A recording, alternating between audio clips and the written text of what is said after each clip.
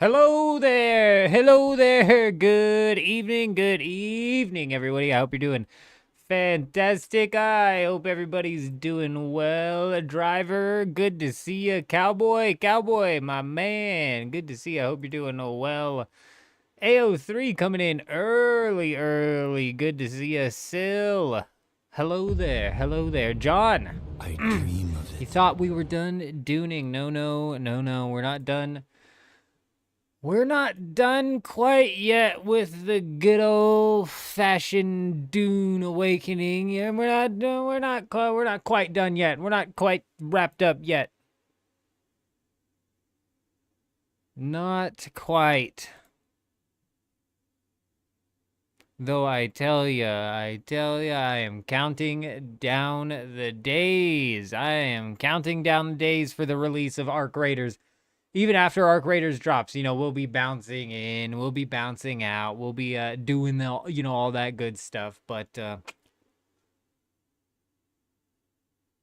we got more than just Arc Raiders coming up down the pipeline as well. We got old school RuneScape dropping the Dead Man, but we got all sorts of things coming up that I'm incredibly excited for. We'll be bouncing in and out of Dune though. Speaking of which, that's what we're jumping into tonight. I think we're going to start the night off kind of flying around, checking out the instances, looking to see if there's any sort of raids to be had, and then we'll maybe think about plopping down a base out there somewhere. Let me know if the mic's coming in a bit quiet. We did do some microphone changes. I figured out what was making my microphone peak, even though I was just talking normally. So definitely, if the mic starts coming in quiet, let me know. Or if it's coming in too loud, holler at me for sure.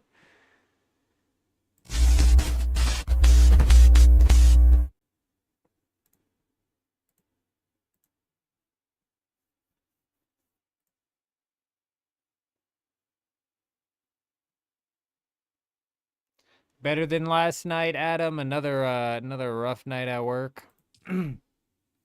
Man, I don't know what's going on with me. I think I'm getting sick on top of the fact that I don't got my wife around right now for a whole nother week. It's just me and the kid, and oh my goodness gracious.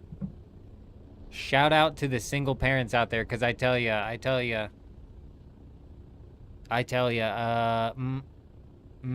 not an easy gig.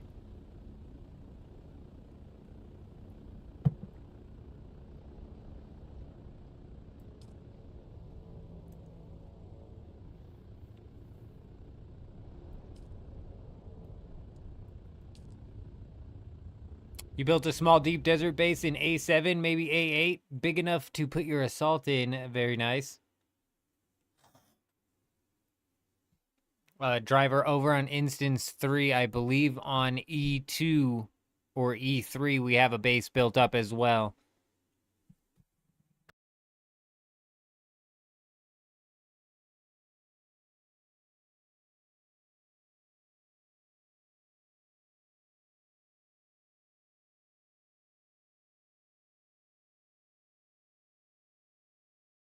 We changed the camera angle up a little bit. Also, I'd be lying if I said I wasn't a bit tired. We're gonna swap. We're gonna respec the skills here because we're gonna be looking to get into specific forms of combat.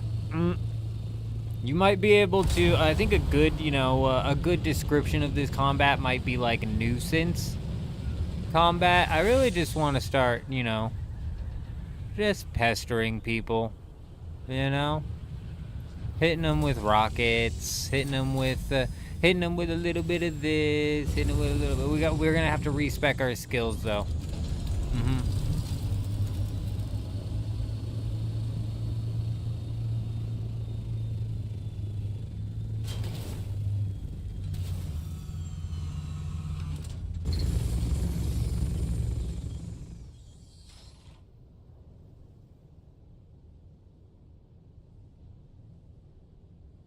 Oh yeah, fuck.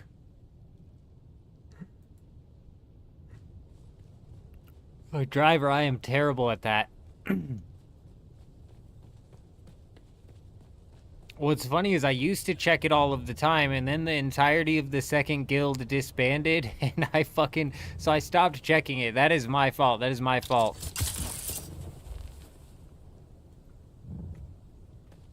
Every time you say it, too, I'm like, oh, yeah, crap. Truck engine blew up in the process of getting a chain to separate the tractor from the trailer. Oh, no. Dude. And then your Ethernet cable kicks out on you? Man. That's actually freaking brutal. We spent last year's tax refund on... We spent, like... I had to leave my job at Walmart because our car broke down. And then we got the tax refund from last year, and we used that to pick up a car. It wasn't like 2 months later that some sort of fucking oil line or some shit on that burst. And I'm no mechanic, dude. You know what I'm saying? I am no mechanic. I'm not gonna... and it was like in several compartments of shit that I would have to dig out. Like I could do, you know, I could do a starter. I can do... you know, maybe an alternator if I really wanted to do with the serpentine belt. I'd rather not, but I could. But like ripping apart half of the shit to get to a hose that I'm not positive that I'll replace properly. Not realistically something I can take care of. So we were waiting to get enough money to end up taking that son of a bitch out to the mechanic. And literally the week that we were going to go take that thing out to the mechanic, the gas line on our house started leaking. And we had to get that fixed.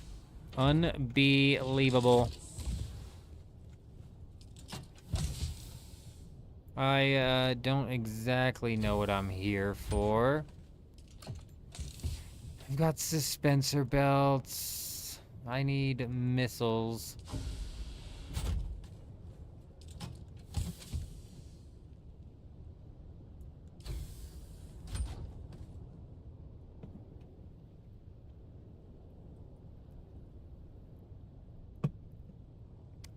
Driver for all intents and purposes, yeah, the second guild basically just doesn't play anymore.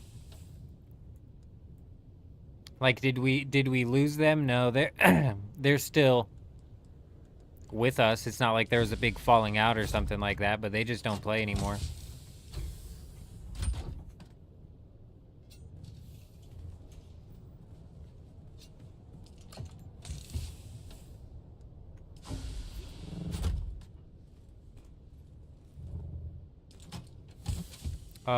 Basically,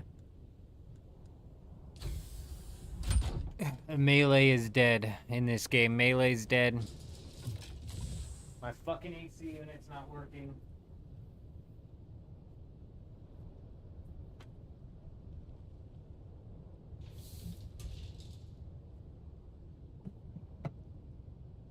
Right, no, the second guild is alive. They're real people who are alive. like, you know what I'm saying? Yeah, Adam still hangs. They just don't actively play. And in the whole second guild, Adam, J-Wolf, Blueshy, Wars, you, and a couple others all have access to this base here. But because they stopped playing, I stopped checking on the weekly bases that I put up, and then I stopped even putting up weekly bases for that matter.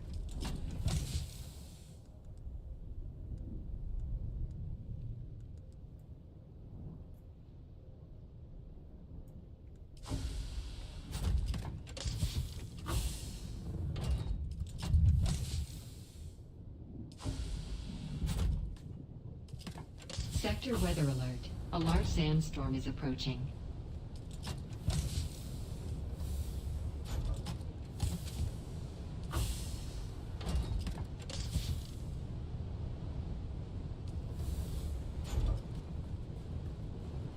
Alright, ambition, triple shot.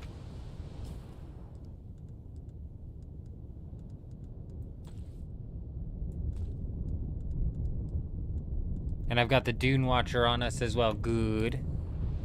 With the las gun, let's hit the repair bench real quick.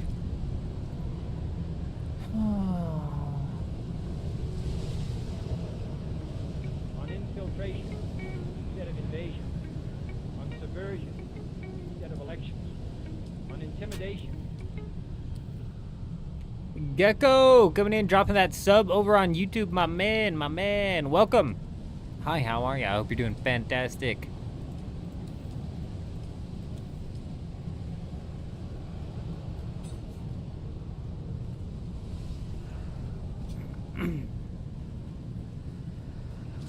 I never know if that's Botrix catching up with subs that have come through previously, and for that matter also, Botrix is never paying attention as to whether or not they're watching the live stream or another video. So somebody technically could be watching like an old school RuneScape money making video that I put out 3 years ago, which you would think nobody's watching, but if I didn't post, this is what pisses me off, I swear. This is what drives me nuts. This is why I say if I was gonna lock down into one game and not be a variety streamer, the game I would lock down into is old school RuneScape, and it's because if I stopped posting for an entire month, the 2 to 3 top most viewed videos on my channel would be old school RuneScape videos from over 2 years ago at least. I'll be right back.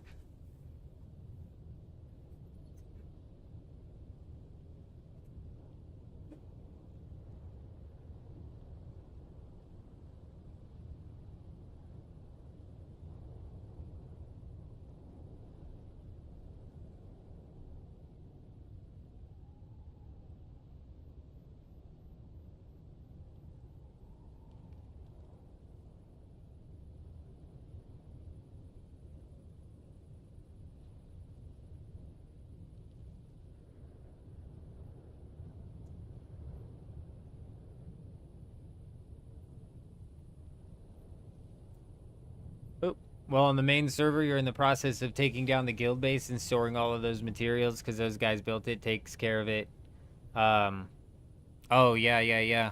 That's what we did during the last stream while we were waiting for the reset driver was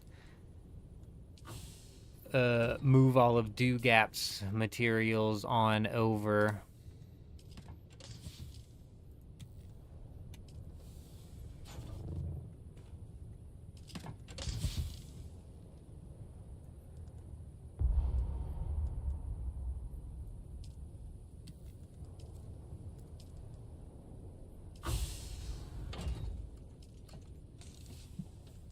Yeah, oh, yeah, we need to check the player count today. I'm glad you brought that up.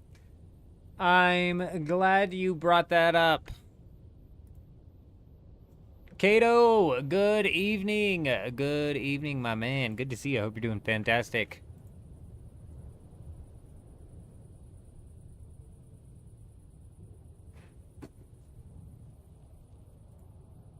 Oh. Oh. That's not good. That son of a bitch, him. I haven't seen him in the chat in a while. But I've said for months now that the game's gonna sit between 12 and 15,000, and he said it's gonna be 8,000 by December. Now, granted, we were saying this, you know, before they went and made like massive game-breaking updates over and over again. But with the updates that they've been making, they very well might push the player base all the way down to 8,000 by December. We'll see.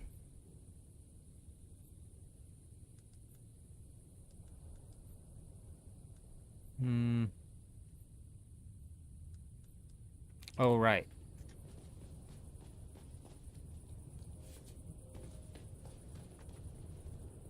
Oh, very good, Kato. I was saying to Yurizm the other day that I need something to fucking land. I don't have enough spots to land stuff over here, so very nice. I'll have to swing by and check that out.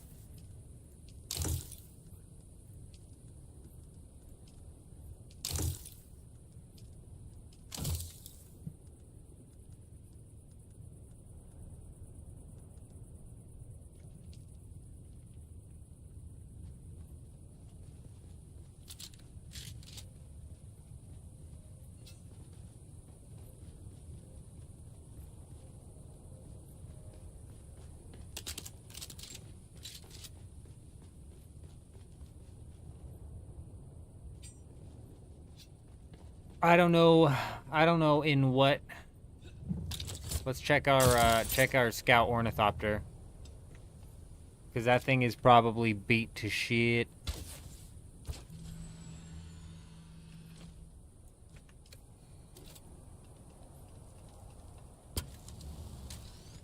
It's not looking pretty. It's not looking pretty.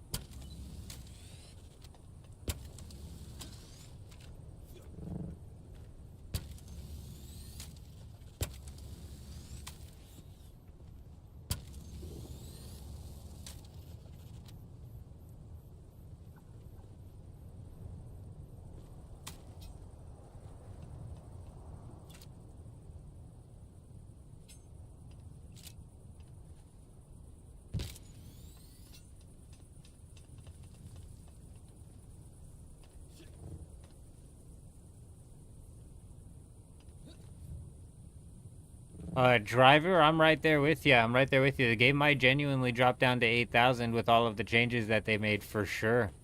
I totally agree. I said before the change came in, I said that this is going to oversaturate the market.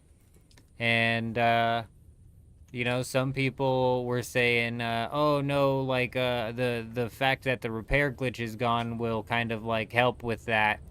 But then people were too afraid to PvP, and they were just out there collecting schematics, and then they were flying under the map collecting schematics, and now they don't even want to do the labs. They don't even want to do the PvE, because that's going to take into their gear's durability, which they're not willing to. It's just snowballed into this whole cycle, and then people have finally said, what the fuck are we even doing here? Which was inevitable. Kel, my man, good evening, good evening. Good to see you, good to see you. What was I doing? What were we doing here, old? Oh, right. I remember now.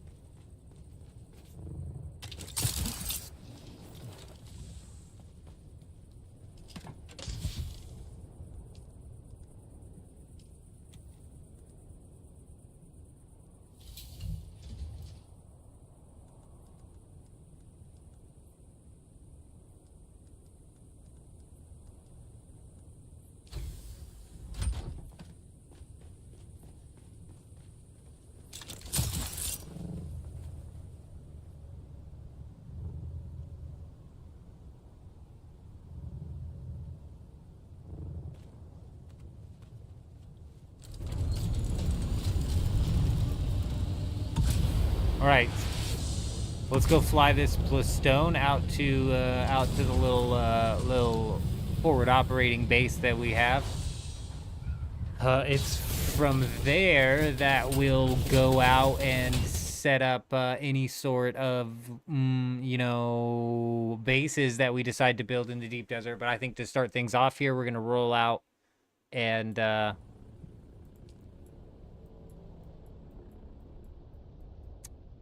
oh, look for bases to raid. Mm-hmm.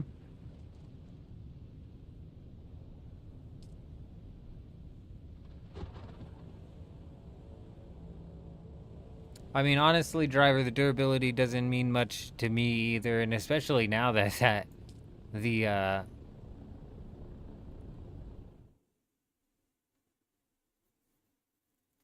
the schematics are so overflowing inside of this game. There's not even a worry about replacing the schematics. There's like a couple of schematics that have held their value.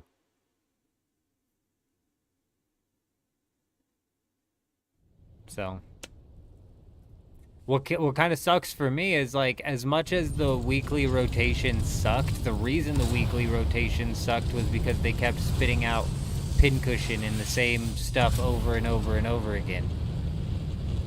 You know, it wasn't even like a proper rotation of, like, the Executor and the Bulwark. Those took like a month and a half to come back into the game. So it wasn't even a proper rotation. So the weekly rotation wasn't the problem. It was the shit that they kept rotating in and out that was the problem.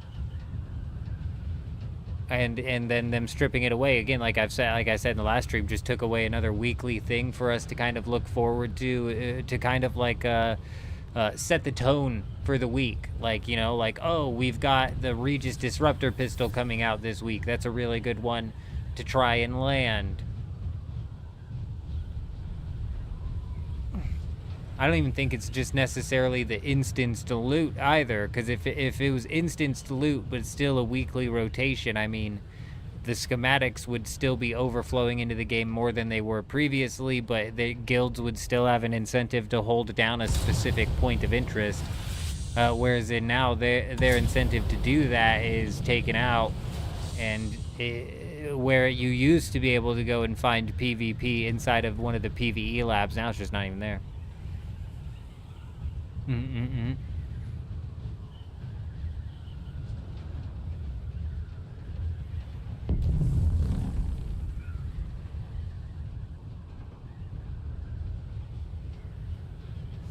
I don't know if somebody said it in the Discord or if they said it in the comments of one of the videos, but they were like, I've just gotten to the point where it's like flying 15 minutes to go grab a schematic that I didn't even want and ask myself, like, what am I even doing? And I think a lot of people who are playing the game consistently are doing that to themselves. That's why it's a make your own fun game, and you're better off taking a break from the game, to be honest, for a day or two at least.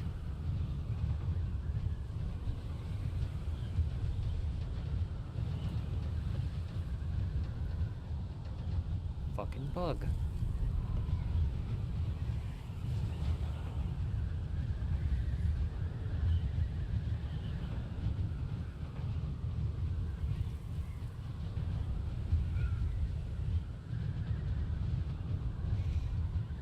At least your Ethernet port's working again, Adam. I don't know what's going on. My USB ports are falling apart. I don't know what the hell's going on. If my Ethernet kicked out, I would be screwed. I'd be royally screwed because when I built this PC, I did not build in Wi-Fi. I would have to, like, buy something to USB and Wi-Fi, but then the internet would probably be terrible at that point in time.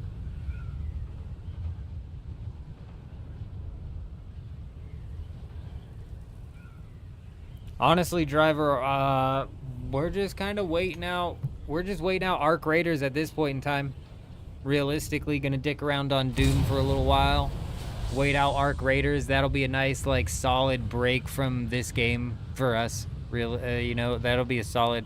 And that even when we're playing Arc Raiders, we'll be back and forth, but it'll be like a solid break from playing Dune consistently day in, day out.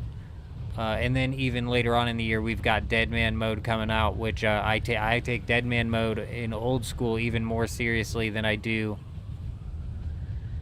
Arc Raiders. So that'll be another extra good stint as well. I know, driver. I just wish they would drop the game early. Can they just drop the game early? Like, come on, is it that much to ask? Can we get a shadow drop tonight? Actually, not tonight. I gotta get some sleep, so if they shadow drop it, we could run a 24-hour live stream. But can we get, like, a shadow drop where they announce that it's getting dropped 12 hours from now? Because I'd shut this thing down so quickly and be like, I will see you guys in 12 hours. For I am off to bed.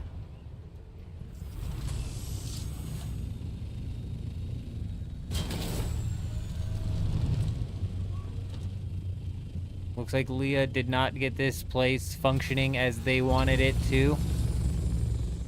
Nice. Very nice, very nice. Leah's go through recovery, so I can only imagine that this was tedious as hell. Extra super tedious.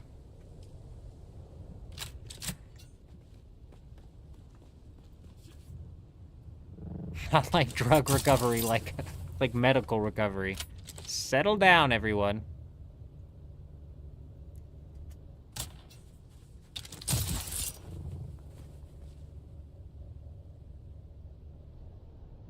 Oh, we just bonked our head on that. Oh.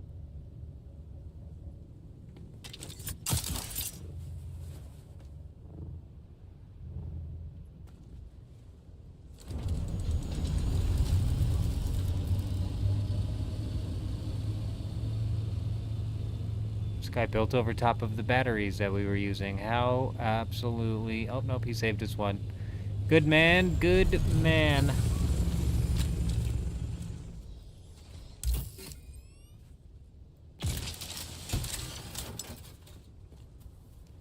Psych, good evening. How's it going? It's a going well. It's going fantastic. We're doing great.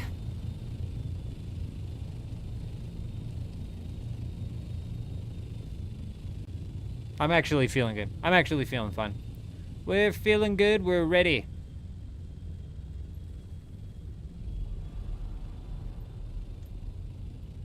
Oh, with how many bases I'm seeing still built up around us, it's promising that we're still going to be able to find bases to raid. You know, every week I'm like, oh, the bases are going to be gone. We're never going to find anything. And then every week we find something. This week we're planning on bringing some of the base out to the deep desert as well. We're going to go do a little bit of scouting first.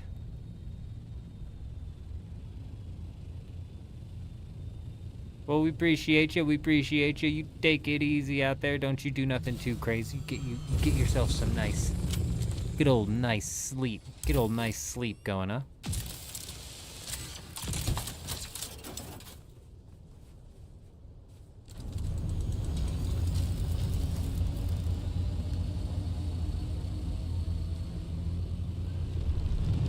Perforator in the chest that's in the base that we're at currently, Kato? Or the perforator from the chest last week?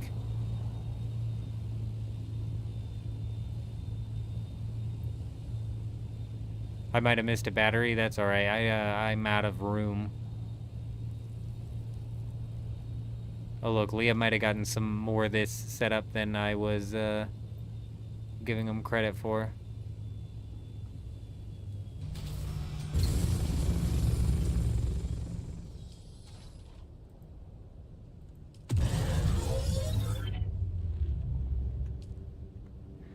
Good job, old man. You've restored power to the base yet again. Perfect.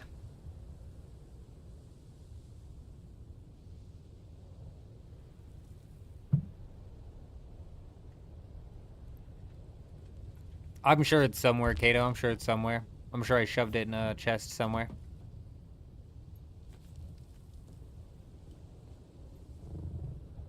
I'll keep an eye out.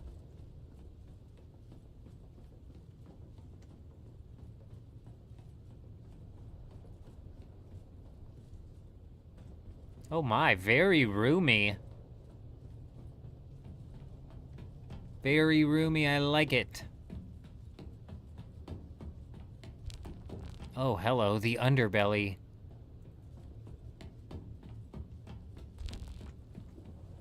Very nice.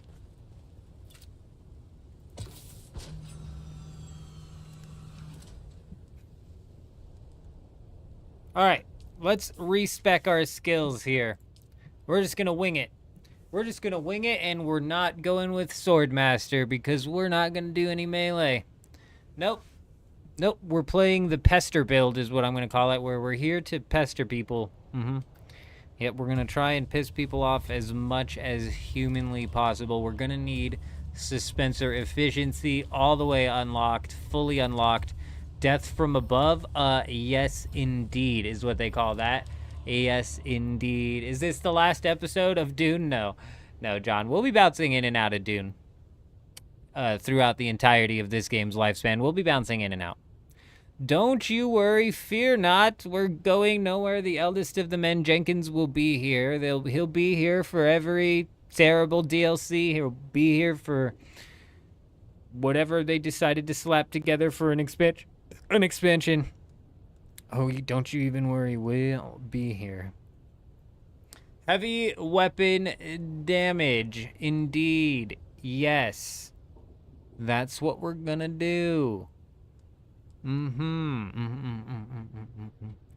This is supposed to make it where the missile launcher, lasgun, or Vulcan do more damage. However, I don't think this works on the missile launcher. I don't know if that's been confirmed.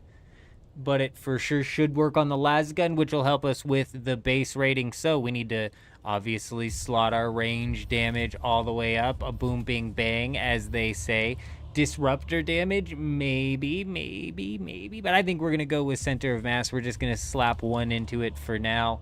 Drill shot, I think we're still gonna try and slot in the drill shot, see if we can do anything with that. Sure, so why not? And then let's do the heavy damage, you know what I'm saying? Let's go ahead and get this heavy damage cooked. All right, what else are we looking at here?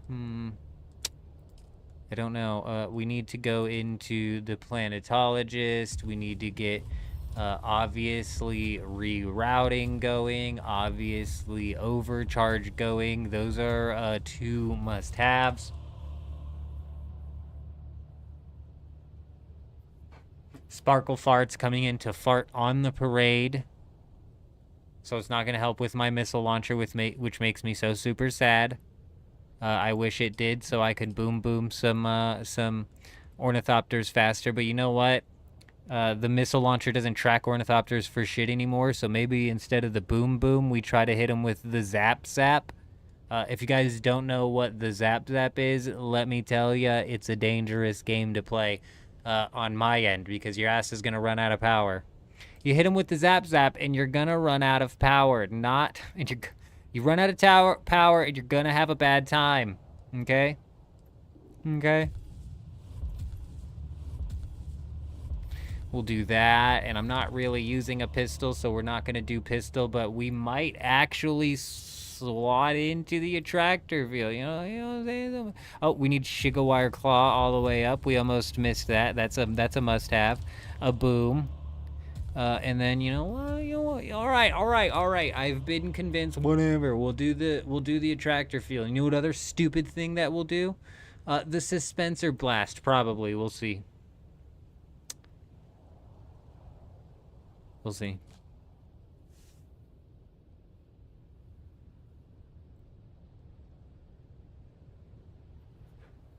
My repair from planetologist. The planetologist. Repair what? My vehicle repair? Who needs it?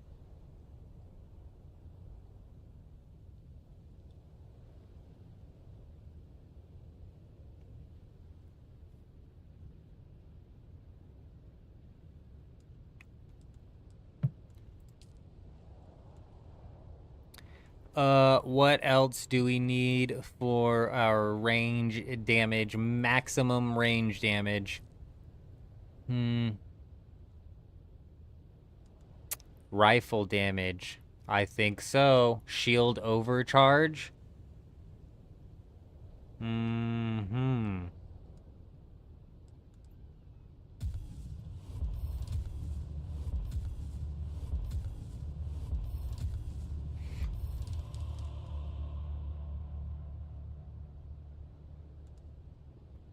I don't think we'll be shooting enemies in the back too much, but when we get into the base building, maybe we'll see them.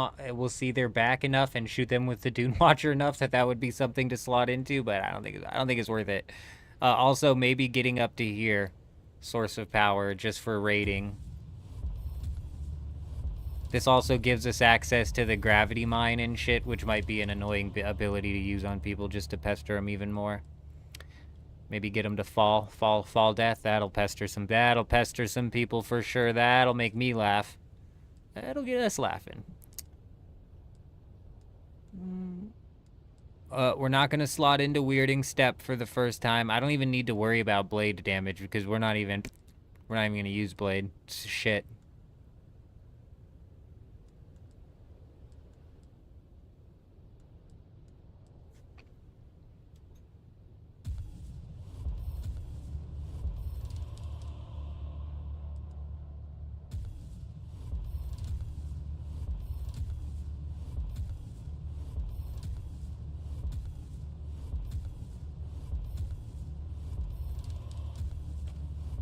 We need the Bindu stability.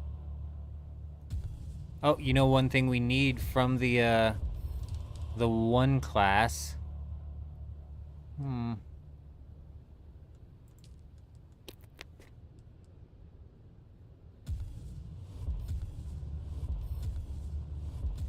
Maximum stamina, good.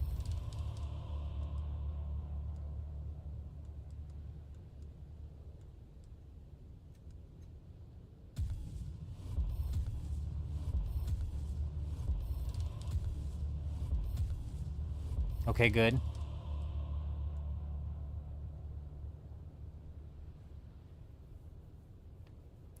No, John, I don't, no, I wouldn't notice something like that. I don't pay that close of attention. Half of what this game says, half of what these abilities that I'm slotting into, half of them don't even work as they're meant to. This whole system right here is kind of a joke, to be honest. The whole PvP system in this game is kind of a joke, if I'm being entirely honest. That doesn't mean you can't have fun with it. It's just, it's not something to be taken seriously.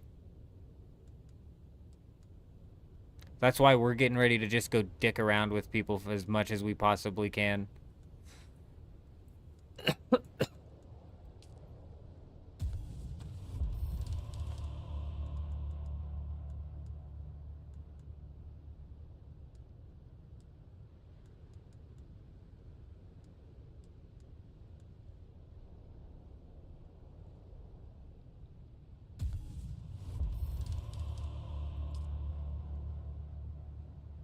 Dakota, good evening, good evening. I hope you're doing well. I hope you're doing fantastic. Sparkle, it only affects the AoE damage that the launcher does? Okay, okay. Well, shit, that might still work when we're splashing and doing some damage onto the ornithopters. Hum, is the mic too quiet? How's the mic sounding? Is the mic too quiet? We figured out why the mic was peaking, and I've since adjusted it. I might have taken it down a bit too far though. We've got 21 points left. I'm just double checking here. I mean, like, I don't know, like, should we run Center of Mass as our third?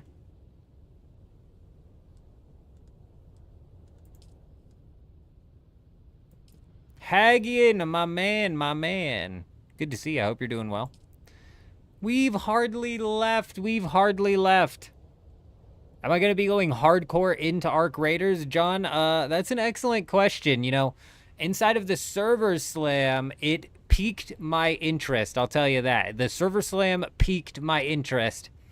I wish it would had given me just a little bit more taste of the progression system, if I'm being entirely honest. Like, getting into at least, like, the Tier 2 workbench would have been great. Because that's when I'll really know. Like, once we get into the progression system and this, that, and the other when it comes to, Arc Raiders, that's when I'll really, really know how hardcore we're gonna go into it. But we're gonna be playing the hell out of it, that's for sure. And then even after Arc Raiders, not too long after Arc Raiders, we have old school RuneScape Deadman mode, and I'm going to be going hardcore into old school RuneScape Deadman mode, though that's just a seasonal hardcore PvP game mode, so. Indeed.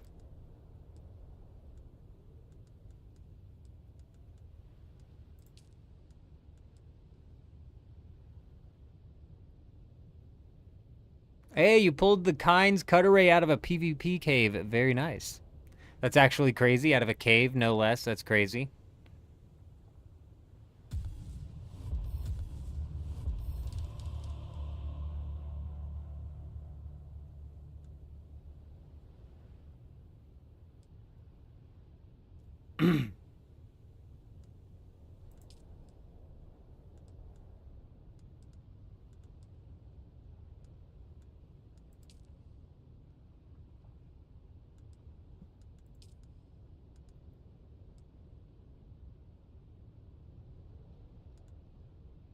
I wonder if, like, slotting into Hunter Seeker, if we're doing the base versus base combat, slotting into Hunter Seeker, if your base is close enough to like, say, the PvP ship, you'd be able to go poke somebody with that thing. I don't exactly know how that ability works. That would be funny, though.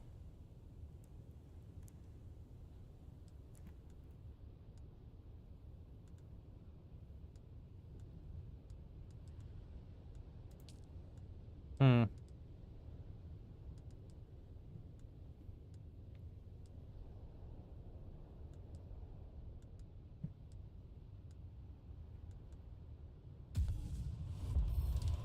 Honestly, I don't even know what the other points would even go into. I mean, I guess, like, we could go headshot damage just in the off chance we manage to hit a headshot.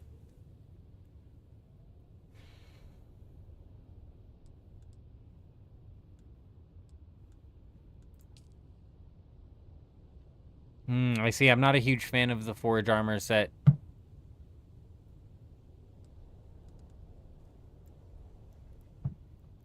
I had one piece of Forge slotted in for a while, but the poison resistance didn't make much of a difference, which was the main reason I was using it when I was running Spice 85% of the time.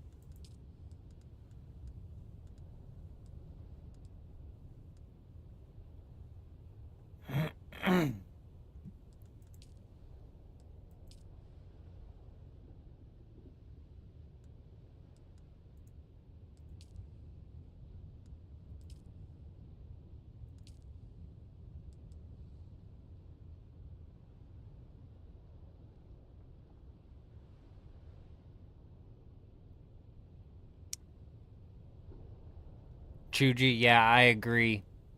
I agree. None of the armor really gives you any sort of like I agree. Any sort of like solid benefit. I think one way they could make all of the armors have some sort of power spike to them if they added in some sort of set bonuses. You're wearing a full set of pincushion, you get a little extra this. You're wearing a full set of this, you get a little extra that. I know. They can take that idea for free, but they won't. Idiots.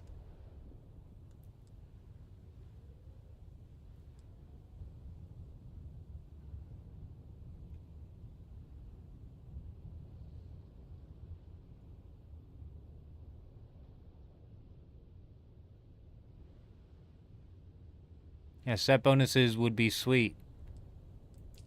More than just like they did with the stupid ass class set bonuses where they were like, oh, cooldowns are a little bit less. A little bit less of the cooldown. Hey, what the hell, man? Why am I out of spice? We gotta drink our juice real quick.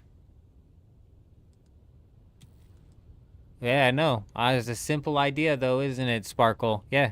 We're not reinventing the wheel or anything here. Nope.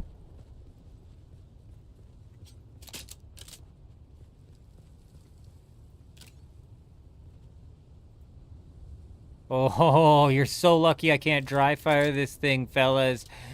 You'd be done for.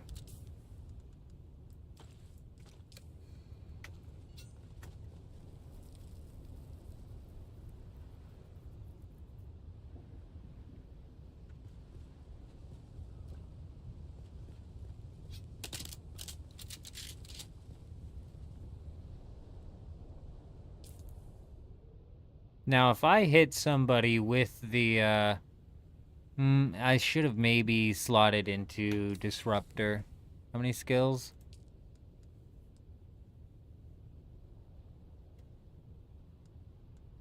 Huh. Wait, we go pistol. And then some Disruptor. Okay.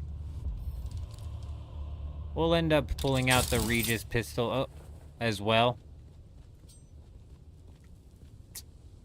We'll go do that right now. We'll pull out the Regis pistol paired with the,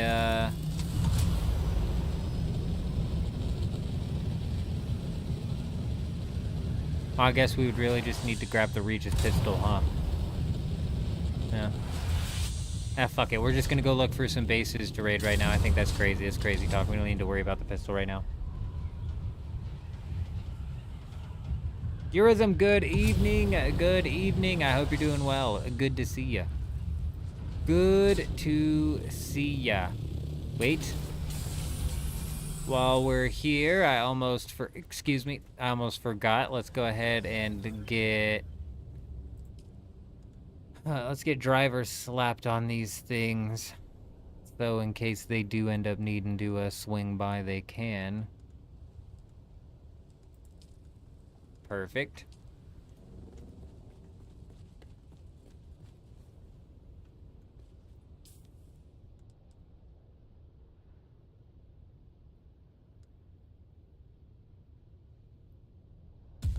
There you go.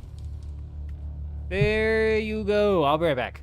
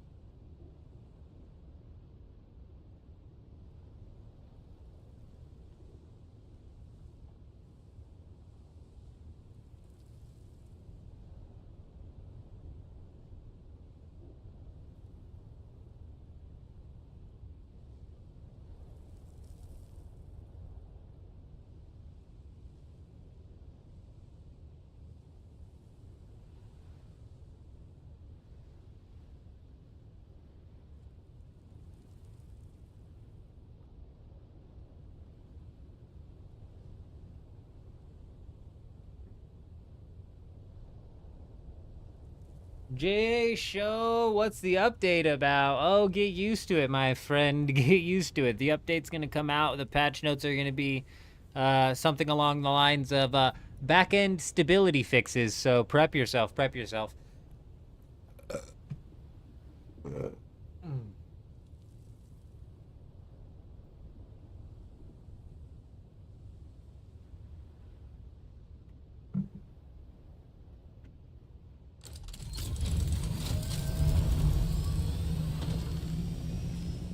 So, I don't know exactly what the update is. There is a patch coming out tonight for Dune. I don't know what it would be, so I've been kind of out of the loop. I don't know what's going on with this game. This is our first, this is gonna be our first time scouting the deep desert in like a week. So, Ross, good evening. Ross, good evening. Good to see you. Good to see ya. Hope you're doing well.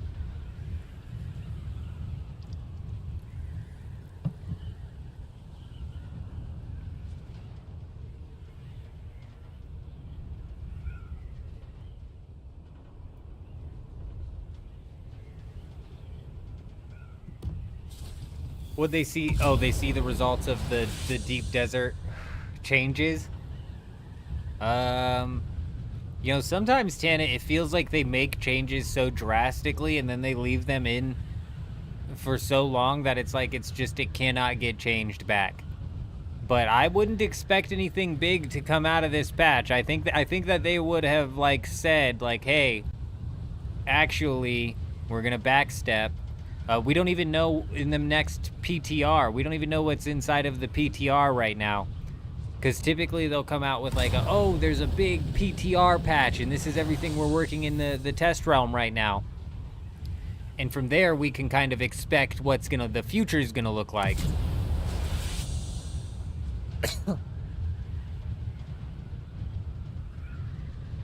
Not so much.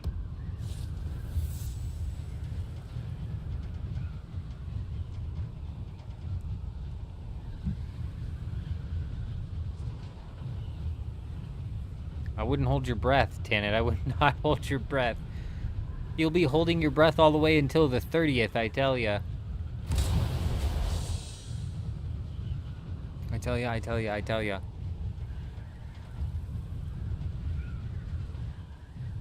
Speaking of, man, like, we have got to get some news about when exactly Deadman mode's gonna come out, because, like, you guys, I'm just prepping you. Swapping over to RuneScape always tanks the viewers, but that is totally fine. That is fine. I've already gotten used to the gut punch of viewer tanking when game swapping while live streaming. We'll be all right. We'll be all right. We've got old school coming up at the end of the year, competitive PvP game mode, and I take that very seriously. We're gonna be diving in even a couple weeks before the game mode launches. Like I said, just grinding out, practicing our tri-bridding, really trying to get back in the swing of PvP over there, because I've never been much of the tri-brid PvPer or far casting, if you will, which is where it's hard to explain. It's hard to explain. But I'm excited, and we need to figure out when that's coming, and they just haven't announced yet. Those dirty dogs.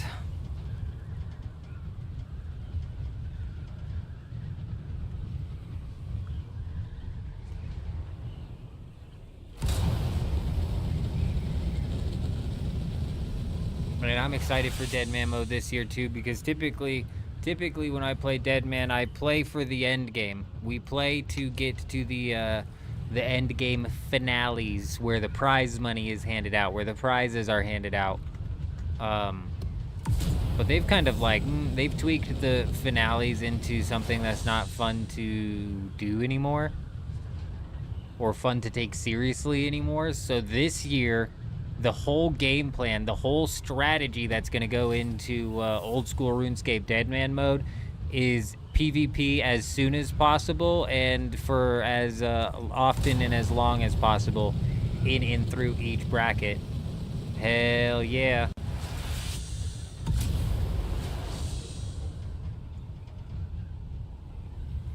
I totally get it, Ross. I totally get it.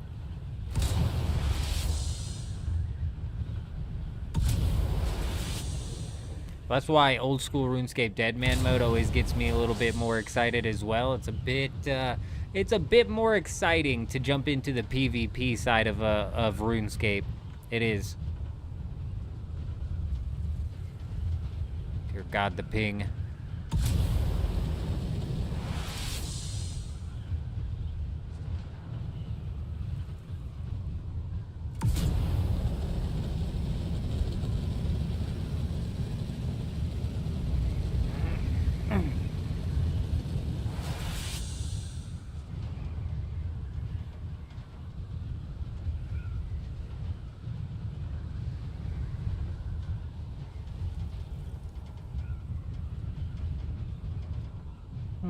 Well, I never, expect to see a base right off of the bat, but when we don't see one, I always start to get concerned.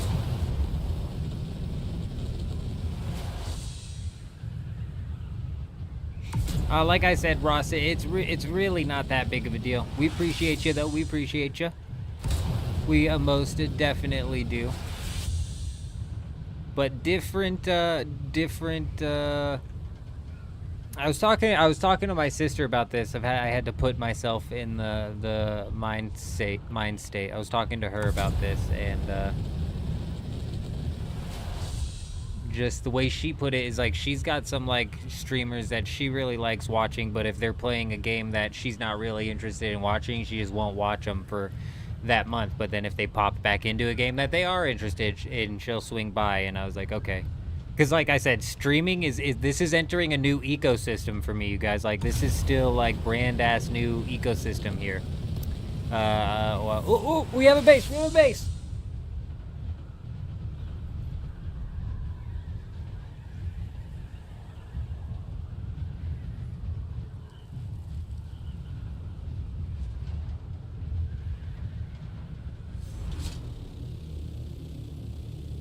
Interesting.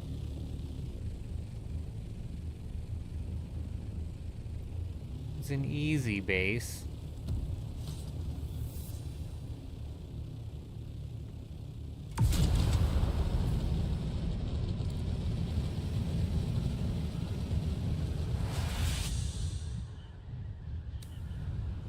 G3. But yeah, Ross, if you're ever oh, would I enjoy playing RuneScape? My best suggestion is to play during a seasonal game mode like leagues. It gives you the best opportunity to experience the game at a rapid pace, because the game otherwise is genuinely like a 4,000 hour grind. It is a ridiculous ass grind. It's an MMO. You know what I'm saying? It's like a persistent running MMO. So of course it's like got just that disgusting level of grind almost added to it. Inside of leagues, you at least like get a bit of an opportunity to experience the game not only with a little bit more power, but at a much faster pace. Kind of like with the Arc Raiders playtest, where it's like, look, like, jump in, see if it's your cup of tea. At least after jumping into a playtest, you'll know. At least you'll know.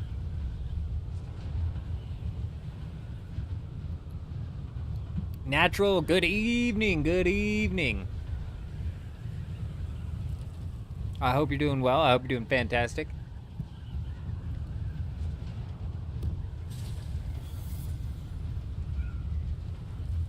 I hope you're doing good.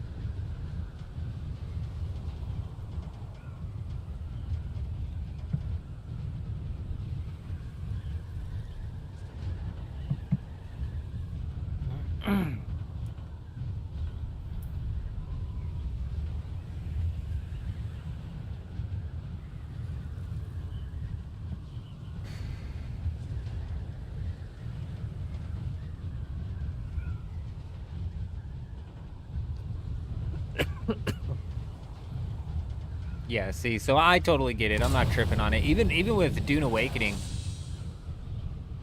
Yeah, I'm already used to the gut punch, I call it, with the viewer ups and downs. It's not that big of a deal. It is what it is type shit. But even with Dune Awakening, like, bro, like, Dune Awakening's viewer count over on Twitch is struggling. It's a struggling. It's never, like, at the peak when we go ahead and boot up our live streams, because we're booting up our live streams heading into, like, the overnight shift. But it's been pretty damn, the total viewers in that category been pretty damn low each time we've scheduled the live stream. Which typically isn't a number that I even, like, look into, because it's like, whatever. But it's been that low where I see it and I'm like, oh my gosh. Oh my gosh.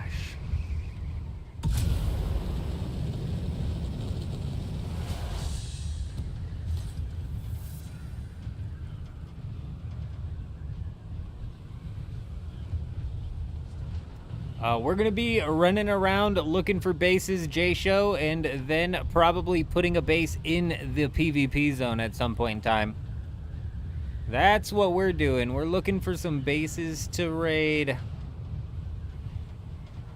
You know what, Ross? Arc Raiders has actually been doing surprisingly well. Surprisingly a decent transition for us. You know what I mean? If we're still talking like content, you know, and that whole side of things, it's been a decent transition. I think that's because there's a lot of hype going into Arc Raiders. There's more crossover with the Dune Awakening audience and the Arc Raiders audience than there is with the Dune Awakening audience and the RuneScape audience. You know what I'm saying? Like, that's a complete and total left turn. So, and there's a lot of hype going into that game as well. So it's been doing pretty decent for us. It's been doing pretty decent. We'll see where it goes.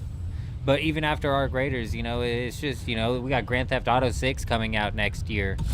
Launching on PC day one. I know nobody believes me, but I'm still fucking riding that theory. I think I'm the only one who's riding that theory, but that's my theory, and that's all I'll fucking say about it. Go watch the 4 videos I posted breaking down why I have that crackpot theory. But that's where I stand, and that's where I'll stand until the day it comes out on console day one. And then I'll say, fuck you, Sony. I know you paid $500 million behind fucking closed doors for a console exclusivity deal, you sick bastards. I'll never let them go. I'll never let them let it go. So, the thing with those games, though, like, something else to take into account is, like, we start so, like, streaming, like I was saying, is like a completely different ecosystem. Like, making videos on YouTube that are evergreen and long form, completely different than going live. And, like, It's just fucking complete. It's a completely different ecosystem. It's like one of them is swimming in an ocean, and the other one is like trying to survive in a jungle. You know what I mean? They're not even. It's like completely different. Forget where I was going with that.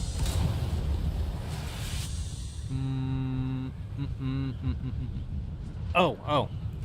And inside of the jungle, or inside of the ocean here, let's consider Twitch the ocean, and streaming the ocean. Inside of the ocean, there's like different biomes. There's like different depths to the ocean, you know?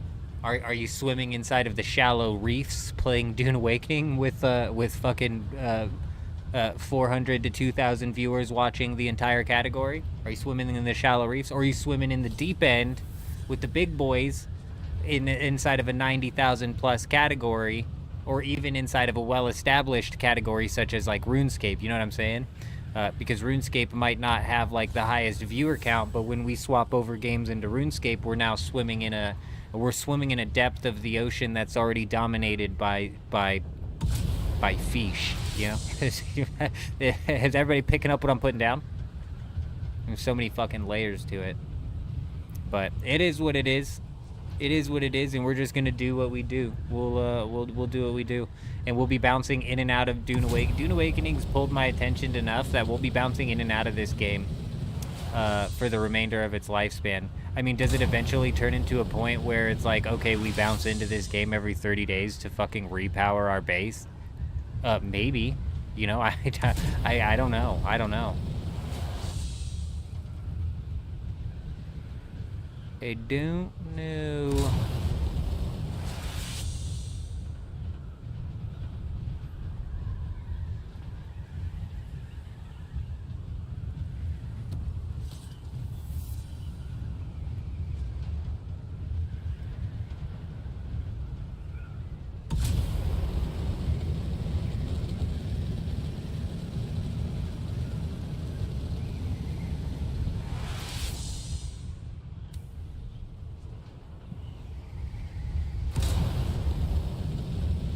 Sector weather alert.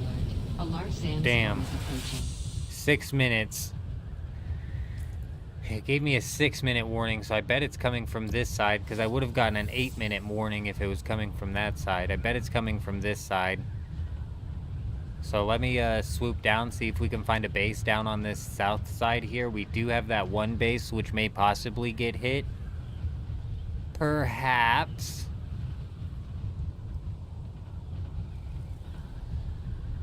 That's a bummer, though. I haven't been able to clear as much of I-3 as I want. That happened at 10:05, so it's on the 0 marker almost, or basically on like the 10 marker. We'll call it the 05, but it never really it never typically lands on an 05. We'll call it the 10. We'll call it the 10. We heard that warning early because I bet the storm's gonna land like right up in here.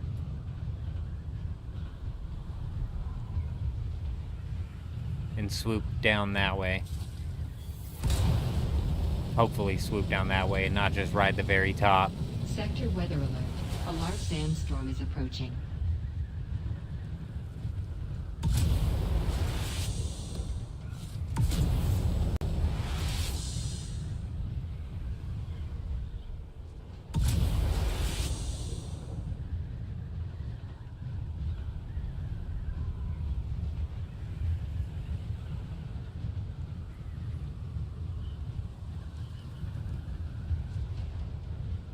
Sector weather alert. A large sandstorm is approaching.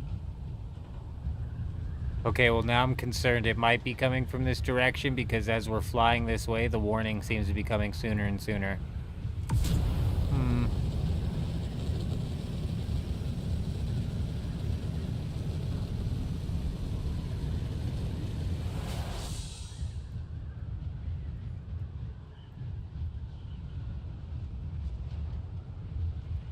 Sector weather alert. A large sandstorm is approaching.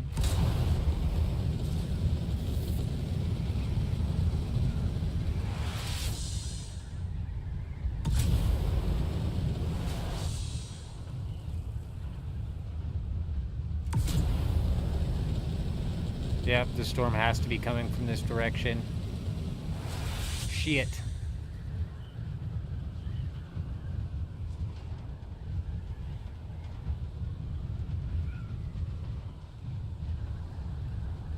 Sector weather alert. A large sandstorm is approaching.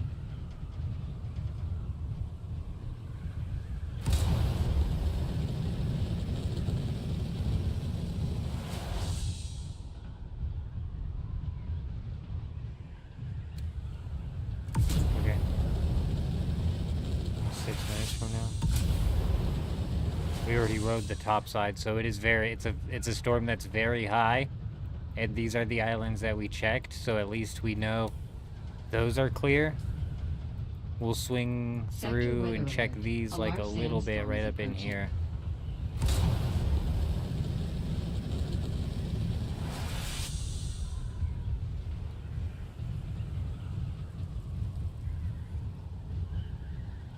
What do you mean, J-Show? Funcom's already done implementing the PvP for this. They've got like a few more lines of code that they need to copy over from Conan Exiles, and they'll have it completed. Just a few more lines of copied code and then some chat GPT prompts and consider it done, you know what I'm saying? A large sandstorm is approaching. I believe in them. I think they got it.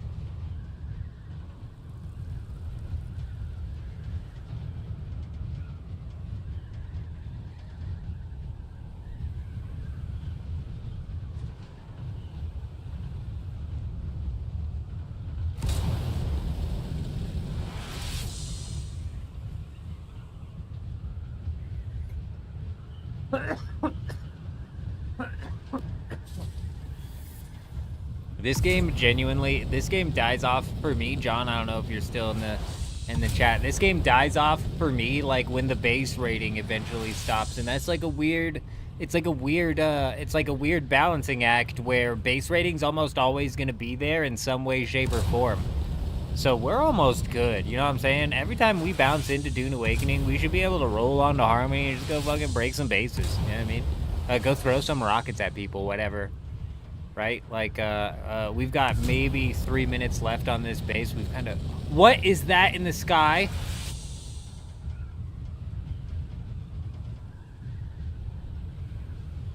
It looks like a man standing in the sky, but I think that's just a spaceship, and it's the perspective.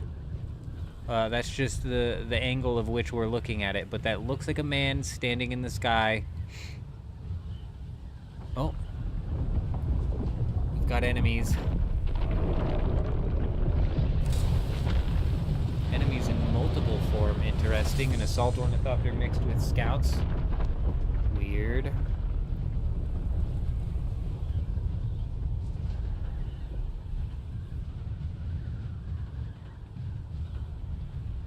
They're near, but not right next to this base. Oh, good. Already sent. Quickly now. Oh.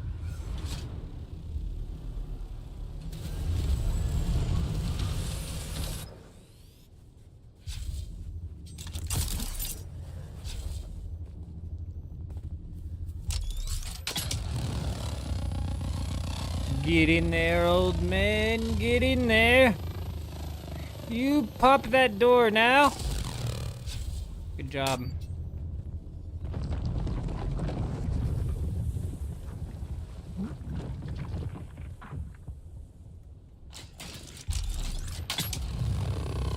Get in there, old man. We've only got a couple of minutes left now. Go ahead and pop that thing. There you go. Oh, another door, they say. Unbelievable. My god, the levels and layers of security that these guys put into their base is astonishing. Oh. Another door, you say? No way. Is there gonna be enough doors to stop the... Oh no, you fuckers. Oh, I should have gone for the chests. We should have gone for the chests. That one right there might have held all of the juice. And it'll survive this time.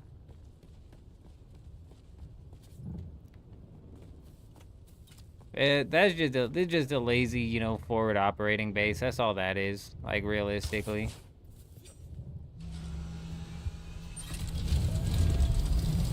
That's just a little forward operating base that's probably creeping under the sand and mining this thing out.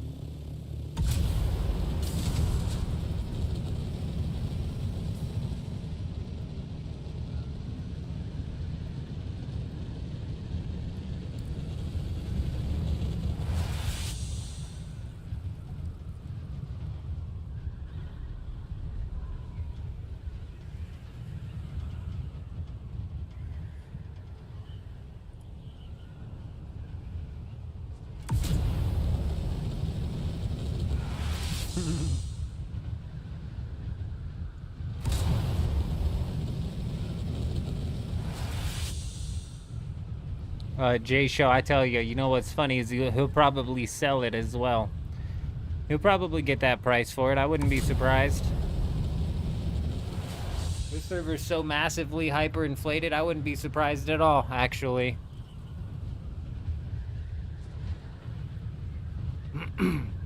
Steel's not something that's actively being farmed by many people as well, so it's like a niche item to buy, so I bet if somebody needs steel, they're gonna be paying 10,000 a piece for it.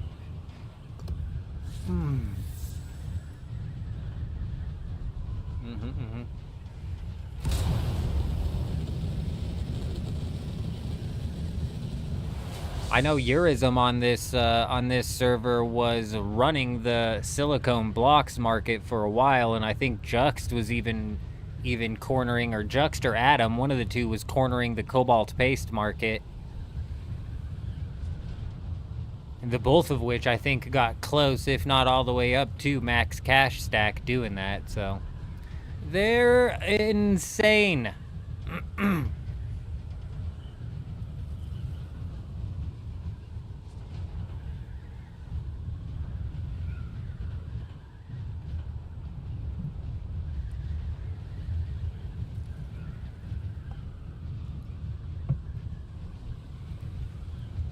No, what you do, J-Show, is you go and you put it in for 7,500 a piece, undercutting the market massively. You undercut the market so heavily that the guy that was farming it for 10,000 a piece no longer wants to farm it for, say, 7,000 a piece. You know, he's not as interested. So he's like, you know what? Forget it. I'm not going to farm it anymore. Then you bump the price up to 15,000 a piece, thus winning.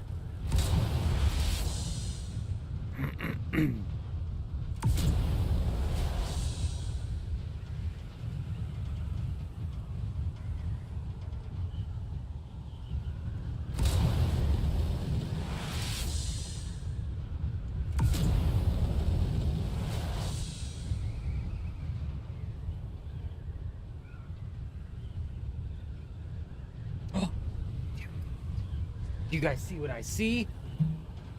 Somebody's done it. They've done it in miniature form, but they've done it no less. Can you believe it? You know what I forgot we have access to in this game? Scanners. When we were playing the Arc Raiders test, I kept wanting to whip out the scanner so I could see if somebody was in the area.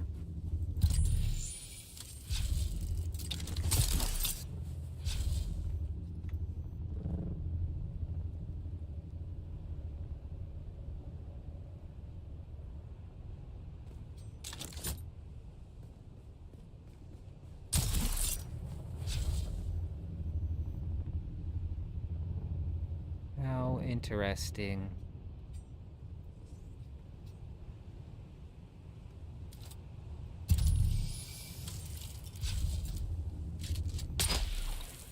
Oh, you may be shielded for now, little base.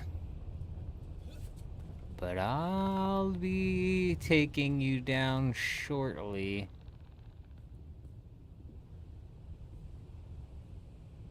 Indeed.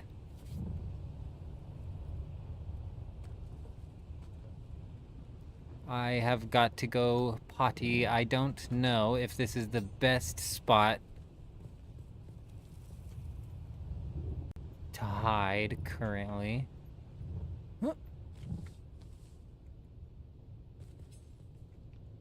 But it doesn't seem terrible. It doesn't seem too terrible.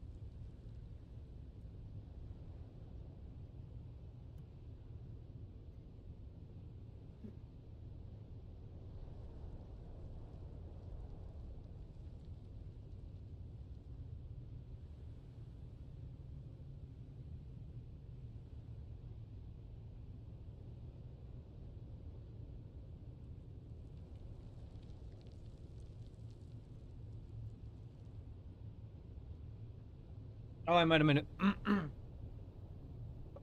I might have made it. Oh. I might have made a mistake, you guys. Look. As I'm sitting right now, hold on, that green diamond. I think that means that I'm having the suspensor thing buff happen currently right now, even though we're not in the air. Good. But I might have given myself the hiccups, and that might be a problem. They seem to have subsided. J-Show, the deep desert base you built is gone, or are you in the wrong instance? Well, I can't answer whether or not you're in the wrong instance. You'll have to check the different instances. But if you built out of, like, the Dune Man set or, like, granite, that will melt in, like, 2 or 3 days. Doesn't matter if you have power or not.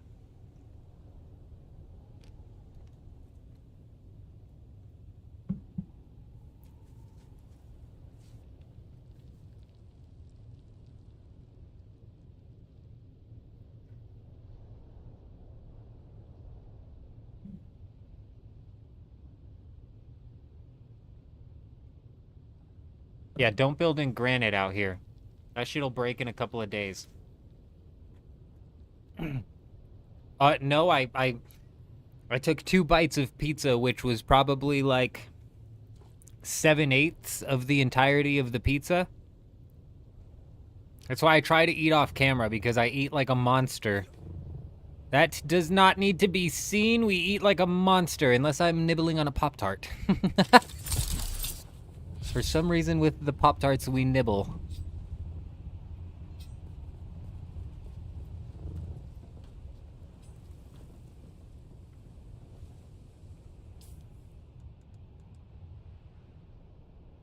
If you left it out there from last week, J-Show, yeah, then it's gone.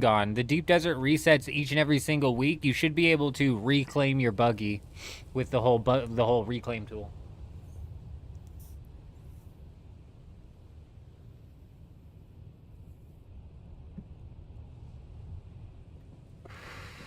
Yep, you got to move your stuff in and out of the deep desert each and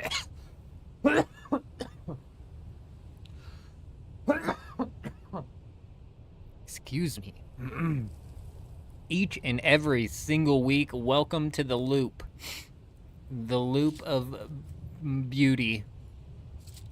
That is 600 meters away. Like at this base right here, you can't even see anything. Also, Dragon, I don't know if you're calling out a base that you've scouted, or you're saying that's a base that you built. I don't know if you're on Harmony, but oh, you said instance 2, so I'm assuming.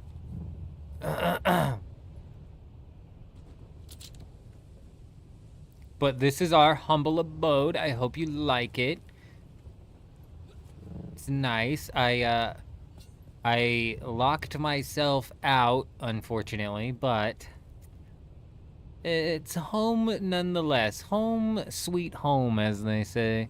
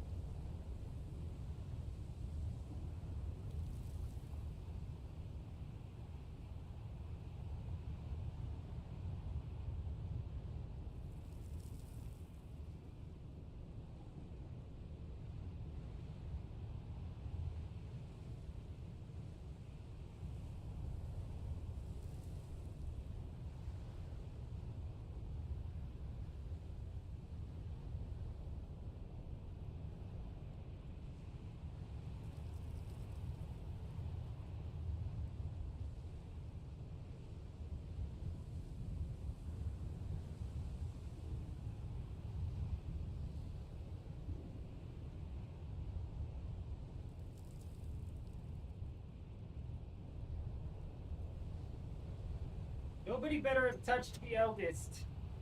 All right, we're safe.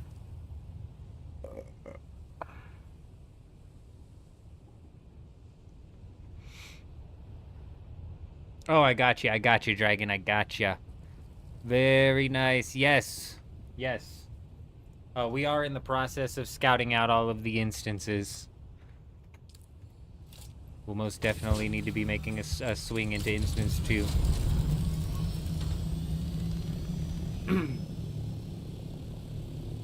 No, I haven't had Blood Hunt, no. Oh, is that the new vampire thingy, whatchamahoo's it, that's coming out? YouTube spit out an ad for it, but I missed the ad, so I didn't see any gameplay, so I don't know exactly if it'd be... Oh. No, I haven't played that. So it's not that new vampire. Yeah, Bloodlines 2. It's not Bloodlines 2. I gotcha. No, I haven't played Blood Hunt and Marvel Rivals. You know, I was really into Marvel Rivals for a while, but I think Marvel Rivals has a massive cheater problem. That's actually, I would maybe say, game number 3 that the cheater problem has just completely and totally turned me off from the game. Interesting.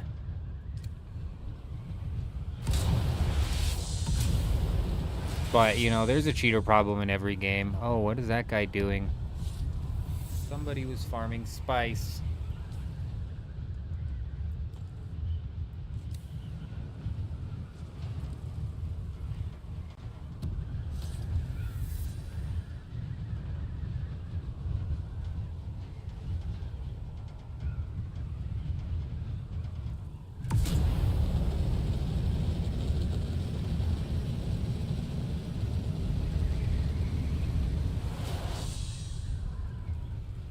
That's one of those games that's been out for a while, though, hasn't it, Jay Show? See, that's the thing. It's like I don't like have anything against games that have been out for a while, but it's kind of the same thing with Arena Breakout Infinite. It's like I'm less excited to jump into it because it's been out for a while, and that might just be like the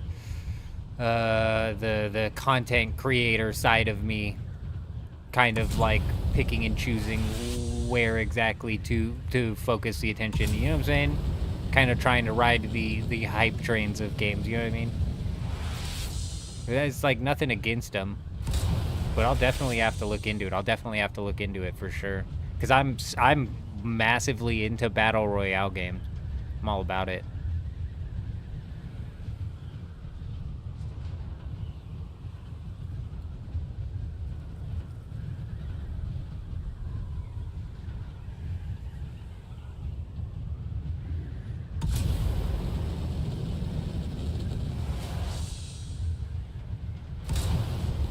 I don't know about that.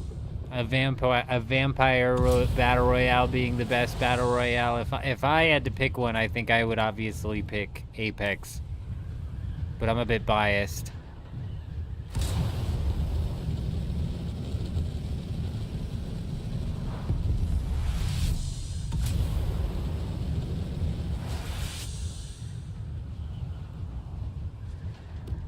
Yeah, I don't typically look at reviews when I'm going to pick up a game though. Cheaters are holding every game back, unfortunately, J-Show. It sucks, to be honest. I saw clips of speed hacks inside of Arc Raiders where I was like, oh great, here we go.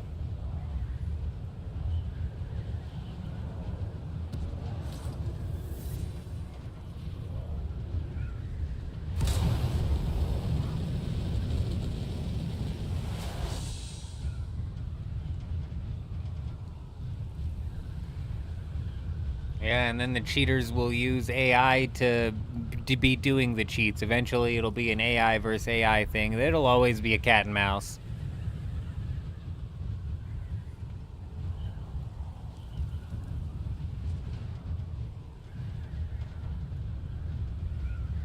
Yeah, I'll never forget playing on the Pal World multiplayer servers day one. Oh my gosh, what a total shit show. They had basically zero anti-cheat, zero checks for anything.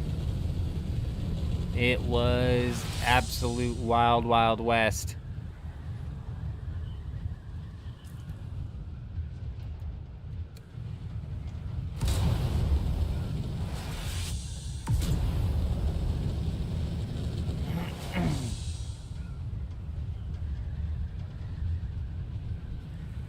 I had a lot of fun playing Pal World, but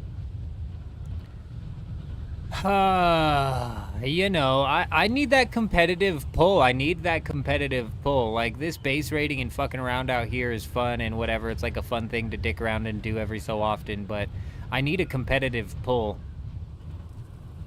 I think the PvP in this game is a complete and total joke. Half of the skills and abilities are a farce.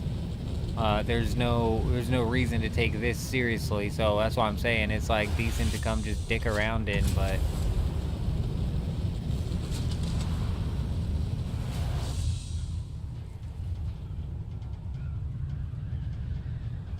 do I add people on Steam? Not typically.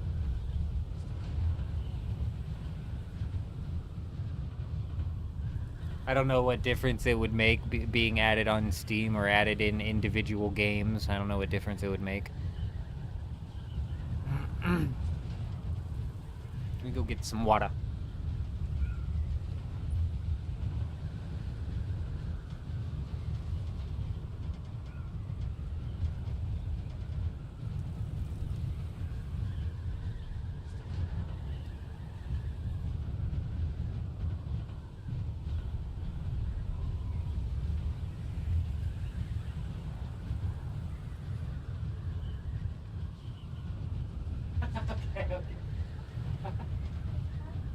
Okay.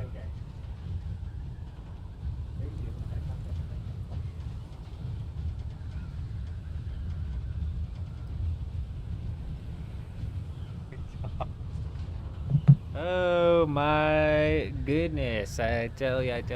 We just flew over that island, didn't even check it.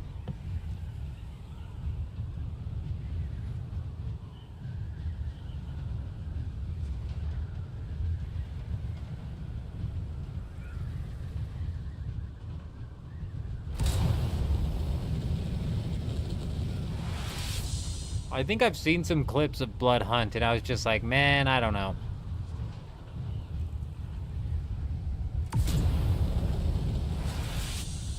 The last new Battle Royale that I tried was that Mini Royale. And I think that had a lot of potential, but at the same time, it just, you know, it was super clunky. And it just didn't have that...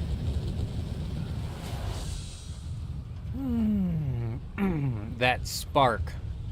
You know what I'm saying? Like, I'm desperate for a big AAA team to put together the next Battle Royale. That's why I'm really excited for Battlefield 6 and what they're cooking up.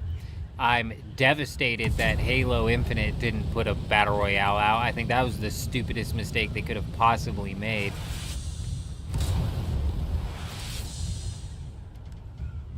Not that that team would have been competent enough to make a good one, but that's not the point.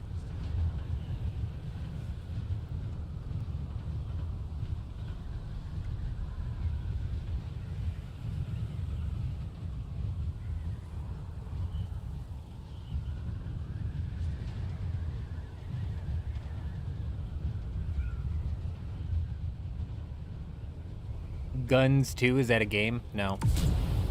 I haven't heard of it.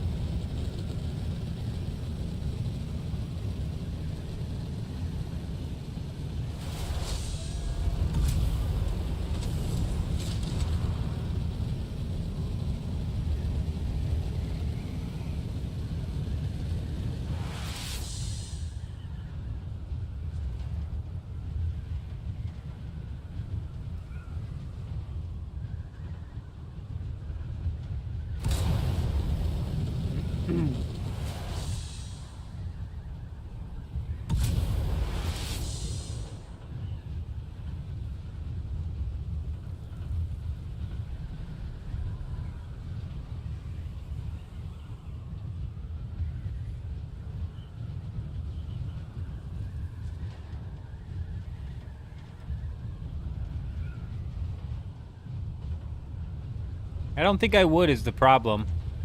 I don't think I would like the Blood Hunt or whatever. I don't think I would. Just looking at it, and from what I remember seeing of it, I don't think I would like it.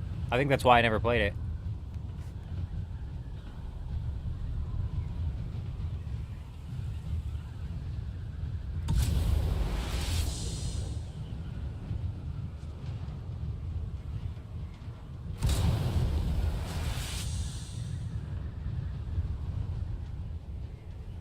God damn it, Echo. I needed you to answer that question for me. I needed you to answer that question for me. My wife's out of town. I've only been able to... I've had to change the stream schedule to every other day. And with RuneScape Gridmaster and Arc Raiders test that happened, we've only put a couple days into the Deep Desert. I mean, is it slowing down? I don't know. It's hard to tell. I still run into bases. So I still run into bases, and I still run into people flying around. I don't play this game looking for PvP like your typical person does. You know what I'm saying? So I'm still running into bases, nowhere near as many, and they're nowhere near as like elaborate or even attempted to be honeycombed as they used to be. And I'm also still seeing people fly all over the place. So I just don't know. I just don't know.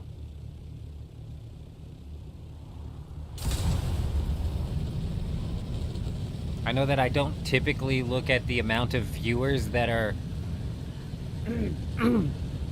in a specific category when I'm setting up a live stream on Twitch. But the total viewers inside of Dune Awakening has been so low when I've been setting up the past couple live streams that it drew my attention to it. Because typically I'll see it and I'll be like, oh, alright, whatever. These past couple times I saw it and I was like, damn, bro, damn, dude, damn, that's low. It is low. Granted, the time we boot up the live streams is middle of the night, but still, honestly, like 25% of a difference. You know what I'm saying? Oh, like Cowboy brings up as well. There's still that weird ebb and flow. Let's like go ahead and take a look at the dune status real quick, because I've heard exactly what Cowboy's saying as well, and it's so weird that every week guilds quit and every week guilds decide to jump over. Yeah, there's 323 players on Harmony right now, and that's what I heard is like Harmony's starting to really pop off with the players. God, these guys are just hitting up these crashed ships like fucking on repeat, bro.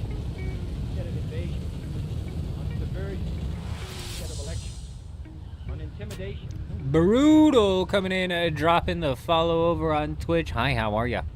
Welcome, my friend, welcome. I hope you're doing fantastic. I hope you're doing well.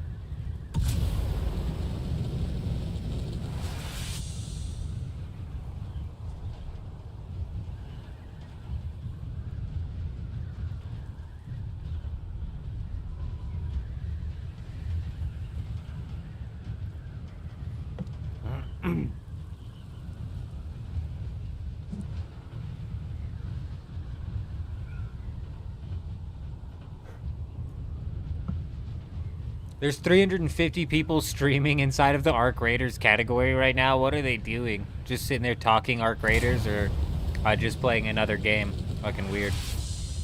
That is weird. That's what I was saying earlier as well.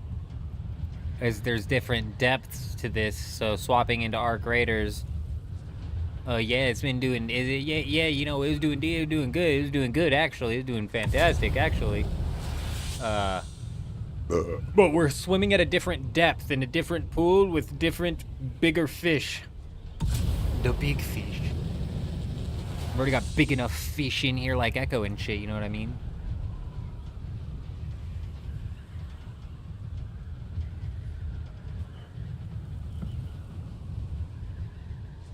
Gosh, brutal. I want to play Arc Raiders so bad, I'm telling you. Can they just drop the game early? Let me just call the devs real quick, see if they'll drop the game early. I'm gonna make a phone call real quick.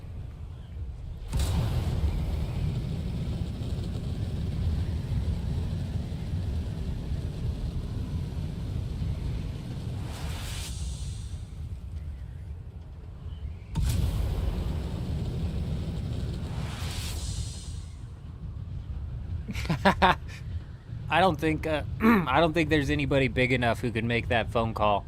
Aside from Embark Studios head some shit. The lead of Embark Studio could make that phone call maybe.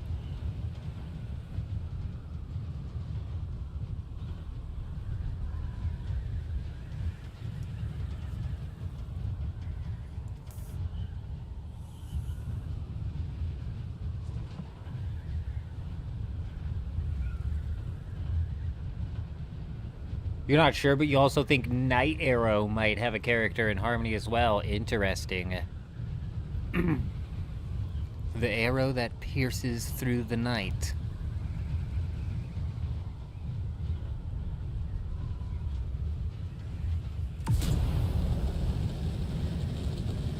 Yes, let me go ahead and get Bill Gates on the line, J-Show. Yeah. He'll call Embark Studios and be like, hey, why don't we just release the game now? 11 p.m. on a Wednesday night. sounds like a plan. That's funny, Echo. You know, I've never played an extraction shooter, and I think the reason I've never played an extraction shooter, we've got about 15 minutes until the next storm here. And still 2 bases to hit. Hopefully the storm hits those. If not, we're going to go check the next instance. But I've never played an extraction shooter up until Arc Raiders, and I think that's mainly because most of the extraction shooters have like a, in my opinion, unnecessary complexity added to them with the whole realism aspect. Like in Tarkov especially, is probably the worst offender of this with the amounts of ammo and the this, that, and the other. But the other thing, and this is kind of what I was talking about with the J Show, is I just really don't like jumping into games that have already been figured out. Half of the fun inside of Dune Awakening over the past 3 months has been riding out these meta shifts. You know, it starts off with the melee meta. It transitions into the a dart for every man, and then into the Regis Disruptor, and then into the Ancient Way, and then back into melee for a little bit until they completely tanked Crippling Strike. People figuring out the meta and kind of riding that wave in Dune Awakening has been half of the fun. And a lot of all of the other extraction shooters have all been figured out to a point where if you spawn in a specific spot, you know the other 3 locations where somebody else probably spawned in, and you can adjust accordingly. So if you jump into that not knowing that information, you're just completely and totally locked behind. You know what I'm saying?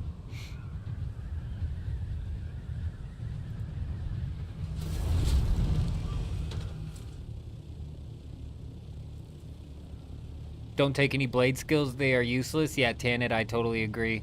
Also, what the hell is even that? Tanit, my man, reached the 3-stream streak. Can you believe it? I think he's been here for 3 streams in a row. He's a madman. He's a madman. He's crazy. He's absolutely crazy. Yeah, no, we're not jumping into any of the blade skills. We've completely slotted out of blade. I know we're way past that, but absolutely forget the blade. It's worthless.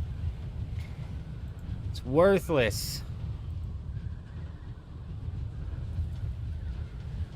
Cowboy, I mean, like, there's been instances of, say you load into a raid at the 30-minute mark and you die at the 28-minute mark. There's been instances where people load into a raid that then's at, like, the 25-minute mark and it's the same raid that they just died in. But that is the exact aspect that actually gets me super excited about the game. I need weight to my lives. That's why I don't like the redundancy of, like, Call of Duty games or multiplayer Battlefield. I need weight to my lives. The die respawn is just redundant. Hunt 1896 was the worst extraction game in your opinion? I like I said, I have no experience with any extraction game.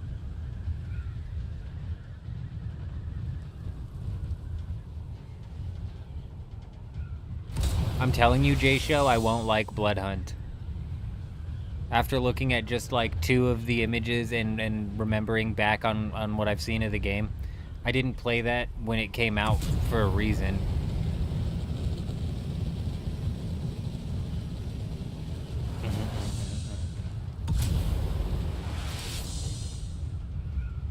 But with it being free to play, we may give it a shot. But I'm telling you right now, I won't like it.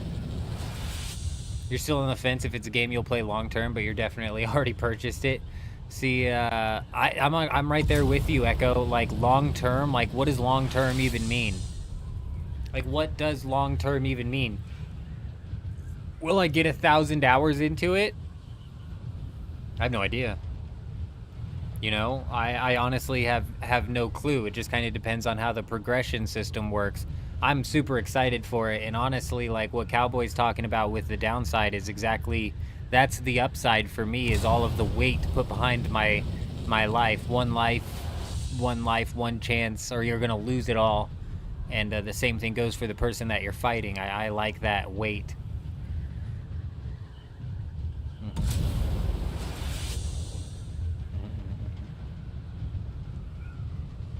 The good old Tanit special, as they say. Brutal. Very nice.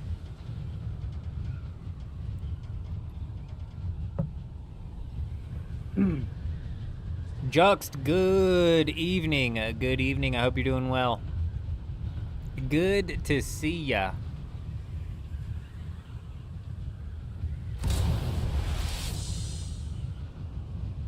Oh, Cowboy.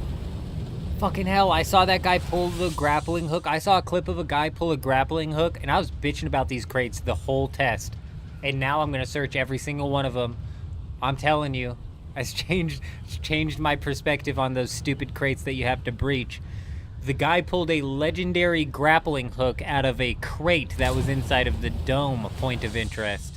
One of the crates that you breach. I was like, no way, no way, no way, dude. No way, dude. I was way too excited seeing that clip, bro. I think that's how I know I'm gonna be. You know what? Even like, damn, bro. I think I'm gonna. Damn. That game might actually get me super hooked. Because even when we were playing that test and we got into that loot room and I pulled an extended mag, tier 3, which, albeit some pretty damn juicy loot, but nothing crazy. And then we also pulled the torrent. Oh my gosh, dude, I was so excited. Let alone if we pulled anything like a grappling hook, I'd be freaking out. Juxt, hey, you got your kinds from a cave as well? Very nice. 420 was in the chat earlier saying they got one from a cave. I was thinking about ya. I was like, poor Juxt, man. If only Juxt could have gotten one from a cave, because they've been waiting decades, it feels.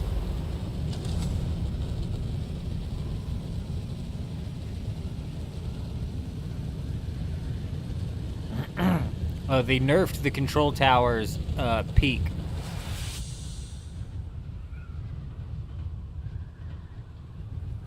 You could probably still camp people while sitting at the top, but you can't jump down and get into the window anymore. I don't know exactly what they're going to do to change it, but they said they've gotten rid of that, the ability for that to happen.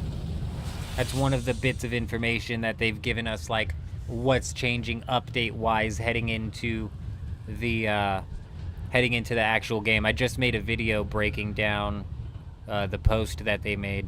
There was some interesting information. For example, like the most crafted weapon was obviously the Pharaoh, and I just think like that almost in and of itself may lend to the Pharaoh receiving some sort of possible small nerf to it. Though I'm not sure what they would hit it with.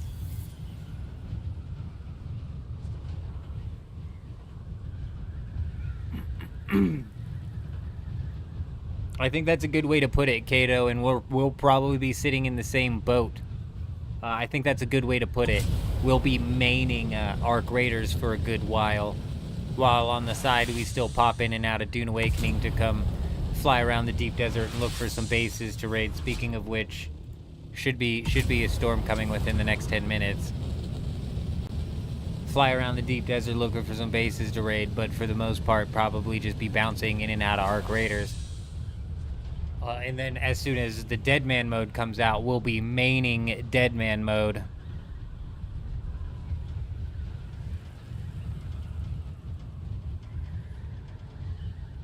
Damn, that's crazy, Cowboy. You know, I kept thinking about the zip line, because if you look at it, the entrance to the control room is like not that far off from certain points of the ground, and I just didn't have a zip line in my inventory enough and kind of like mess around with the placement on that enough during the test to know how far up the wall you could get it. Could you potentially get it up to that thing? Either way, if I had to place a bet on it, they're gonna end up just putting a door on that instead of a window that can only be opened from the inside.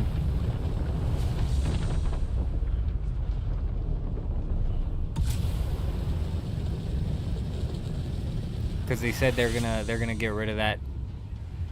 And my guess would be that they just put a door there, because I think they want squads to still have the possibility to rotate out of that room from that location if they need to.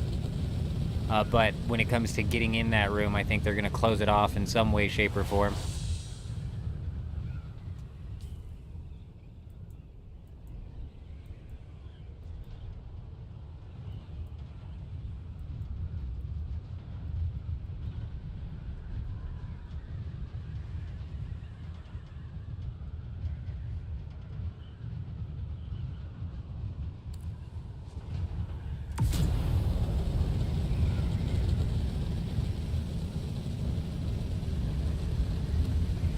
I'm nowhere near where I thought I was.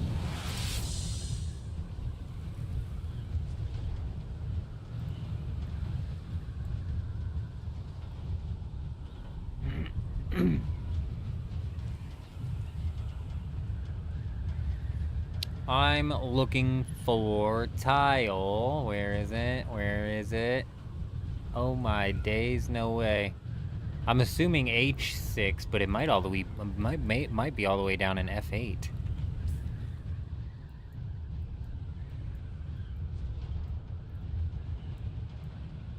What?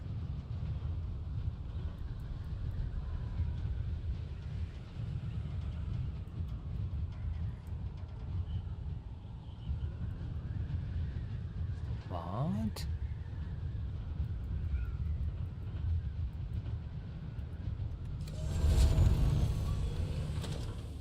Oh, excuse me, Island, excuse me.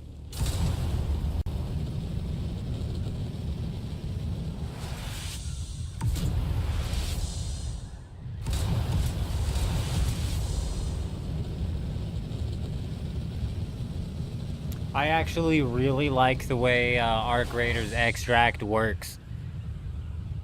So I saw a video of some guy who was complaining about extract campers, and I was like, what the fuck is this guy on about, bro? I don't know. This guy was like complaining about so many things in the game where I was just laughing and laughing. He was like, it should have a PvE only mode. I don't know why they changed that course of development. Bro, the developers themselves said that shit was boring, dude. That's why. The developers themselves, unlike Funcom, played the game and they said, you know what? This shit's boring as hell. This ain't it. This is not it. Oh, I wonder why there's not any other PvE only extraction shooters on the market. And if there is, I haven't heard of them, so they're probably not doing so fantastic. You know what I'm saying? So hilarious, hilarious. This guy was so pissed off, and he's talking about extract campers. For me personally, every time we had an extract camper, they would try to attack us after we were already in the process of initiating an exfil. And once you've initiated the exfil, even if they're shooting at you, even if they down you, you're just initiating and doing the exfil the whole time. So by the time they finish you off, they won't have time to finish you off basically before you do the exfil. Every time I had an exfil camper, we were fine. Now, that was because the exfil camper decided to jump on me and attack late. Oh, they weren't... I remember now. That's why none of that made sense. They weren't at a lab.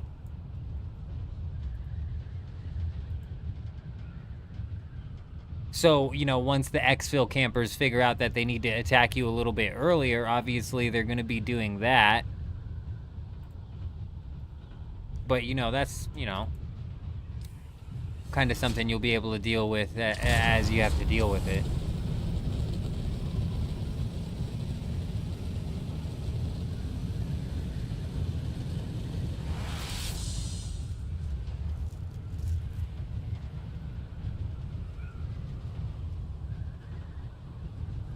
Huh. You're gonna have to explain that a little bit more in depth, Juxt. I'm only half picking up what you're putting down.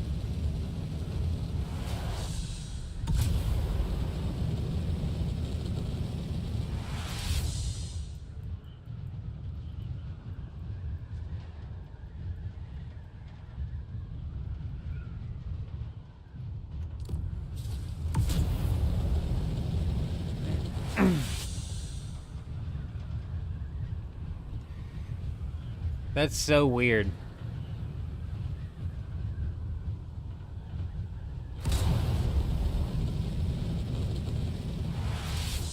How were they trolling? You know, were they enjoying the game or something like that? Were they, what were they bitching about?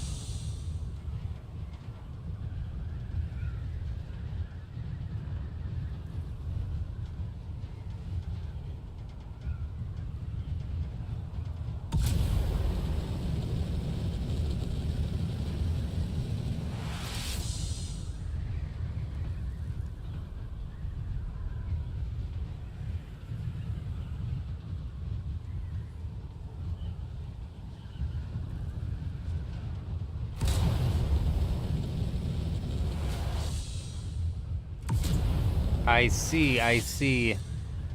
We've entered a world that I don't understand. And now that we're talking about...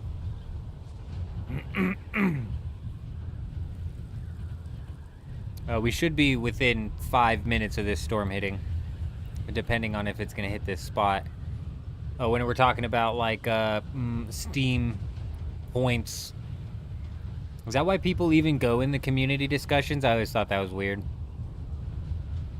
Like, it's like Reddit updates.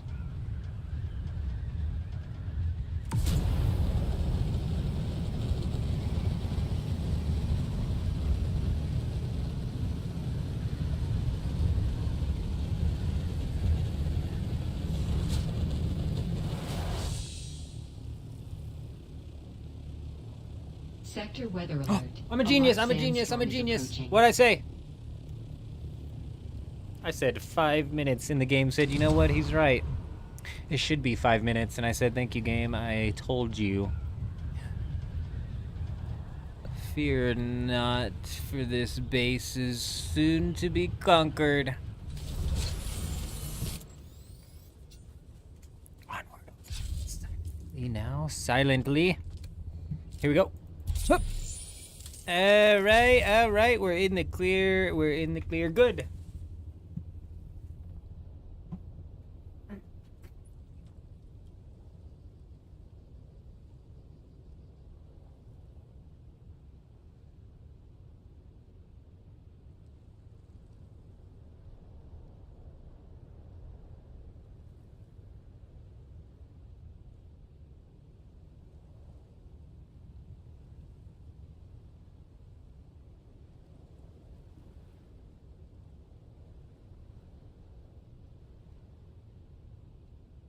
Sector weather alert. A large sandstorm is approaching.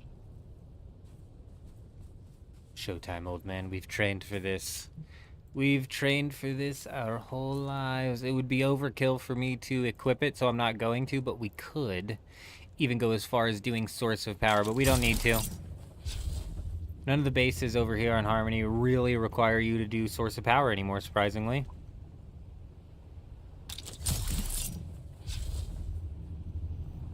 Ah, there's our target. Target locked. You're done for, pal. You know who's done for after this? A G3. A double done for. I'll just hide right here.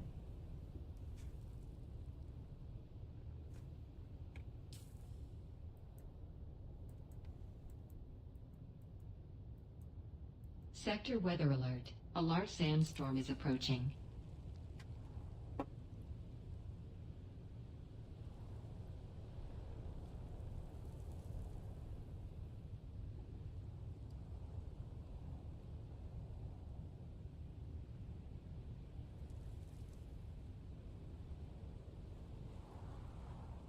I believe in you, old man.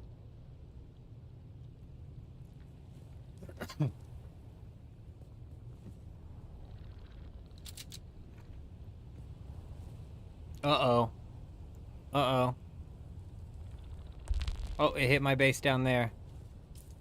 It's coming from the southerly region, it seems. Forget where we're at, right here. Any minute now, this will come popping in. Sector weather alert. A large sandstorm is approaching. Any second now.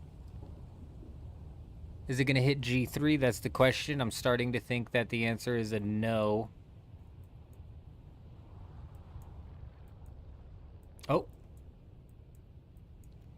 Well, it looks like it is, in fact, going to hit G3. Whether it hits it enough, but it doesn't really need to hit this whole thing as long as it hits enough to trigger the sector shield, which it looks like it's going to.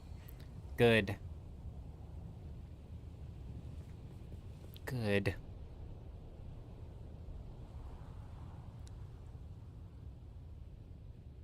Yeah, sometimes the sandstorms are in line with each other. They happen every hour on the hour. Leah, good morning, good morning. I hope you're doing fantastic. I hope you're doing well. Yes, we saw. We were poking fun at you. But I said Leah's in Sector weather recovery, alert. so I'd Large imagine that sandstorm is whole thing was a approaching. pain in the ass. No, you're good. You're good. Take your time. Take your time.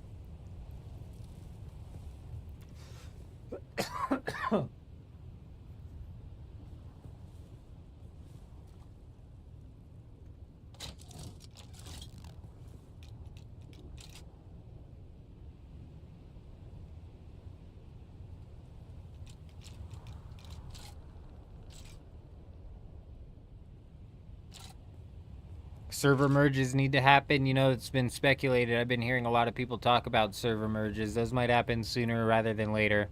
And chances are it's not going to be Haga Basin. It's only going to be Deep Desert server merges. Somebody, I think it was Juji, possibly even speculating. I think jokingly speculating, but it's still worth bringing up as like a thought, you know, experiment. Is there's going to be one Deep Desert with just like 20 Sector different weather alert. A large sandstorm is approaching. instances. You know what I mean? Go time, go time, go time. Goodbye, door. We'll see you no more. Give me in the chest. Ooh, baby. That's what we're talking about. That's what we're here for. Yes, sir.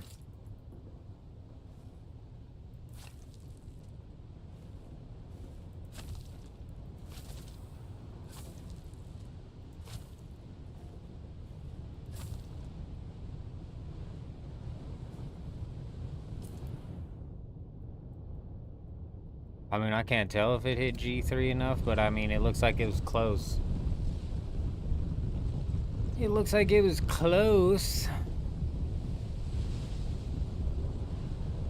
I would go, but my Ornithopter can take, like, no damage. It's got, like, no health. It's got so low health, we shouldn't even realistically be flying around in it.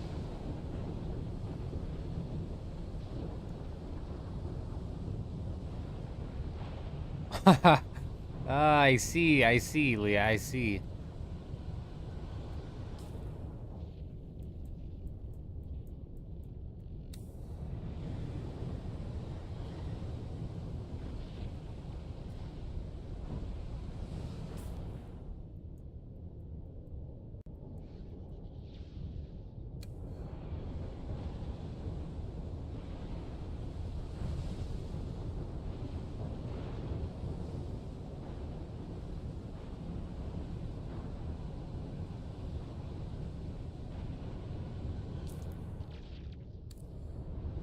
Oh my, is this just the longest storm or what? Like, what is taking so long?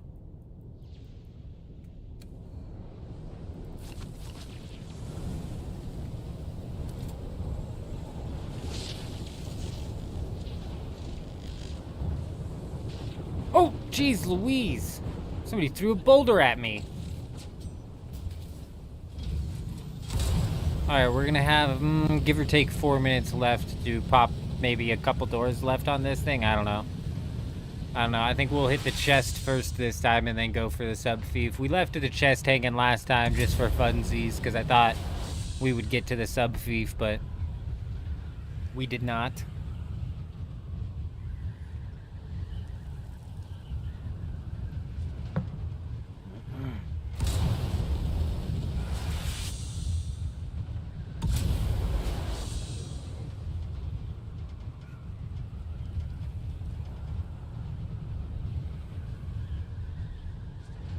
Whoa, whoa, whoa, what the hell? What the hell? Hagian! I missed it! I missed it! Somebody's gotta yell at me when I miss it! Somebody's gotta yell at me when I miss it! I missed it! I missed it! Hagian, my man, over on Twitch, giving out a community sub. Can you believe it? Can you believe it over there? Absolutely legendary, I tell ya. Not only, I don't know if he's here anymore because we missed it. Not only is it worth celebrating now, but you know what? It'll be worth celebrating when he gets back as well. I tell you what. Yes, indeed. He's crazy. Hagen's actually a bit wild. He's a wild man. Hey! He's a wild man.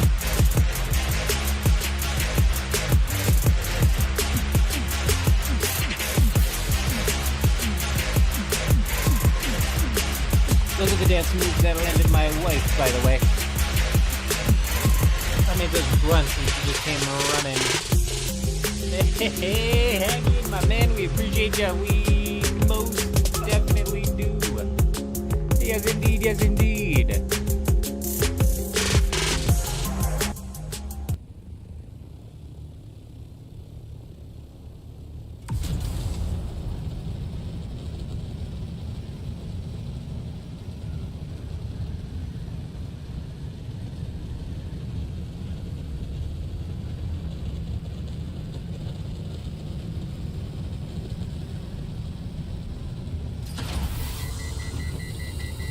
Well, that might have cut the time down by like 30 seconds on this base raid, perhaps. We should still have a little bit of time, though. I'm not 100% sure if the storm actually even triggered this base going down. It might have left it hanging.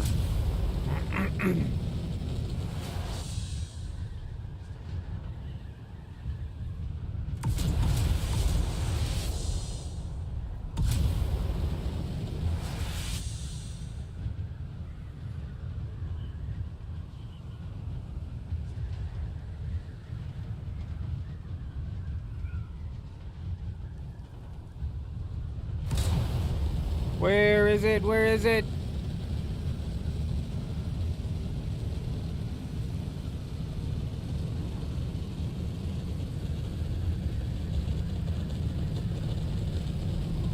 Oh, fuck, dude. It's right there. Shit. We're at the wrong island. Okay, well, this cut our time down maybe just a little bit more. We might have botched this second raid here. Granted, it's just a forward operating base. You know, chances of anything being here slim to none, but we still botched it.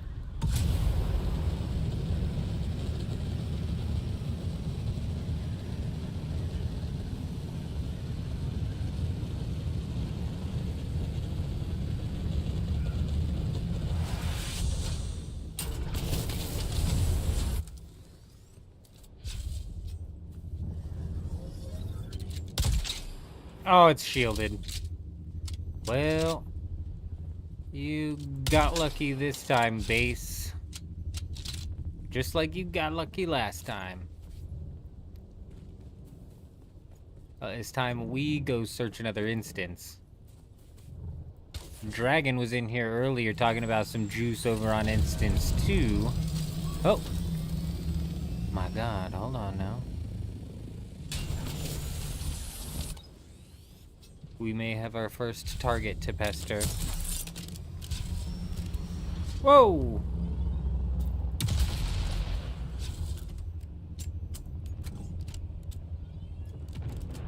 Yeah, you better keep running, pal.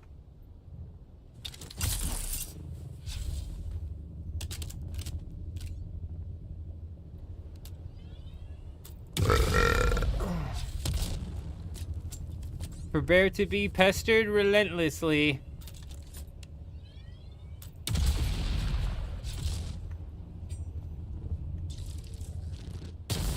No way.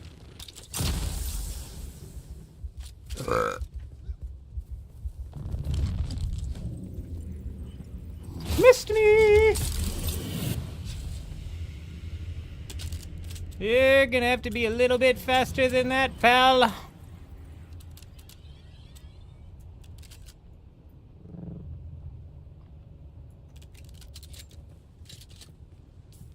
Hang on.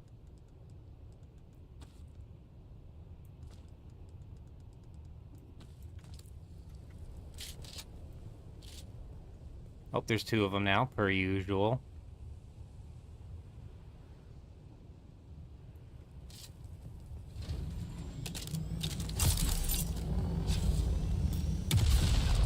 Of course it missed. Good. This is why we're gonna have to start using the one thing.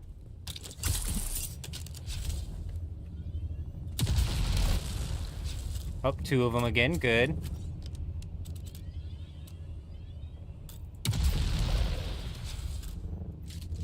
Oh, good. It missed entirely. Good. I'm assuming his is gonna miss as well. It did. Good, good, good. We're both using the most unreliable form of weaponry. Good, good. Oh, oh, oh! Oh, oh, it hit him, it hit him. Oh. Okay, fucking curve. Oh, good job, old man, good job. Oh, boy, do you guys look fucking dumb.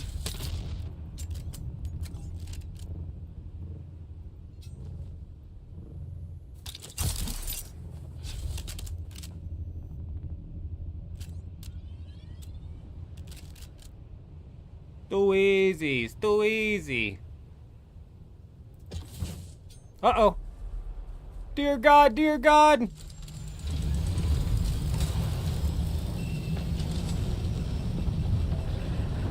You're gonna have to try a little bit harder than that, pal. A little bit harder than that. That's what I call a clean escape. This game is made by Acme, Chuji. The PvP in this game's not meant to be taken seriously. It's a joke. Half of the passives don't work. Half of the techniques don't work. I'm not even gonna beat around the bush anymore. Like, it's genuinely a joke. We're in instance 3, Dragon.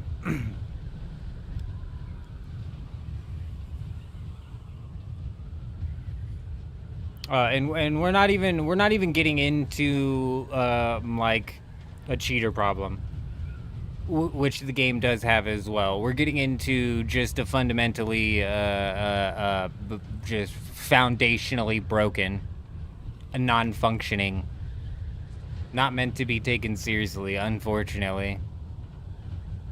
But that's all right. Those guys fly around. We throw some rockets, we have some fun, we get a clean escape. One of them had an opportunity to kill me and completely and totally botched it. The classic botched opportunity is what I would call that.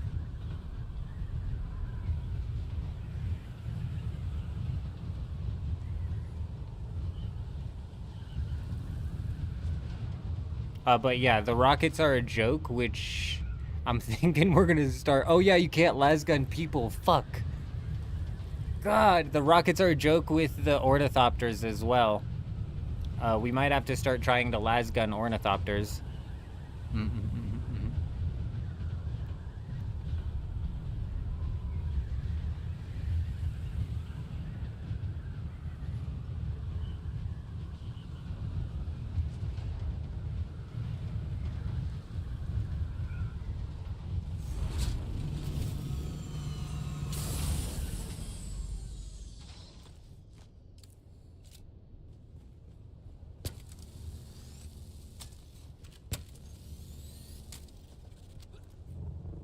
No, I doubt it, cowboy.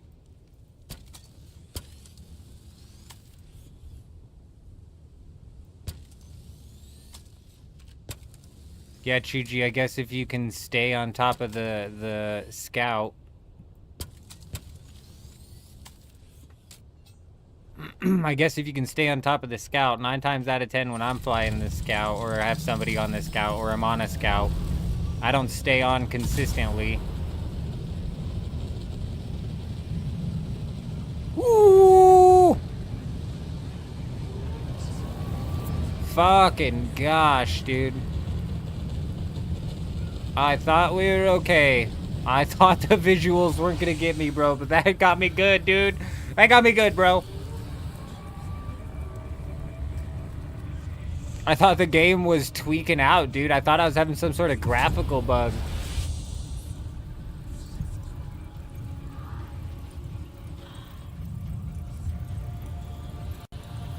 I thought it was a graphical error.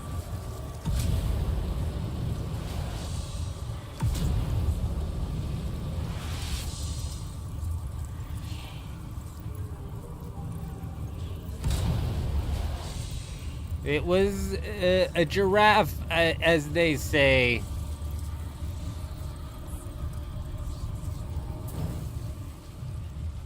It hit real hard. It hit too hard, didn't it? It hit too hard. It hit too hard.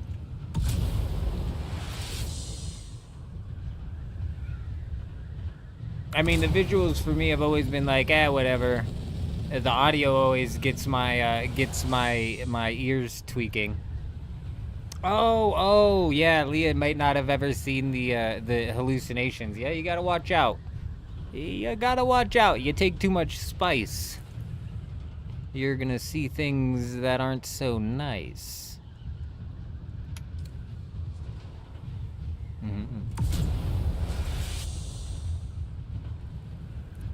It only comes after using your spice a few times. I don't think it happens every time. Also, it's a different one every time as well. There's a few different ones.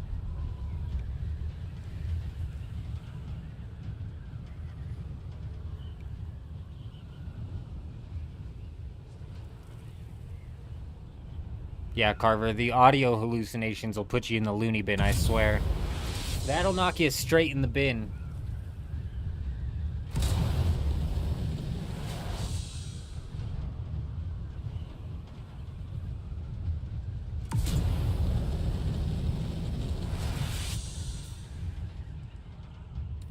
The liqueur, Chuji means. It might not be whiskey, maybe a rum. Could be a nice rum.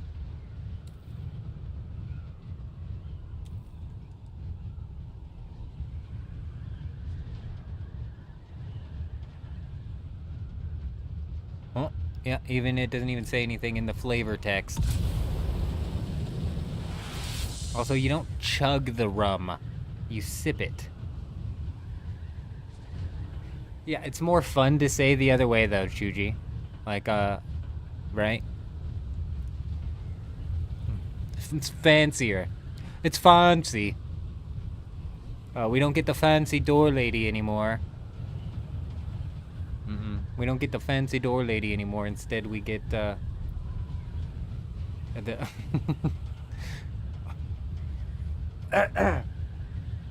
you know, when I was drinking, it was from the bottle typically passed around. So I gotta be honest, I don't know the difference. I didn't know there was a difference between a whiskey glass, a rum glass, a wine glass.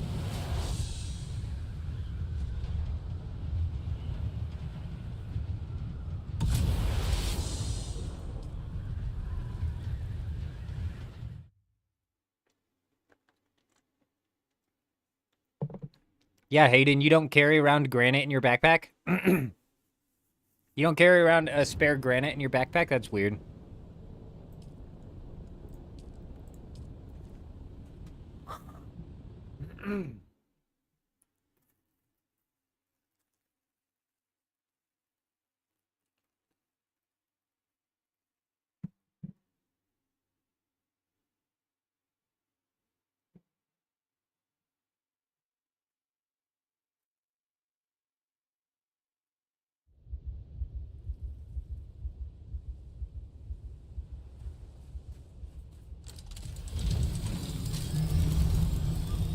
I like to carry maximum weight in granite. Just to give them something to carry. You know what I mean? Just to give them something to tote around. Or give them a little something.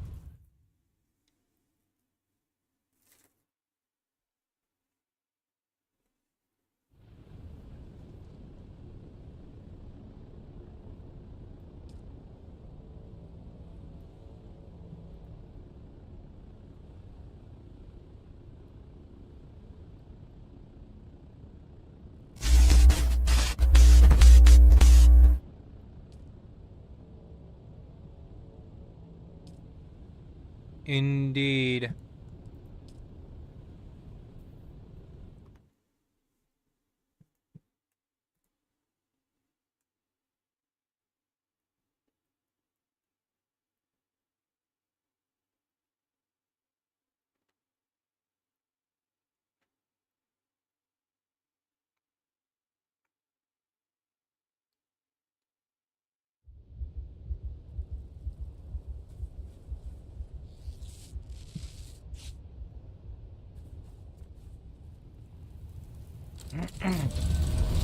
Oh my goodness gracious.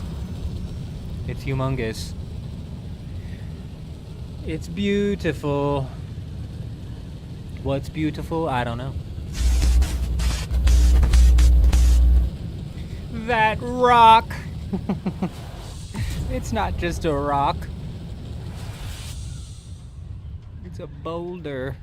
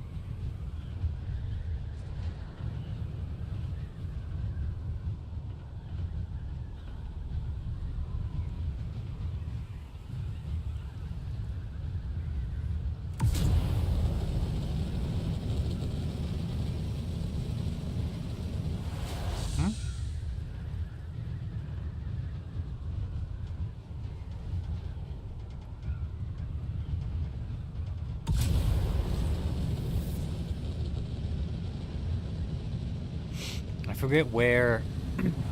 forget where in Instance 2 Dragon said that base was. I think they said F3 or some shit like that. We'll have to check it out.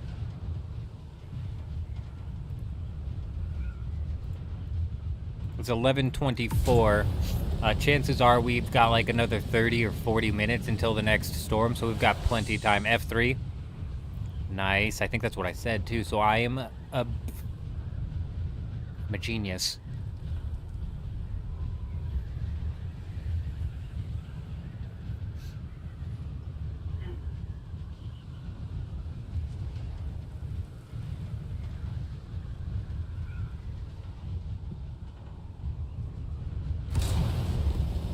Just rolled through. Perfect. So we've got 60 minutes to scout out the rest of this instance. Good.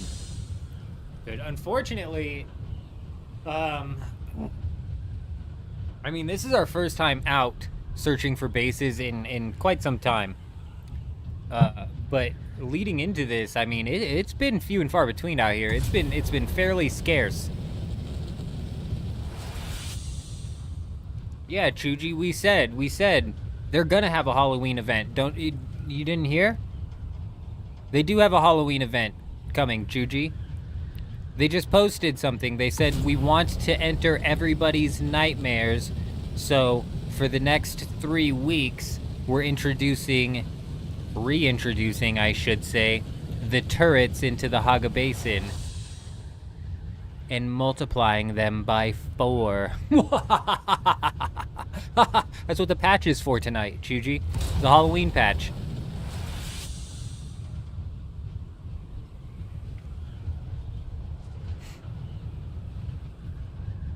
To be fair, Dragon, this is a heavily populated server. That's fair. That's fair. The bases probably do get wiped fairly consistently. Juxt says they want the turrets back.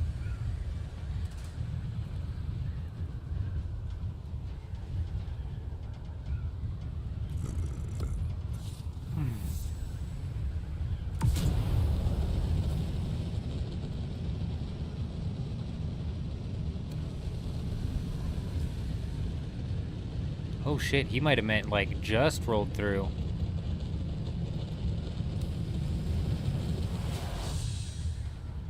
That thing is currently rolling. It's currently rolling right now.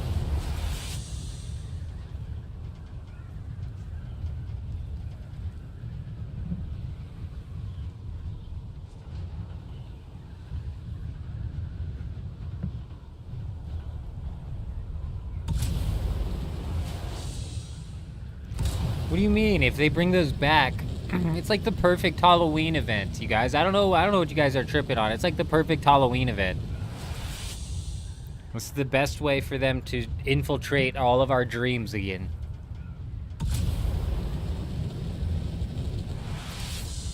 I think I'm just gonna clip that sound. And we'll start playing it in our intros and shit, just so we can all collectively continue to hear that sound. You know? At least once a day.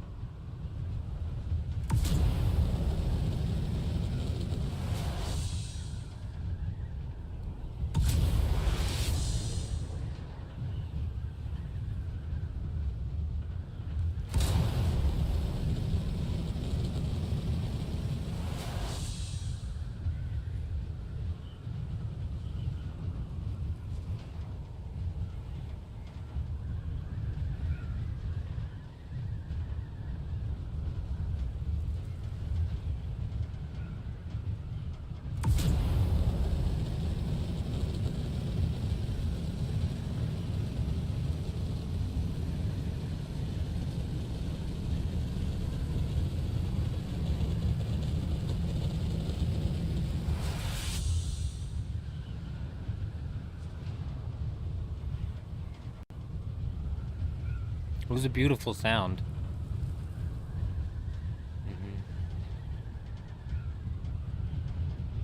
It was the best time to be building a base inside of the Haga Basin, that's for sure.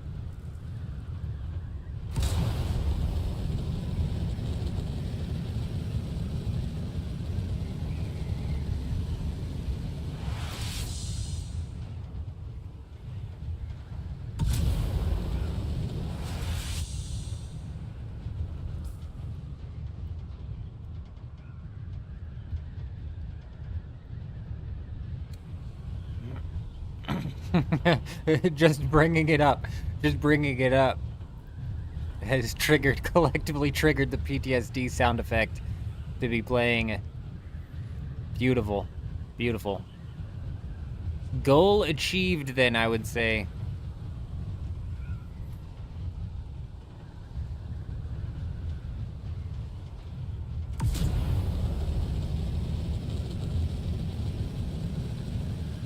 Oh, it's just a shiny rock. I thought it was... Oh, it's just a hole in the rock.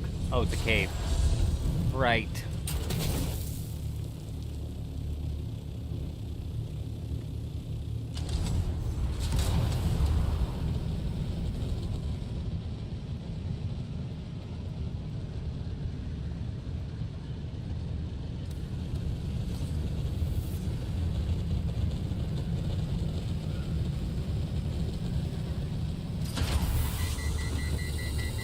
Oh, it just makes you wonder. There's a spice field out here, you know what I'm saying? Like, if we went over here, we'd have very little time left if there was a base. If there is a base here, maximum time left compared to where the storm was.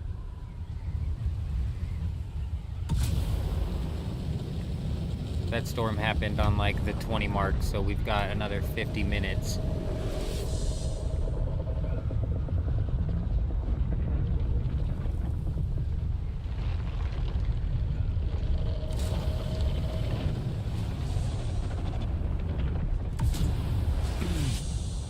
Man, I almost re-downloaded Dofus today in between cleaning with my kid. I was just bored. In between cleaning and doing homeschool, I was just bored. I was bored. I was like, Dofus, maybe I'll jump into like a Coliseum or two and go try and win a Coliseum. Though Dofus is like a heavily pay-to-win game. So yeah, I'm always like massively outmatched in the Coliseums because they've got all of the gear that's boosting their hit points to whatever. You can still end up pulling out the win, but it's not easy to do.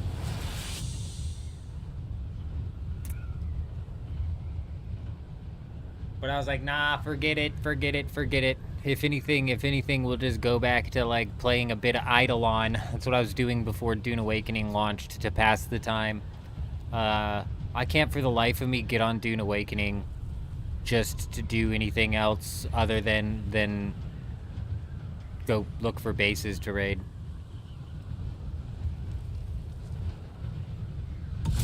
Like, hopefully once we start building out in the deep desert here, we might end up doing a bit of that tonight.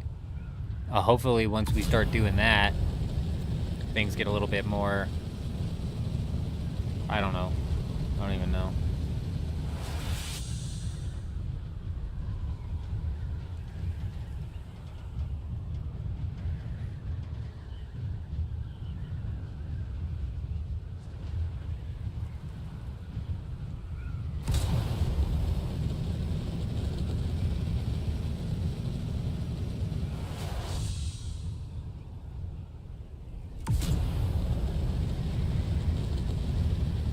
Man, you know what I really hope Arc Raiders fixes?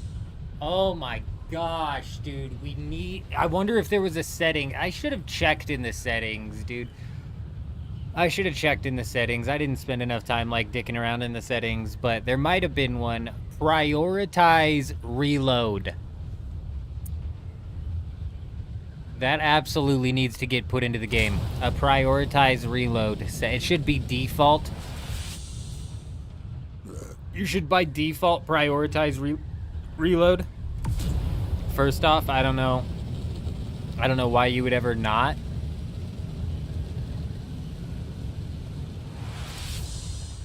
But if there is no setting where you can toggle that on, they've got to fix that, because there's nothing more frustrating than trying to reload your Pharaoh and then accidentally opening a door or looting a body or anything. And you could always try and shoot again, and that would get the reload animation started. But who the hell's thinking of that? I'm always hitting X. I'm always hitting X, and keyboard's probably always hitting R.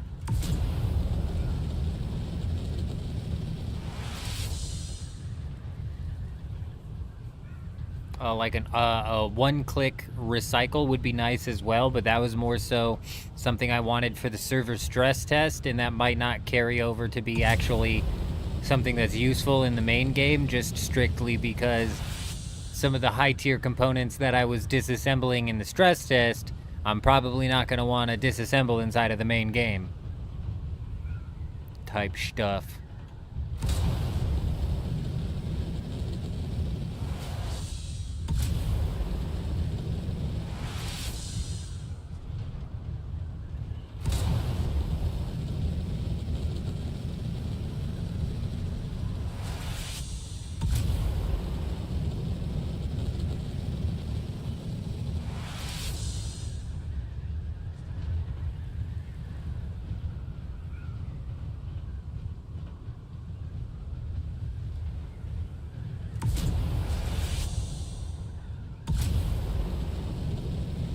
What's this guy doing? Excuse me, sir. Where are you heading? To or from a base? Or both?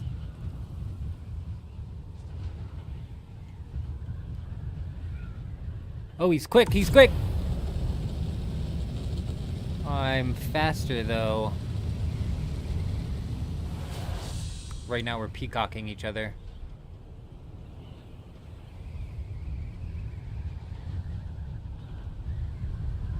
What's your play, good sir?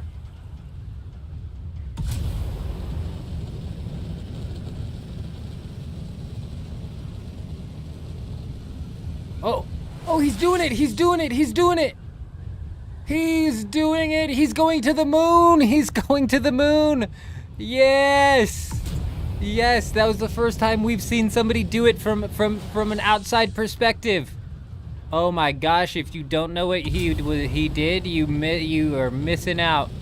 He just flew backwards to the moon at 250 kilometers per hour. It was spectacular.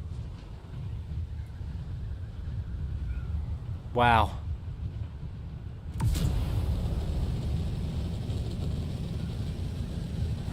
That's not something you see every day.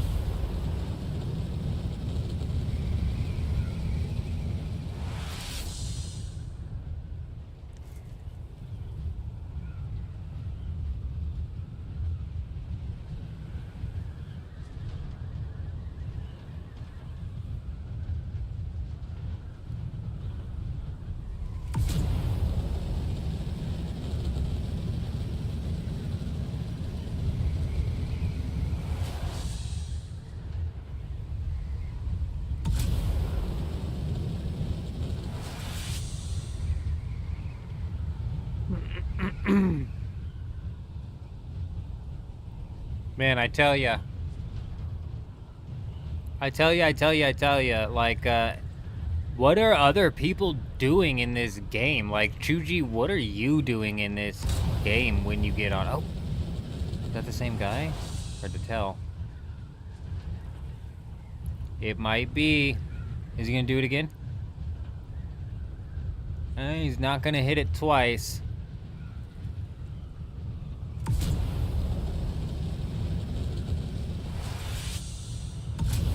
Like, I wonder how Zed and them are doing. Oh, hit it! Hit it! He's gonna hit it! He's hitting it! He's hitting it! He's hitting it! Go, man, go! Oh, it was beautiful. It was beautiful. It was beautiful. It was beautiful. Banking and selling stuff. Okay, before you were banking and selling stuff, though, in that middle ground period before they added in the farming schematics, I'm assuming a bit of some schematic farming.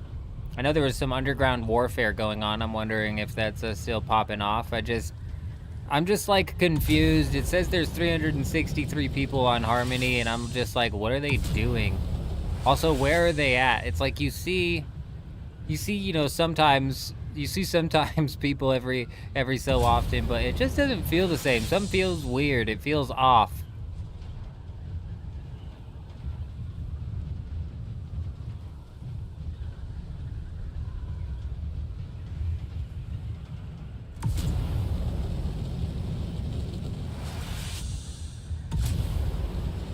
You know, another thing that we need to consider is, we're not doing it! We're not doing it! Another thing that we need to consider is that Tier 7 will come out eventually and basically make Tier 6 just as, useless as Tier 5 is right now.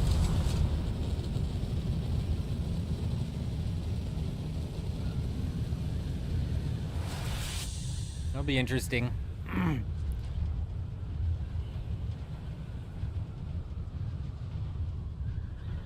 It'd be good if they were putting on some sort of like monthly live stream where they were sharing anything, you know what I mean? Any sort of information.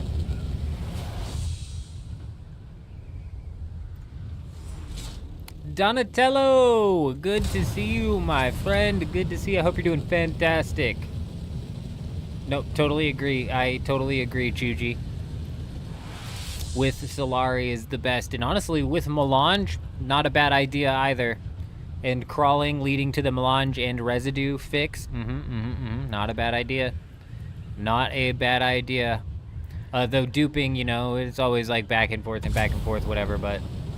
How do I find out how many people are on your server? Give me 1 second. Right here, my friend, right here. Oh, we hit the ground. Quickly.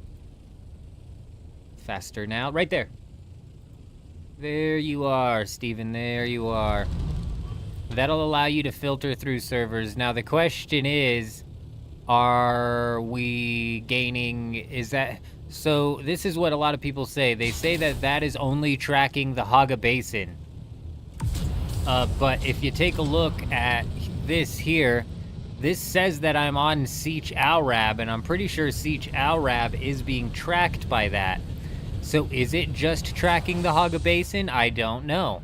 I don't know. I don't know what number that's tracking.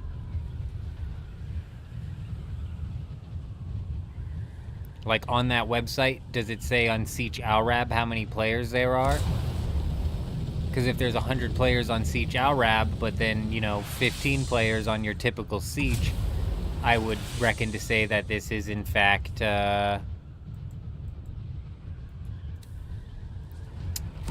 also tracking the Deep Desert. Let me check.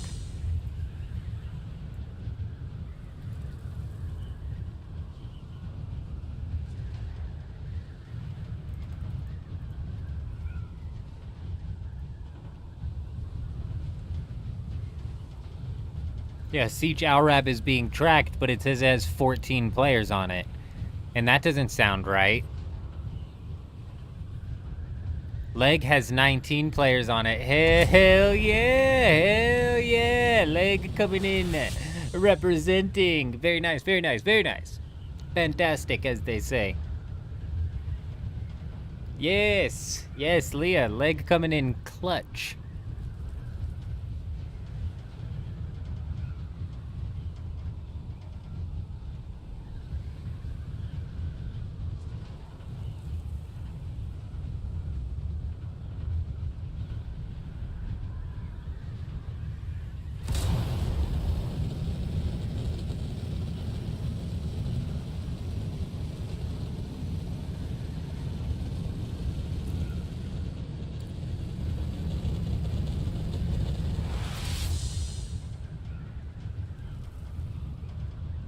But is there genuinely only 13 people in this instance of the deep desert? Like, I find that hard to believe.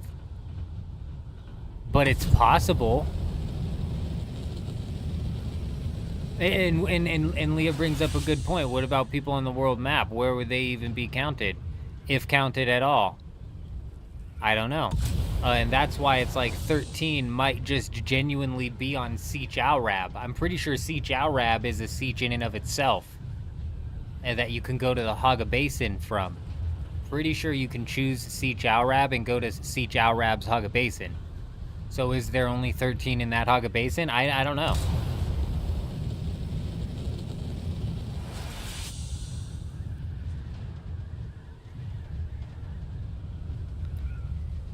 It would be nice to know how many people are in the deep desert, but I think that would also be dangerous information to know. Because it's a bit disheartening. Like, if you hear there's 300 people on your server, you're like, all right, hell yeah. But then you hear that there's 13 players inside of your instance of the deep desert, and all of a sudden you're like, whoa, whoa, whoa, whoa, whoa, whoa.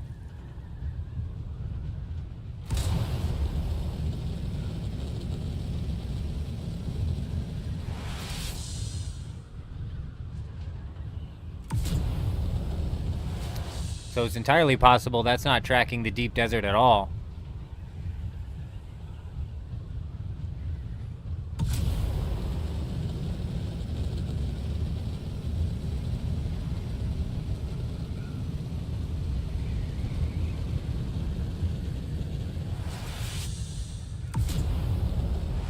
Oh, okay, actually, you know what, Mark? That's a really good thought right there.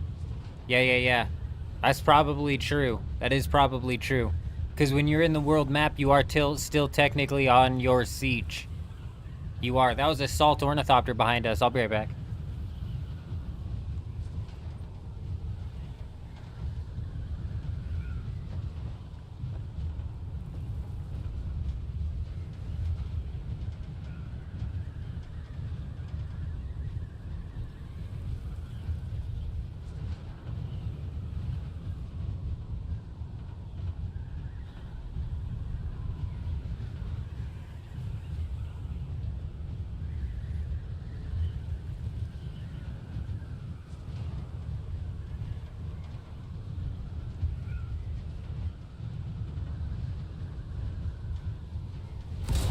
Give me a minute.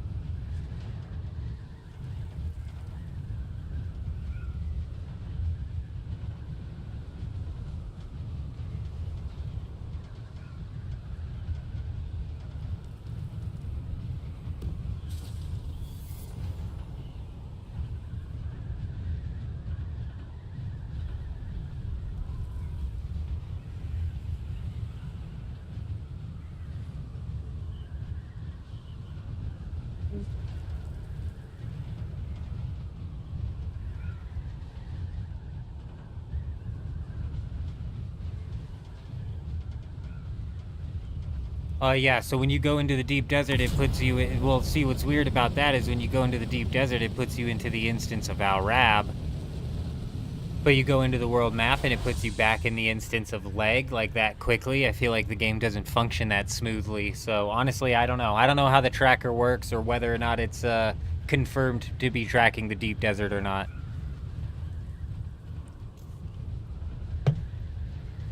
Or even how accurate it is, for that matter, to be honest.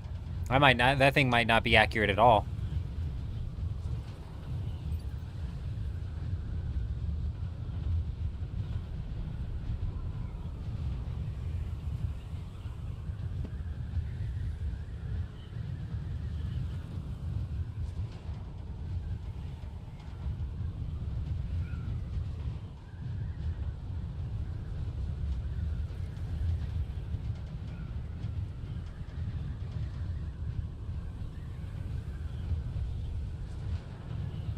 We're going in.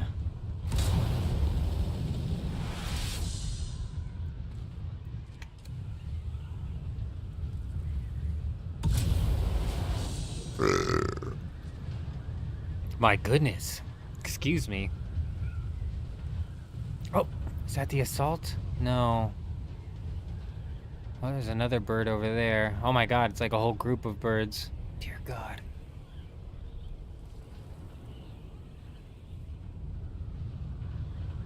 There's a swarm of birds.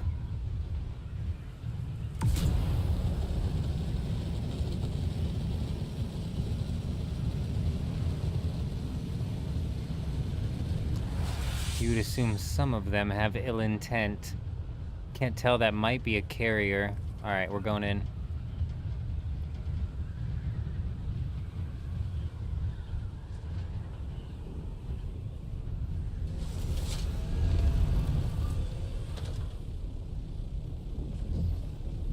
Damn, damn, damn.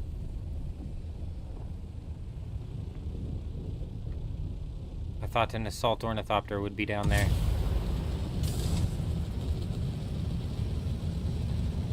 Oh.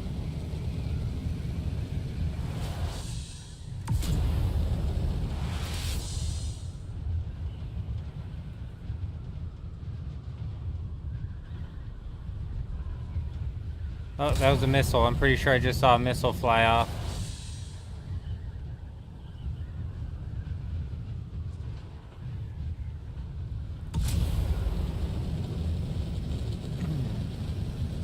Sorry, fellas, you're gonna have to be a little bit faster than that.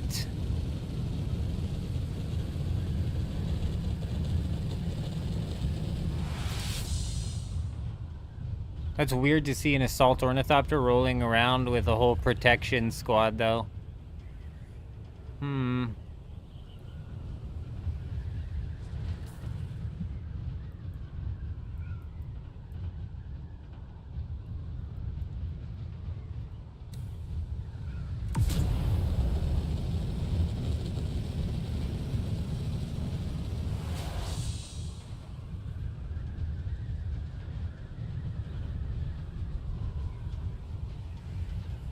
Yeah, then why does it say that I'm technically in Siege Alrab right now? Because I log into leg. Oh, that's a good point. People do siege swap in the deep desert. I wonder if that's because it only registers once you go to the world map, though? I don't know. It's a good point that you bring up, though.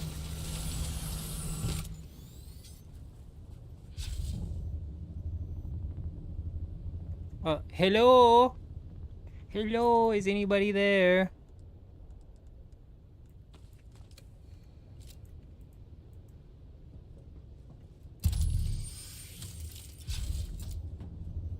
Doesn't appear that way. Ah.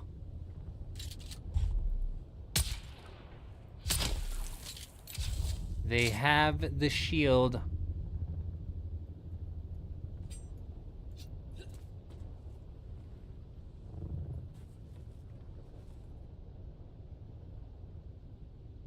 And a beacon.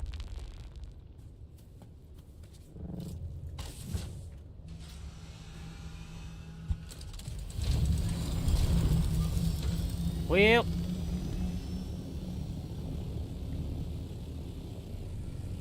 oh, I'm assuming that's Dragon right there. So we will not get out and fire a rocket launcher because I am assuming that that's a dragon. If I had to guess.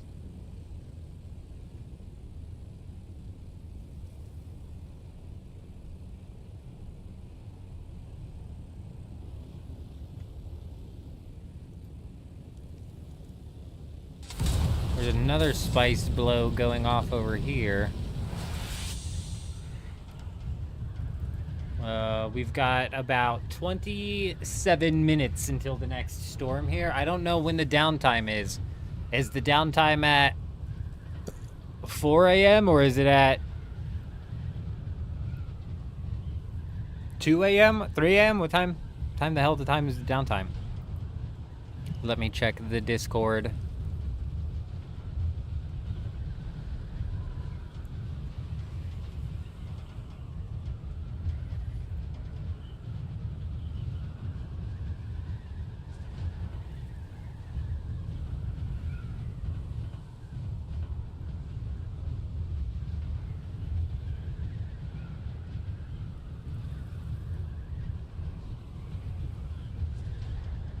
Service alerts in 2 hours, 2 a.m. Well, that's good. Yep, it's technically 2 hours and 6 minutes from now.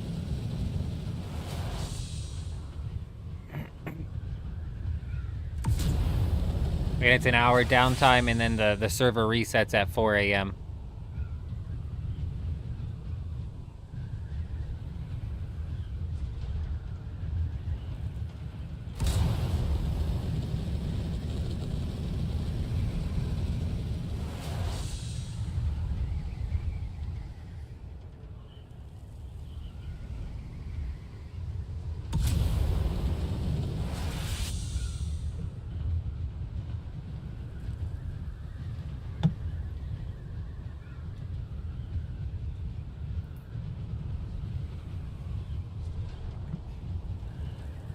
You know what's getting old with Harmony? And it's kind of like with the entire game, to be honest. Because this happened on Dewgap as well, though I got incredibly lucky on Dewgap. Oh, shut up, Juju, shut up. We're going to be able to pet the banker now, and they're going to put a fucking witch's hat on him. Yeah. Yeah. They're going to dye the mustache green. Damn it. I forgot what I was fucking saying now. Oh, shit. Oh, fuck. I hope you're joking, dude. I hope you're joking.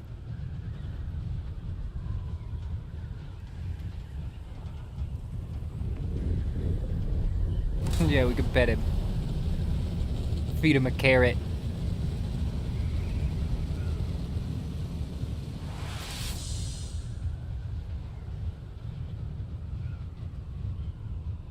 Dude, what was I saying? What was I saying?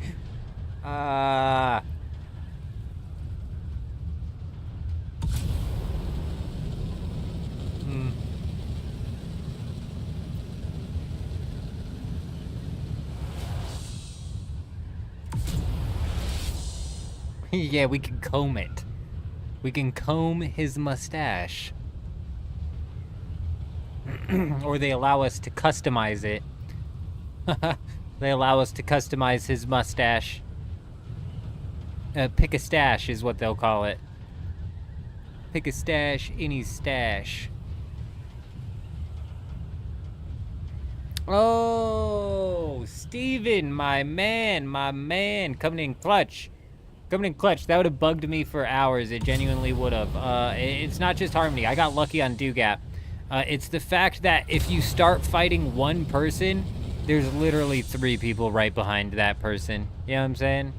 There is no fighting one person inside of this game. And it's not... It's more so... It's like a... It's kind of a dumb complaint because it is a guild versus guild game. So I don't hold that against the game too much, but it is getting old. At least over on Dewgap, when we would start fighting Dirty Mike, you know, Arcadius and the other guy would roll in, but they wouldn't attack. Unless you ended up killing Dirty Mike. Then they would attack. You weren't going to get out of there unless you took all 3 of them down. But it was going to be one at a time. Over here in Harmony, it's like a bunch of piranhas, dude. It's boring.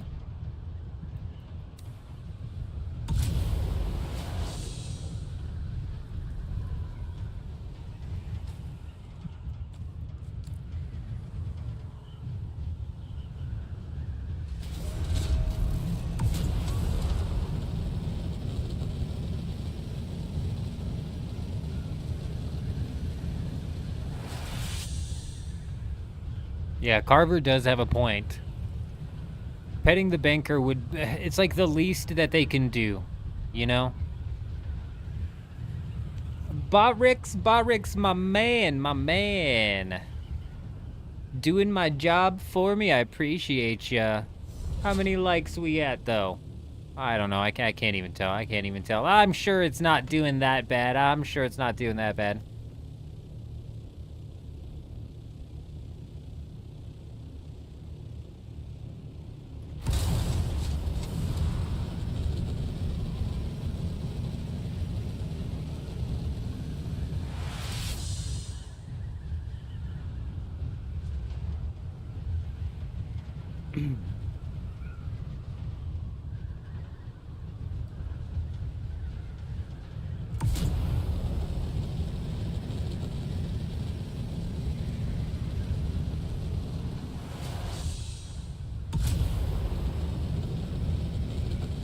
Well, that's just about the entirety of Instance 2 scouted out.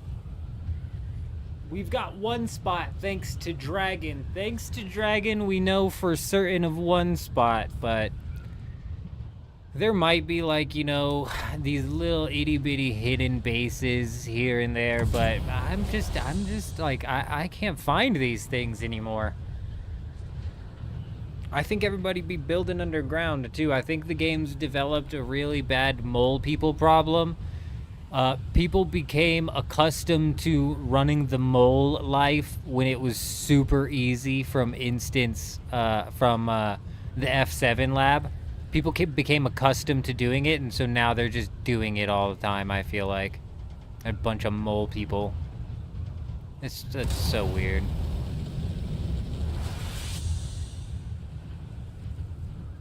It's easy to spot the above ground bases from underground too. Oh, I bet. Ooh, that's like meta level thinking right there. That's actually how we found the first underground base. That's actually how we found the first underground base. I was flying underground and I thought it was an above ground base, but it was not. Of course not.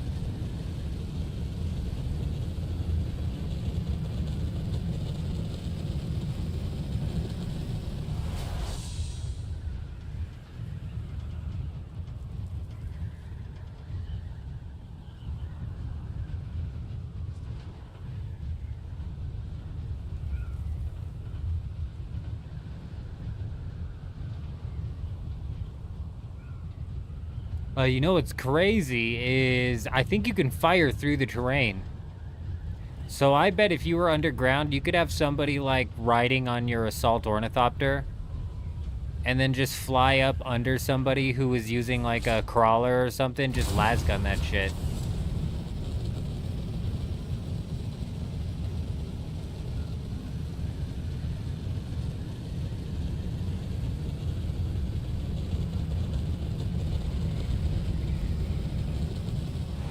Yeah, just lasgun the chassis of the carrier. Then they're fucked.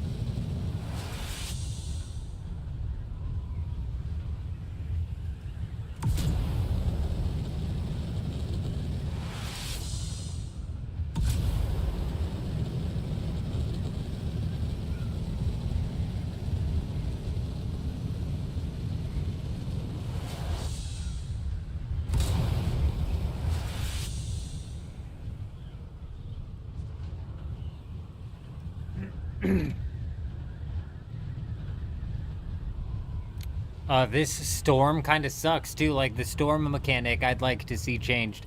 Like a best case scenario for this game was if they made some like they incentivized building in the PvP zone. They gave people who build out here some sort of base defenses to build with. That'd be sweet. That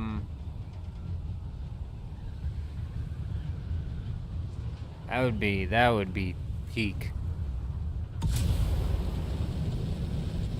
Oh, and I'd like to see the storm hit the entirety of the deep desert every hour.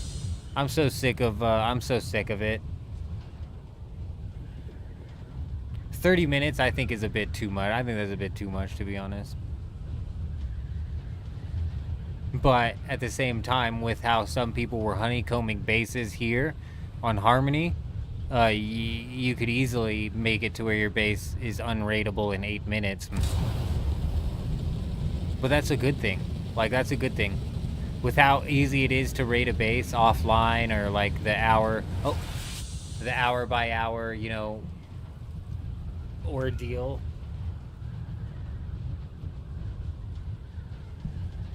You don't really need like top tier explosives. It's like no cost to raid a base.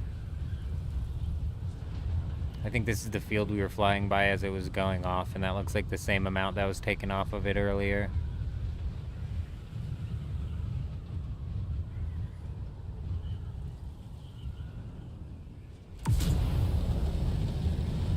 Damn.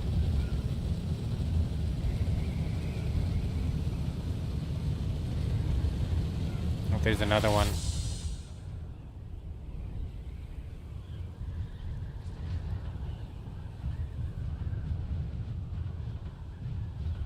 Probably. Better they tried to, because I didn't immediately see that, so...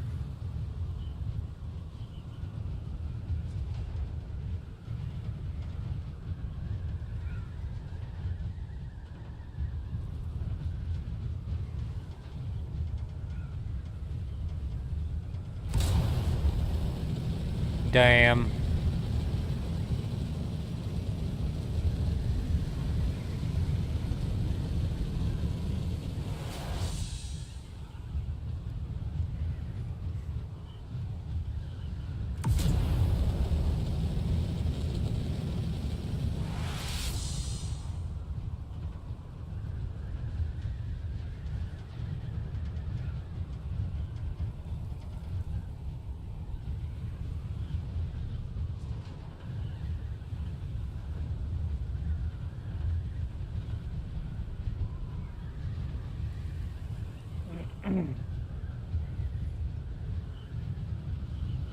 I'm sick of the storms sweeping through the deep desert and either barely missing a base, or the storm sweeping through the I section or the A section. It's just like, come on.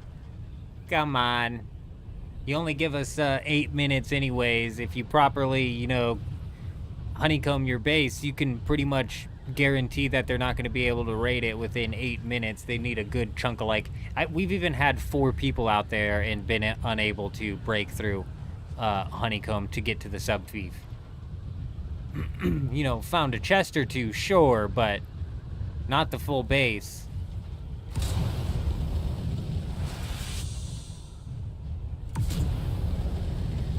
So the least they could do is have it hit the base every hour, for sure.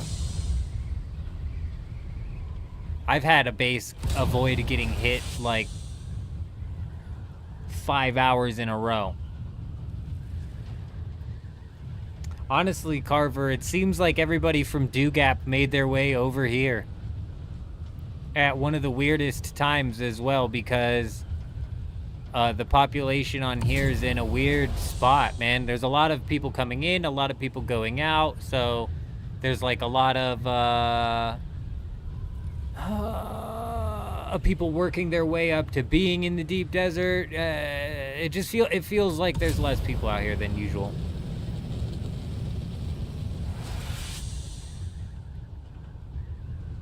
Yeah, the full PvP zone, right.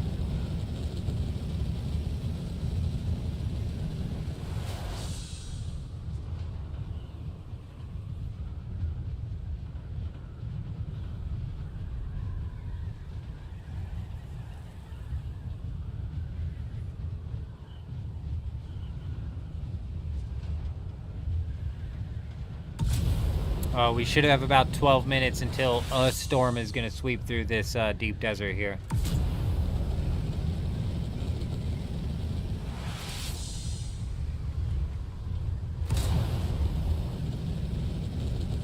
What do you mean scatter the groups on the spice fields? Oh, the storms. Right, so every hour so the people on the spice field needed to be aware every hour where they were going to go put their thing as well, right? They couldn't just fly a couple thousand meters south and be out of the storm. You know, yes, I got you. Yes, indeed. Yep, Funcom doesn't like to implement gameplay mechanics that serve any sort of realistic purpose, right? They're going for less purpose, more nonsense. It's a nonsensical approach that they're taking to development, and you got to applaud them for it because they've somehow churned out a financial success. So what are you gonna do? They've somehow churned out a financial success, and they haven't even tapped any sort of microtransaction market, which at this point I'm begging for if it meant that the game would have some actual development put into it. But it wouldn't. They would just pocket the money. But people would pay good money for building sets. People would pay money for variants and swatches. I'm not one of them, but people would. And if that would fund development, bro, I'm in. I'm begging for it at this point in time.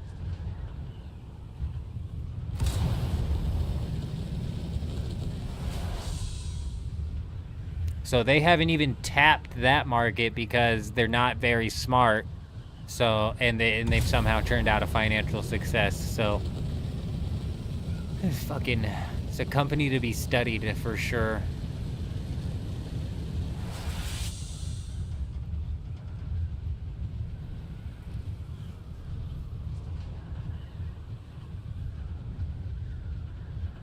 God, the Ornithopters is nice, Chuji. You're right.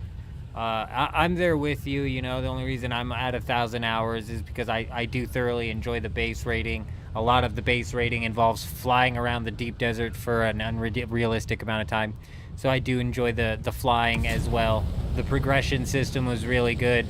Combat's a joke. PvP's a joke. PvE is absolutely neglectful.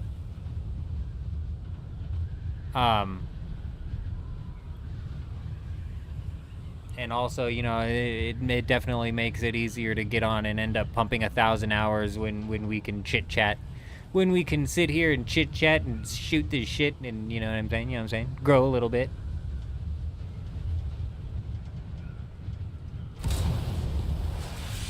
Yeah, Carver, they would make money off of swatches. They would make money off of variants. They could make a lot of money off of building sets if they could manage to put out full building sets.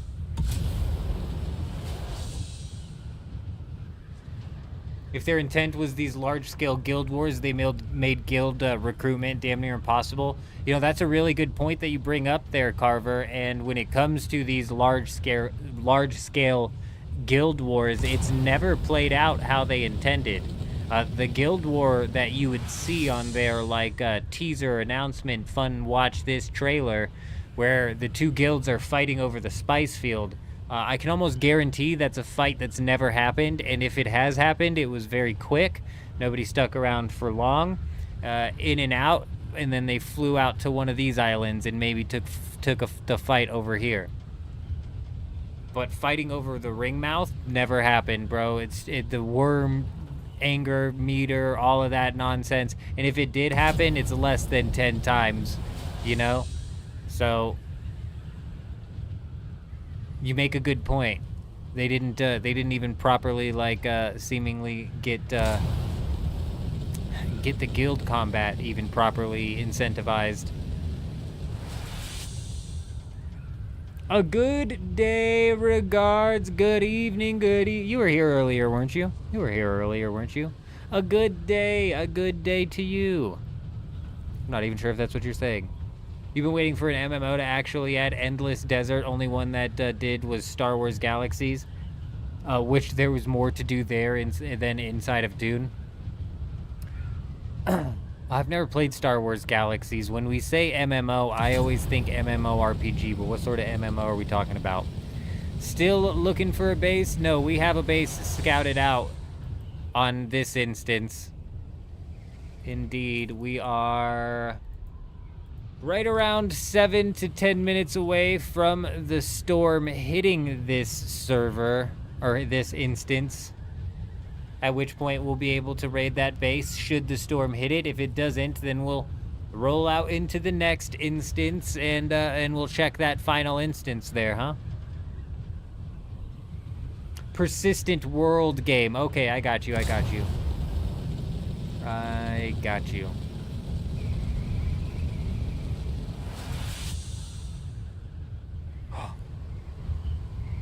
Oh, I thought we were gonna do it. In my mind and in a lot of people's mind, Chuji, that's exactly what it means, and that unfortunately caused a lot of confusion for these poor guys right at the start, though I completely understood what they meant when they said MMO. Like, I was able to distinguish that obviously it meant multiplayer survival, and then I like the added aspect that you add to it of persistence, because MMO also does kind of like imply that there's a sense of persistence to it as well. So it's like a multiplayer persistent server survival game. I don't know what Star Wars was. What was the Star Wars game I played when I was a kid? Well, it might have been Star Wars: The Old Republic. It was like it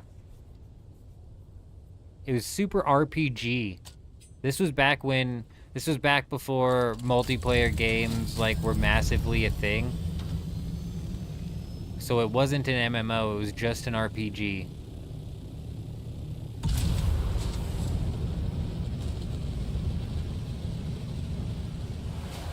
It was so good. I just remember trying to get different colored lightsabers. Fun. Repair glitch for the ornithopter? Yeah, I know about it, regards. Honestly, it's like, meh. You know what I mean? What's it matter? If the ornithopter was that beat down, I might fix it, but what do I need to replace on it realistically? The wings and the generator and the boosters? I mean, meh. It's not that bad. Not that big of a deal. That's kind of how I felt about the repair glitch for a while, until we started burning through our armor and shit. And then it's, well, obviously, okay, I'm gonna use this.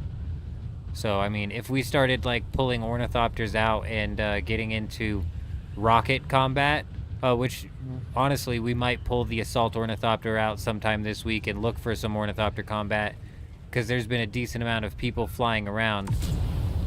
But if we were to, you know, start burning through ornithopters, maybe.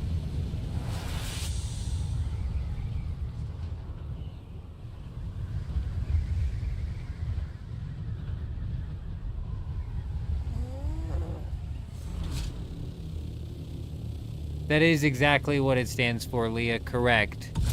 People hear MMO and they instantly relate it to MMORPG, though. Also, you know, Leah, I think you also bring up a good point that Dune's not massively multiplayer, but honestly, like, the persistence paired with the fact that inside of the deep desert, what's the player cap? Like 100? So, like, you're right, but they're walking a line, that's for sure. That's for sure, and their server barely handles this shit. Which was funny, because their server mesh technology was so fucking bad. It has me worried for games like Ashes of Creation, and what's the other game that's doing server mesh but dumping the most money into it? Because Dune Awakening server mesh was shitty, terrible.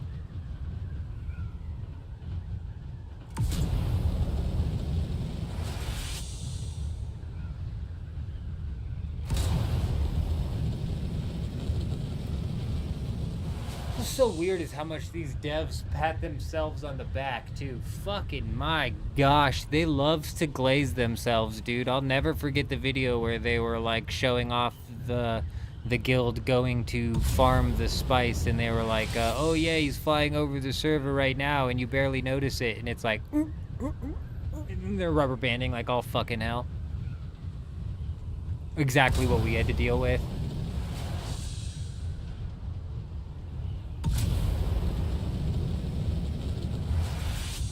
No, right, totally. 1,000,000%. Right, you can't call Call of Duty an MMO. That's crazy. That's crazy talk. That'll get you shunned so quickly. You cannot do that. That's why I said the persistent world definition, definitely like almost a necessary component to something being called an MMO. Agreed.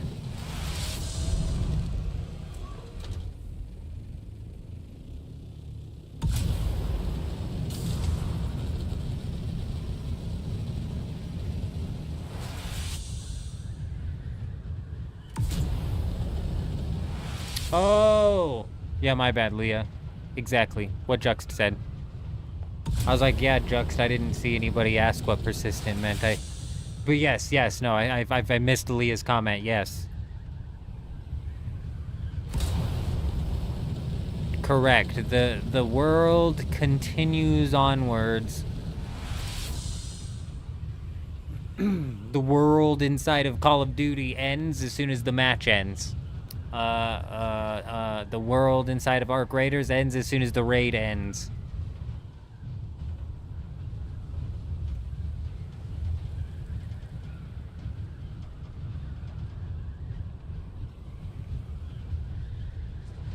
If I die in Dune Awakening, I don't respawn in another world, unless I fucking respawn in the wrong instance. But that's a different story entirely.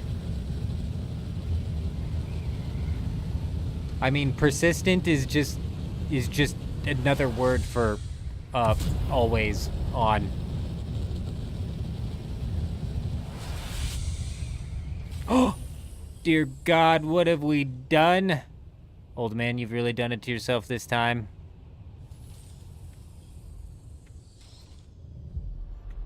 Oh, perfectly timed.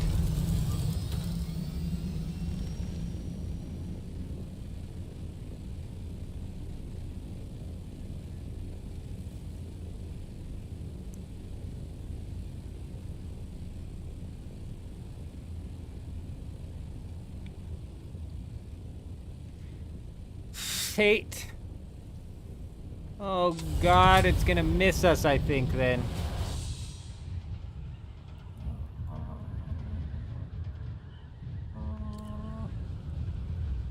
Jen, good evening, Jen. Good evening. I hope you're doing well. How's your tile going? How's your board going? How's your board coming along? My membership ran out, and I've yet to renew it.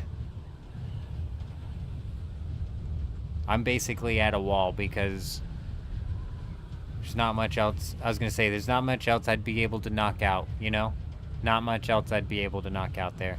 They should have done more prizes, Jen. They should have done, like, the top 3 get to develop a new skill. The top 100 get, like, a fucking mouse pad. Fucking top 100 getting a mouse pad, Jen? I'd have tried a little bit harder. I'm not going to make top 3. Yeah, I'm not going to make top 100. Okay, top 1,000 to get a flag or something. I don't know. It could be anything. The top 1,000 to get 10 million gold or a free bond. I don't fucking care. I can hit top 1,000 perhaps if we tried hard enough. Maybe. I would have gotten to Hollowed Sepulchre, not been able to complete it, and Rage uninstalled the game and said, I'm never playing RuneScape again. But then I would have come back for Dead Man mode.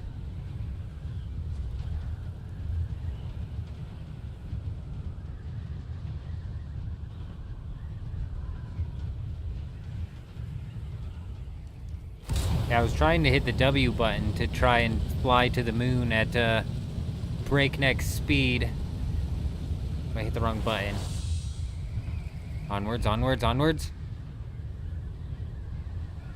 Nope, we're not going up. We're going down.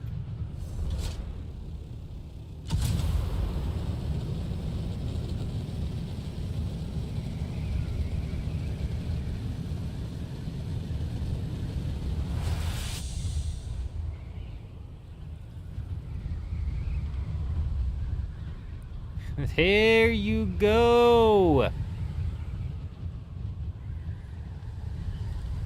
And back down we come.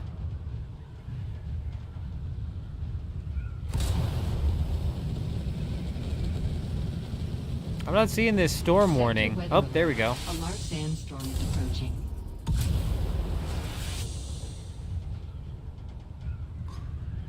Oh my gosh, isn't it just disgusting, Jen? Isn't it just disgusting? I swear. I swear. You know, that's kind of partly what's killed PvP for me as well. Jen, you got people with freeze timers on. You got people with fucking, you know, the prayer flicking tick meters running. You got people running the invisible character so they can see under them. You got fucking it's just nasty. It's just nasty. And then there's also cheaters inside of old school RuneScape. There's cheaters inside of any game where there's any sort of like competitive PvP. So the cheaters running the PvP scene are fucking gross as well.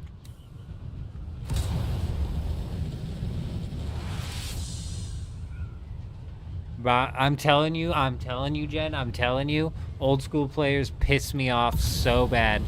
I don't understand. Like, I get people being pissed off. I get people being pissed off from the old evolution of combat changes and all that, and being a little bit jaded that they just came and fucked up the game. But oh my gosh, dude. Oh my gosh. They are just so tunnel visioned. It is irritating. It is irritating. They like don't even realize. I would say probably 60% of the old school RuneScape community doesn't even fucking realize that like 60% of the new updates and quality of life and shit that's come into old school within the past couple of years have all been practically ripped directly out of RuneScape 3. There's only been a handful of like genuinely fucking original ideas slapped into that game. And I don't care one way or another, but people get so divided on this topic. It's so weird. It's so weird.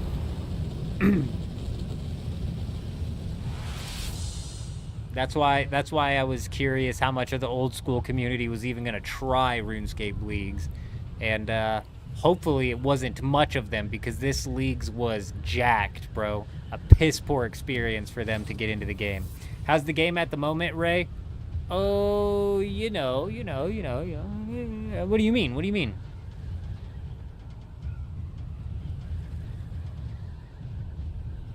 Yeah, Chuji, yeah. See, that's what I'm saying. That's what I was telling Jay Show earlier. It's like, after a game's been out for so long, it gets min-maxed, and the fun gets min-maxed out of it.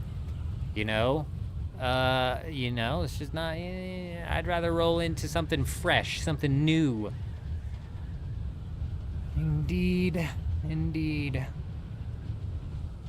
But yeah, bro, you're so right. The min-max, they've got their swamp tar and their herb and their 3-tick fishing now.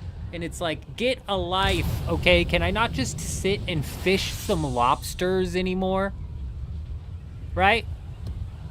I used to love life fishing lobsters to get 1,000 of them to sell to my buddy's brother for 120,000 gold. Fucking boom, bing, bang. Bada boom, bada bing, you know what I mean? The current state of the game, Ray, I don't know. You know, honestly, it's like we had old school RuneScape Gridmaster come out, and then we had Arc Raiders Server Slam come out. So that was like genuinely like 5 days where I did not even play Dune. So it was almost an entire week where I have no idea what happened in the deep desert. So the first week, and I don't know when the last time you played was, but 2 weeks ago, they implemented a new looting system in the deep desert where now all of the schematics are on the loot pool all of the time. You can't get all of them from everywhere, but you can get most of them from the easiest of spots. You know what I'm saying? So after they implemented that update, the game turned into a weird system where basically people are just running into the PvP zone, looting crashed ships like this, maybe maybe doing one of the crashed PvP ships and then going and depositing schematics. So they're in and out of the deep desert so quick that before the update, PvP was relegated to labs, and you could basically essentially always find PvP at an island with a lab on it.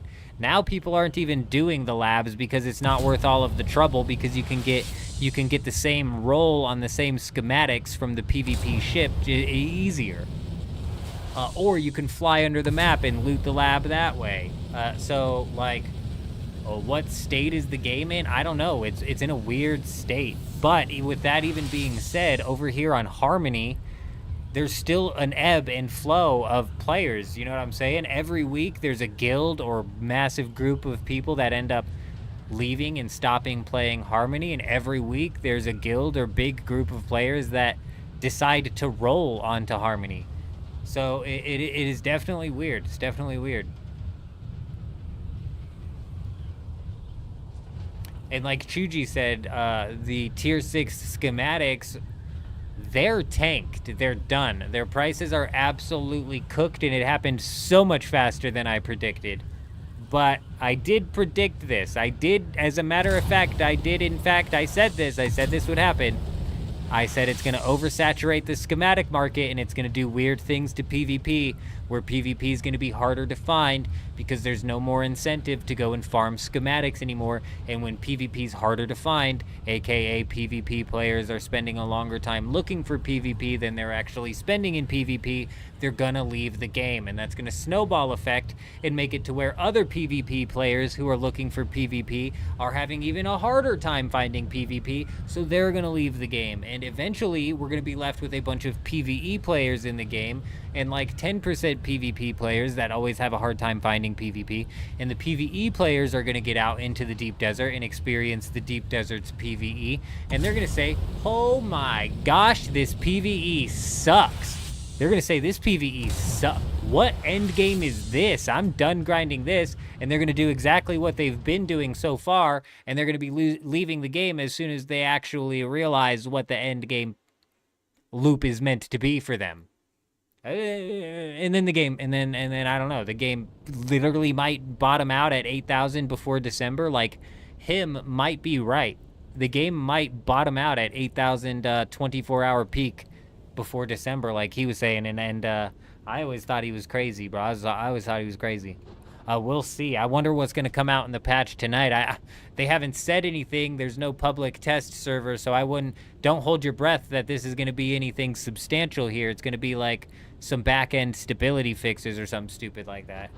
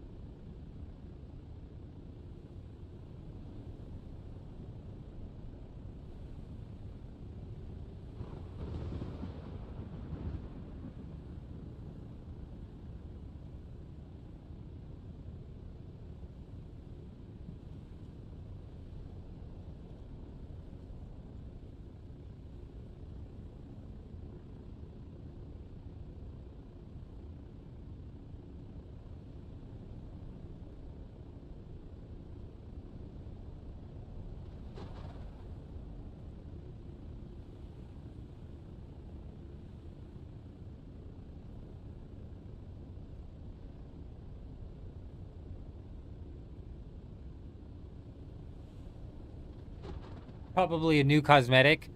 Why do people keep thinking this is going to be a Halloween update? You guys are giving these people way too much credit. Did they say something about there being a Halloween update? Is this scuttlebutt that I've missed? My Twitter feed got blown up today. I had all sorts of notifications. Fucking Path of Exile, Pal World, Old School RuneScape,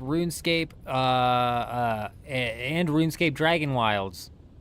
I see nothing from Dune Awakening. Did I stop following these guys? I said, I'm not following you any... No, I'm still following them.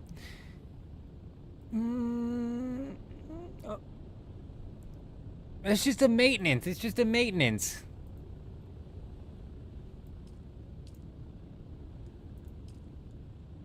Yeah, cosmetics that were made 3 months ago and are going to end up reintroducing some sort of bug into the game. The repair glitch is back. The repair glitch is back.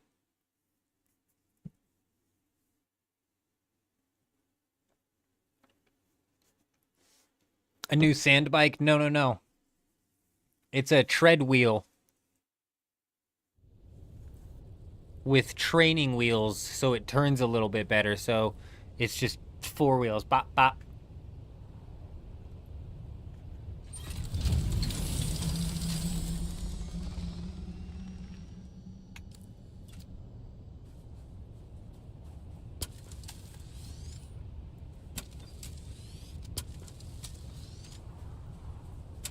What's the crazy thing is there's spaghetti code. It actually is. This started off as a joke, you guys. It started off as a joke. We used to jokingly say that Pirate Software's code base was better organized than Dune Awakening's. I don't know if that's a joke anymore. I actually don't know if that's a joke anymore.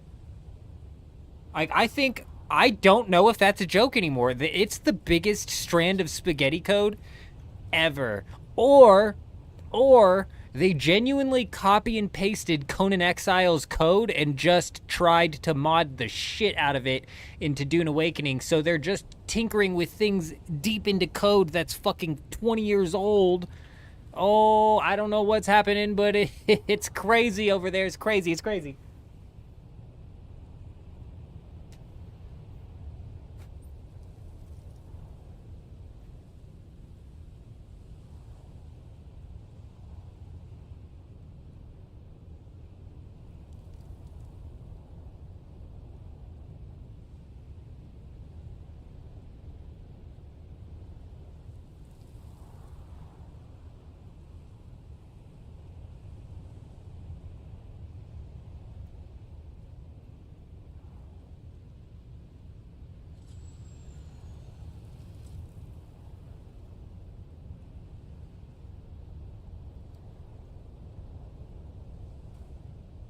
You also realized yesterday that with the vehicle repair glitch and the recover function in the backup tool. Oh, yeah.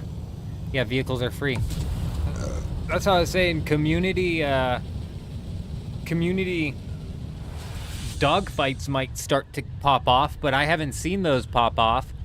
But I don't pay attention to the organized PvP. I'm not a huge fan of organized PvP. You know? But with that whole system there, Leah, yeah, absolutely. I thought for sure that organized dogfights would pop off. A bit hard to do, a bit hard to set up, I'm sure, and also like a bit hard to view also.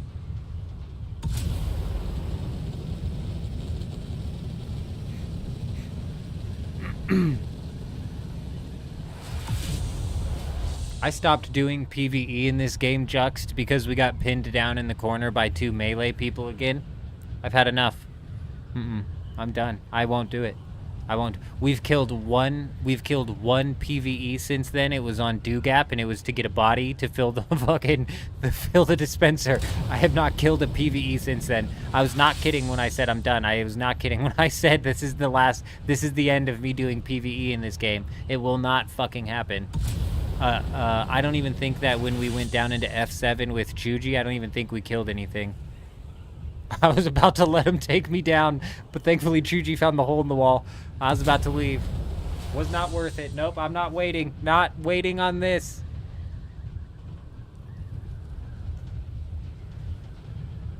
a fucking joke, dude. It's a joke. It's an actual joke, dude.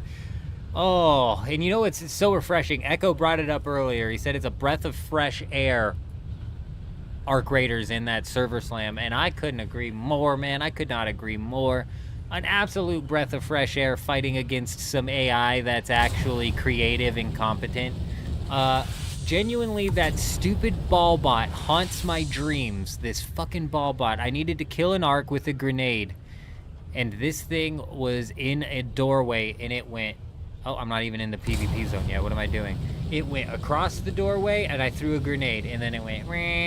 and made the noise as it went across the doorway again as I threw a grenade and missed. And it just kept going back and forth across the doorway, mocking me. And then, after I ran out of grenades, this thing comes flying out of the room. I start to panic. In my head, I'm like, uh-oh, it's going to blow up on me, and I'm going to take a bunch of damage. Instead, what does it do? No, it pulls the ultimate troll move, and I cannot get this out of my head. It pulls the ultimate troll move, and it goes flying off the stairs, and it goes... as it flies off of the stairs, boom, and then blows itself up. What the fuck, dude? What the fuck was that, dude? What even was that, bro? You'll never, I don't care what Dune Awakening does to the, you'll never get that here. You'll never get it.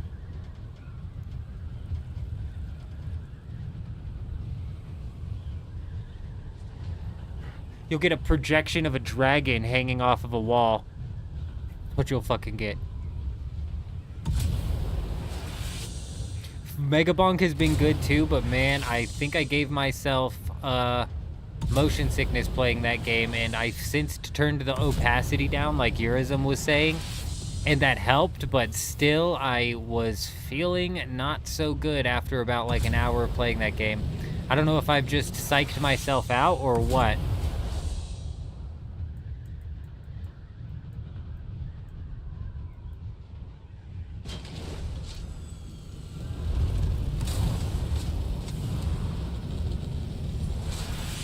I've like harkened back to the first couple weeks of the game because we're flying down and around like the low parts of the deep desert here. We are not even in the PvP zone yet.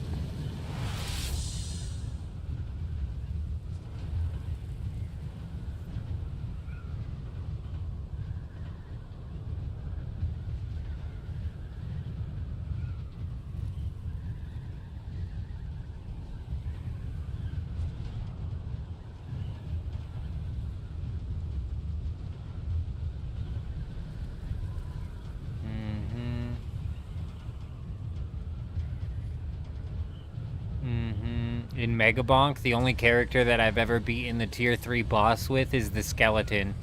This might have been what gave me motion sickness.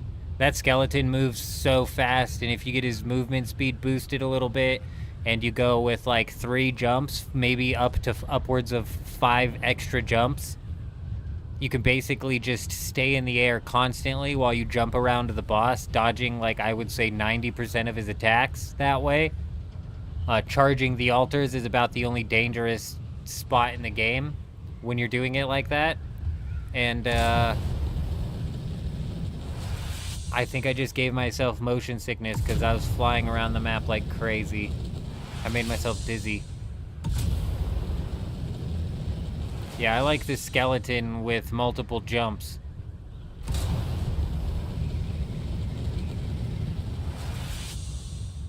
But his weapon sucks ass. Previously, prior to the skeleton, the way I was getting through the bosses was with the bush.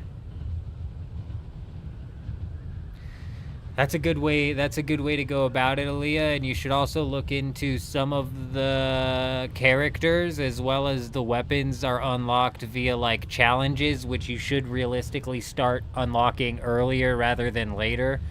Like I think it was last night I was dicking around in Megabonk just a little bit, and I was at a point where I beat the bandit, and I could have unlocked the bandit, but I needed to unlock weapons, and in order to unlock the weapons I had to have completed 6 challenges, which I hadn't done.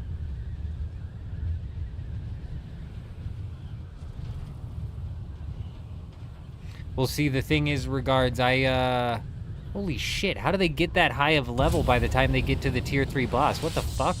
What am I doing wrong? I get to like level 50.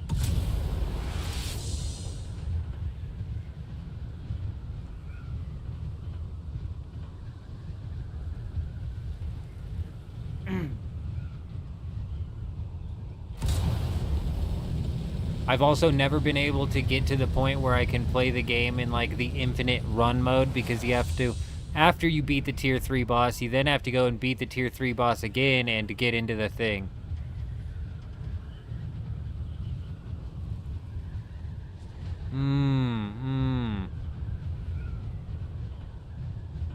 I can't ever survive once the black ghosts come and start chasing me down.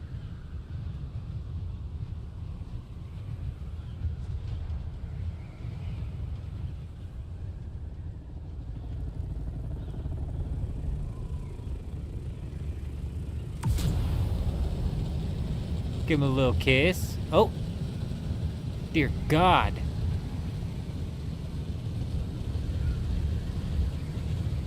What'd I tell you? When there's one, there's several.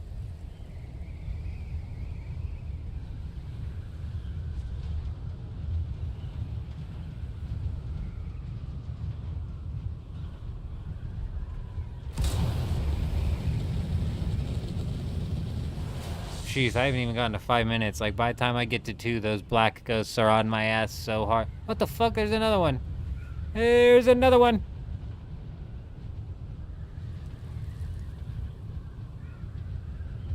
We'll just blend it. I think that's rockets, but I can't tell for sure.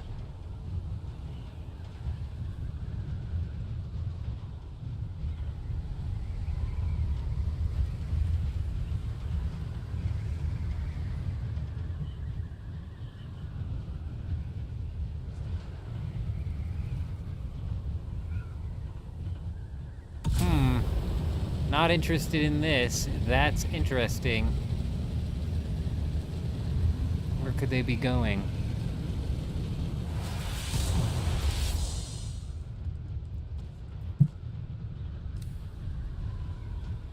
You know what was so good about Arc Raiders, and I'm hoping is something that carries through long term in the game, though once the game's player numbers eventually and inevitably drop off from the initial hype, and this might be hard.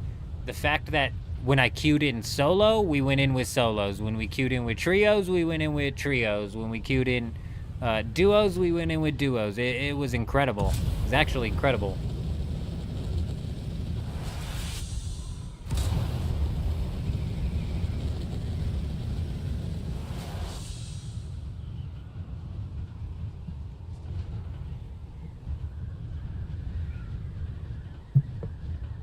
A lot of people flying around in this instance.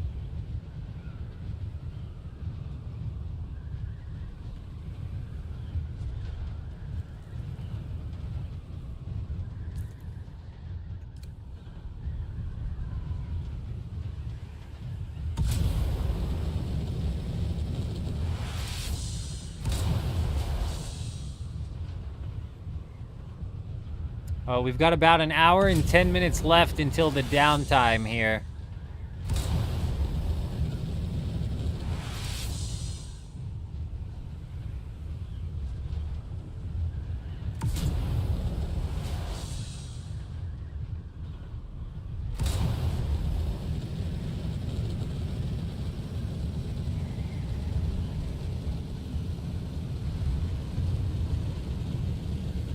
Oh, I'm tripping.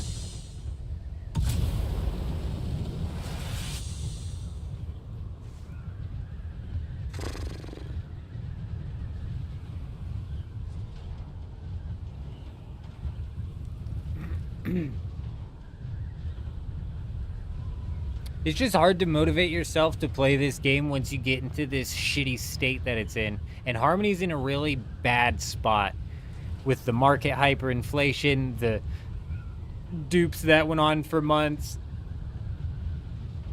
all of that. Like, if the game ran fresh start servers, like say Dune, they never fixed the dupes. They didn't fix the dupes. They fixed a portion of the dupes in the way that their current form was. But the dupe still exists in a different form. However, it's still only something that, you know, realistically bot farms and people running specified shit are able to pull off. They've just changed the process, essentially. The problem is, you'll still see them duping every so often. They only dupe, I call them dupers on demand. They only dupe when somebody comes and places an order for a Solari. And that's because the demand for Solari in the game has gotten so low. Like, the demand for buying Solari from the real world has gotten so low that the bots don't even feel a need to run 24/7 like they were previously. Plus, that's the point I was making. Like, Harmony's in such a bad spot because these bots were running 24/7 for like 2 months. They were running so much that they literally duped themselves out of business. It was wild to see. If they, like, tonight were like, yo, we're gonna launch fresh start servers, I'd be down. I'd be down to try and get as many people in the guild in on that fresh start as well. Do you know what I mean? Like, let's get the active players in and let's take a fresh start a bit more serious, because we'll be having to push in with the guild to actually do guild activities such as harvest spice.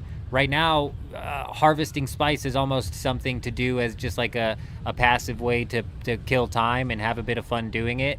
Because there's no fucking reason to, because Melange was duped to hell and back. But on a fresh start server, obviously, there would be reason to.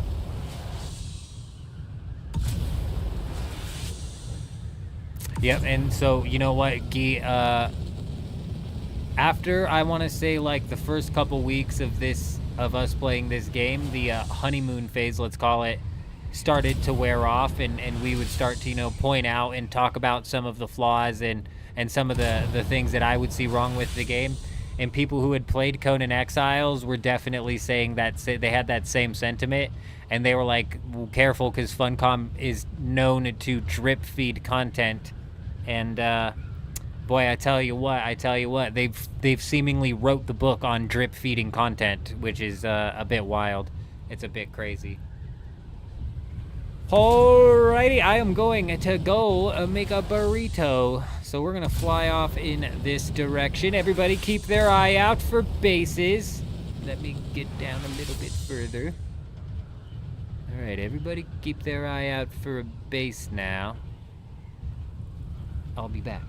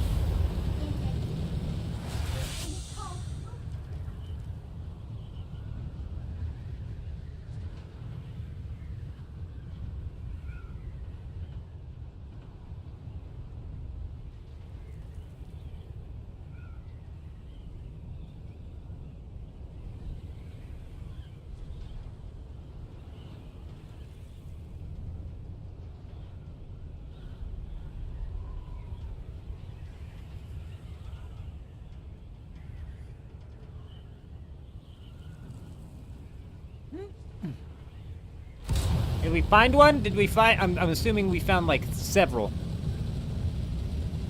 I'm assuming we found several.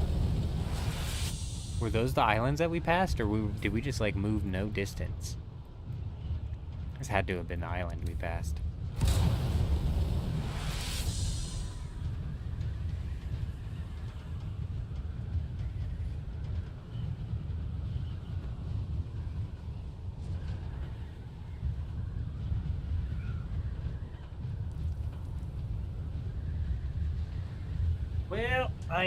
Well, I forgot, damn it. Well, I forgot, well, I'm out of, tortillas.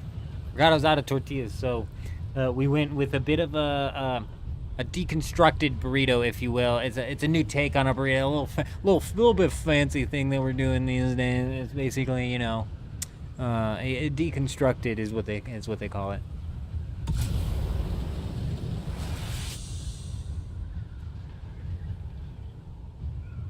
Hot. Oh, it's hot.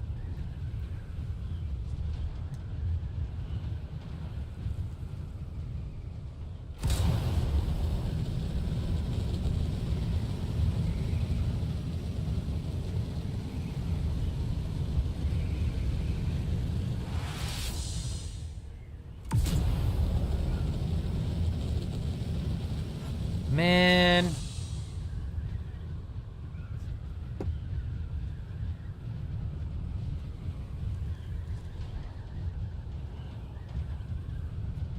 What sucks about this is currently we're 20 minutes away from another storm happening on Instance 2. We know there's a base on Instance 2 that we can raid, although it's not going to have anything. Really just a little itty bitty like forward operating base type status, and then it looks already broken down. These storms on each of these instances are somewhat tied together, or at least closely correlated.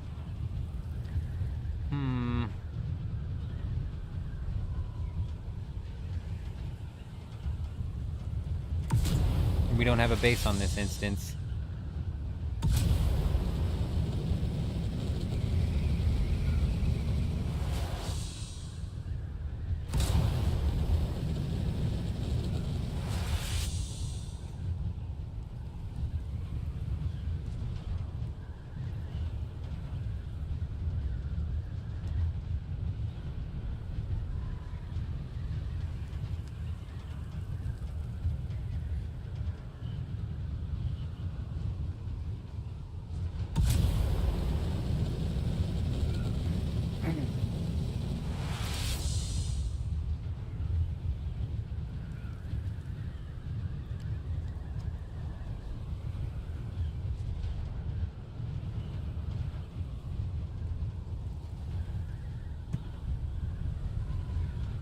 I'm gonna have to go back and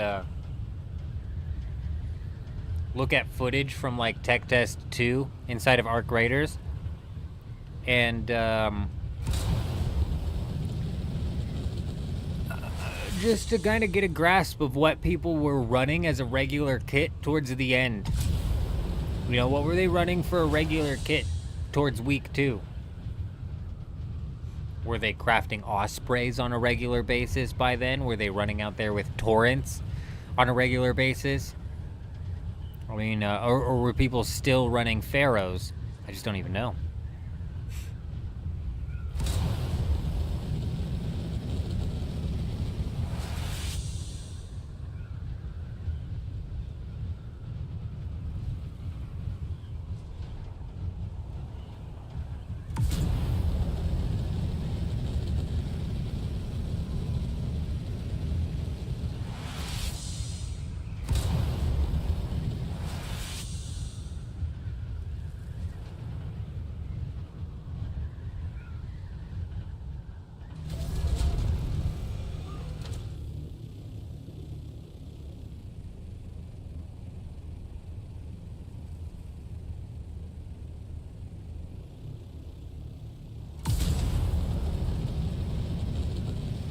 Not here.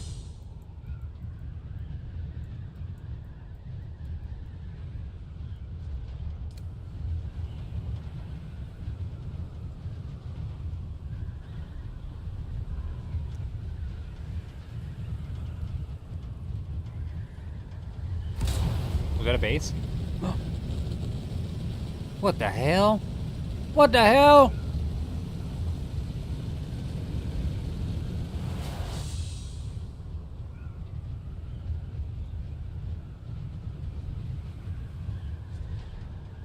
Those guys are doing labs.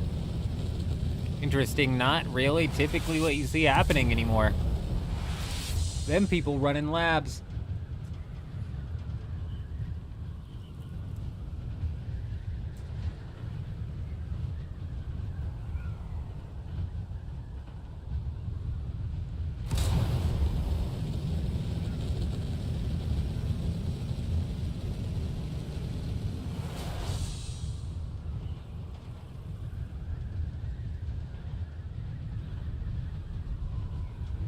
Hmm.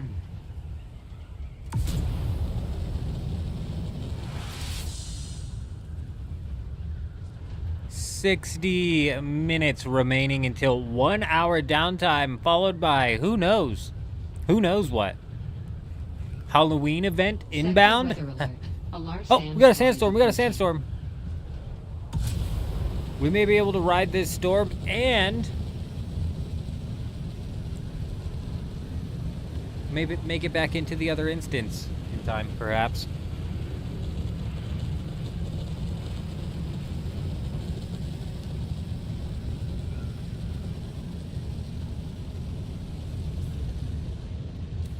It's nearly time. Carver's ready.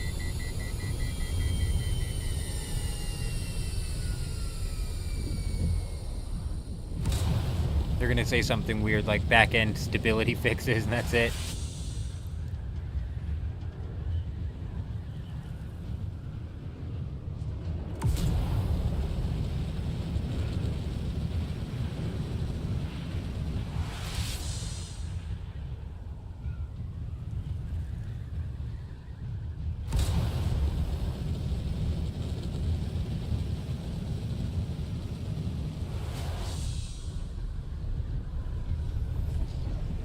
Damn, damn, damn.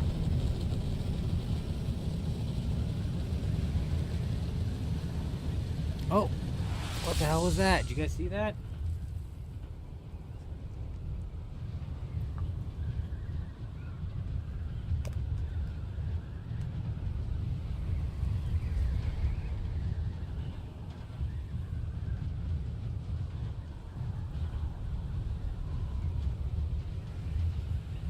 Oh.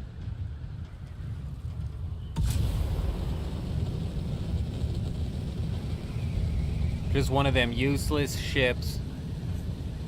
We've got no warning for a storm, so I'm assuming it's not hitting this far south.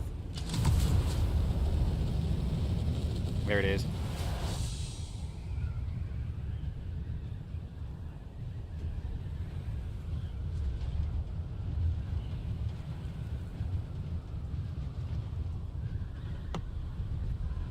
That's what we're looking for.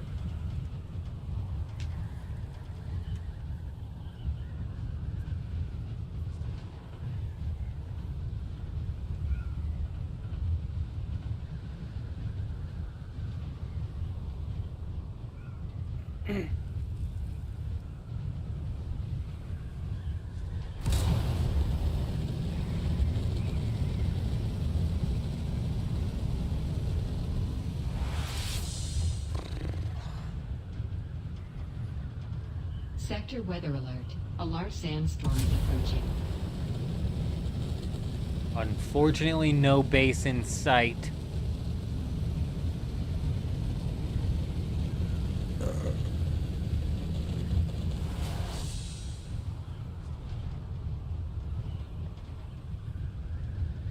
Pretty sure we checked all three of those islands. Let's whip out the map here real quick because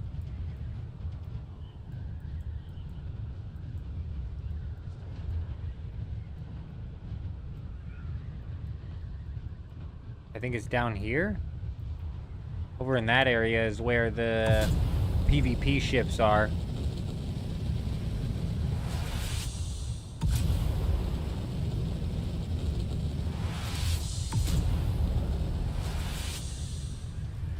And realistically, the most likely spot for somebody to slap a base down.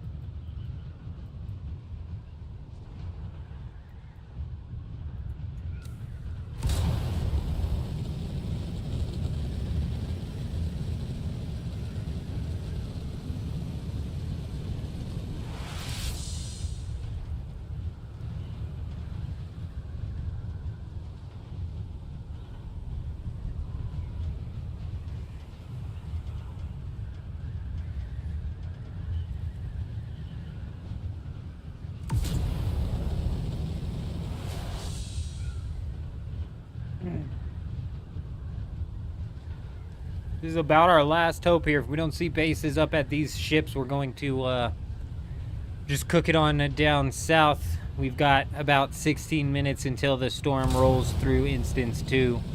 Oh, we've got that base to raid.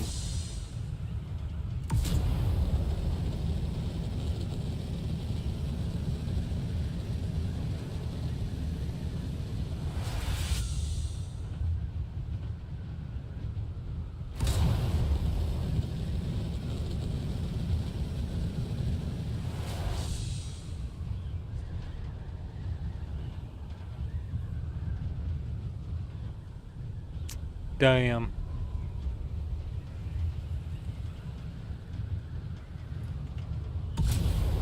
Storm. Oh my god, the storm's not even hitting this.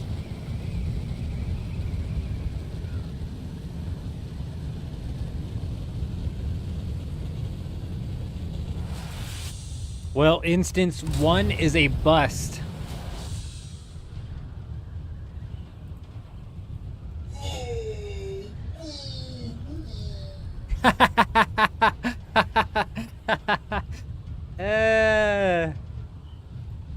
Indeed.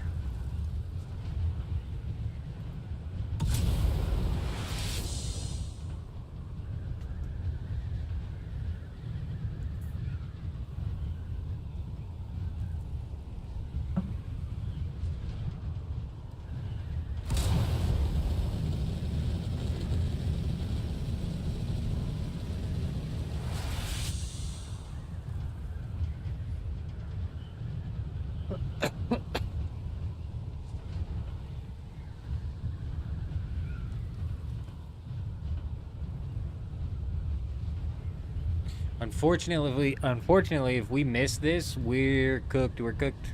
Not gonna be good.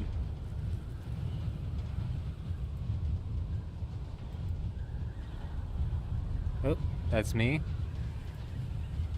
Bear with me.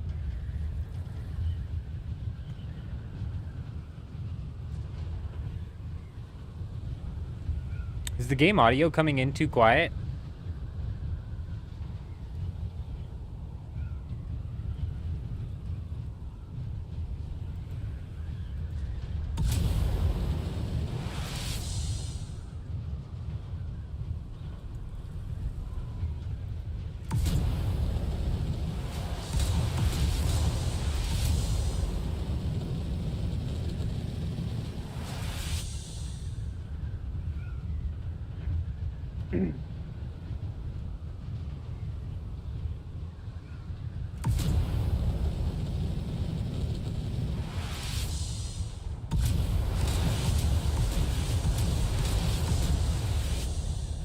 "13 minutes remaining until the storm on Instance 2. We're gonna be cutting it close. There's frickin' fly time here. We're gonna be cutting it close.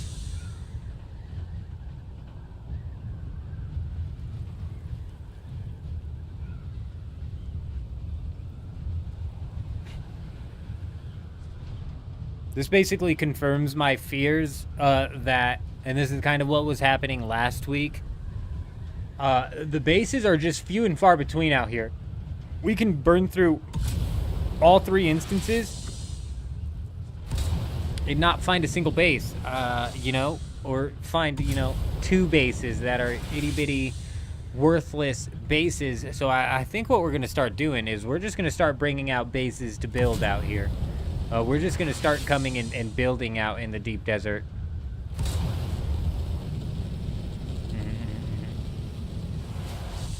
on and around places where we expect people to be popping in and out of, so we can just throw rockets at them as they come in, maybe snipe at them as they come in, just piss them off, you know? Not even necessarily to stop them from looting, but just make them think twice about coming over. Make them think a third time about coming and raiding the base, yes? Maybe some online base defenses, perhaps, Be interesting.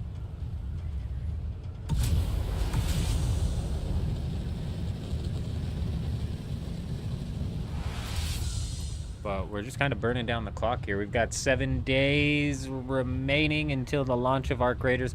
I'm going to be out of town on the 30th. Unfortunately, we're not going to be able to run a live stream on the 30th unless I happen to make it back in town at a decent time, but don't expect it. We'll probably just be running a live stream on the 31st of October, where we'll be doing a bit of a 24-hour catch-up stream where we are hopefully catching up progress-wise inside of Arc Raiders.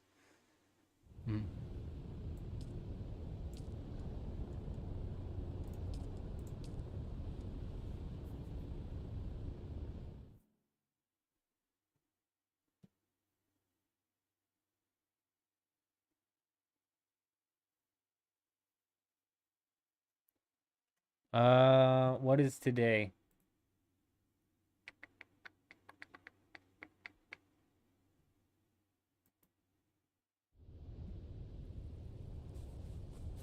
We may also be watching a podcast. We may also be doing a podcast.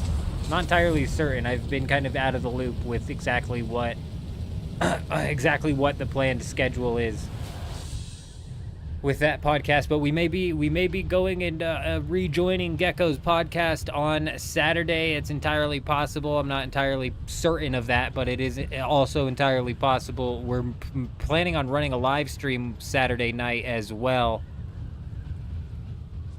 which isn't typical, but just with the mixed bag of a schedule that we have going on, we're only streaming every other day currently up until we get back from out of town on the 31st. Then we'll be back into the regular 6 days a week business.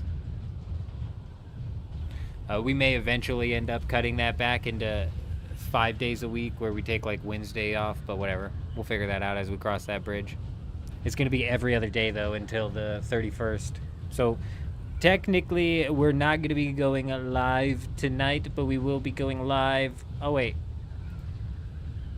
Technically, we're not going live tonight, Thursday, but we will be going live Friday night, Saturday morning, which would mean that I would not be live as the podcast would air should we happen to be inside of that podcast. Because I was gonna say, if we were live, he runs a premiere on those things like in the middle of the night, I think. I don't know what time he runs the premiere on those things. Doesn't matter anyways, because I don't think we'll be live. Ignore what I said.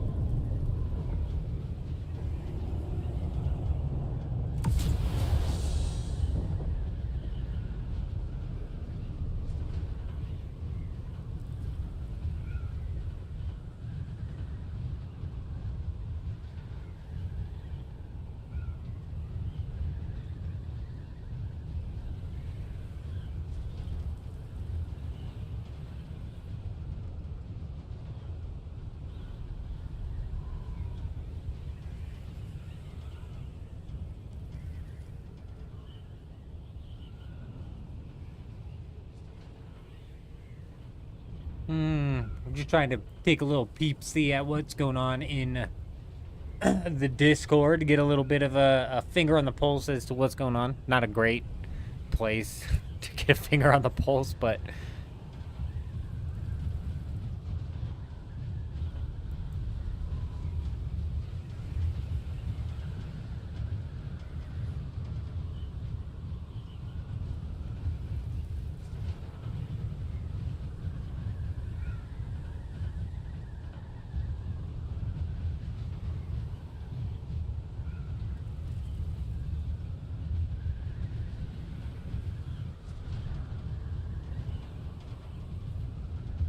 Oh, it's just the constant, argument, why does it say I have an ornithopter out here? It's just the constant argument that you see, people bitching. Oh, it's the PvP player's fault. Oh, it's the PvE player's fault. You're both goofy.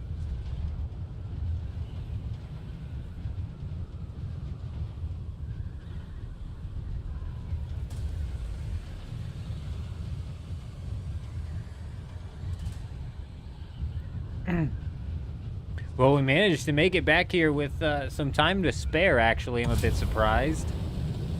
I could even go repair my wings, which I think we might.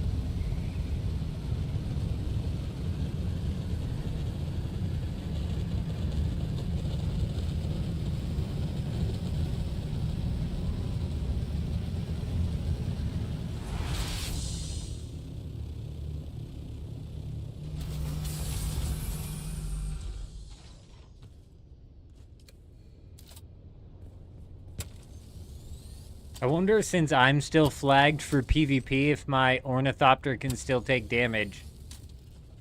Even though I'm outside of it, and it's in a PvE zone. I wonder.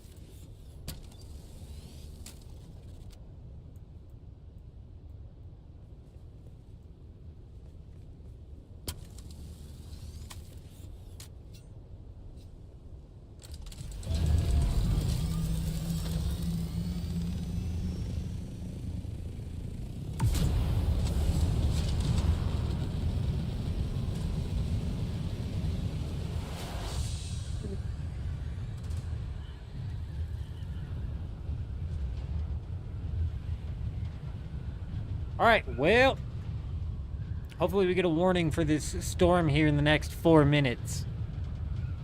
We've got 40 minutes until the downtime. It'll be an entire hour of downtime before we're aware of what sort of updates are coming into the game.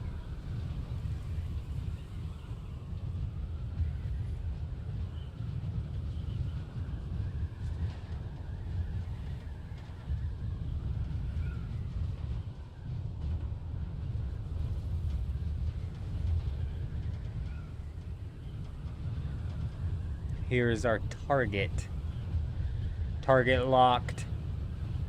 Shield is still active. Not for long.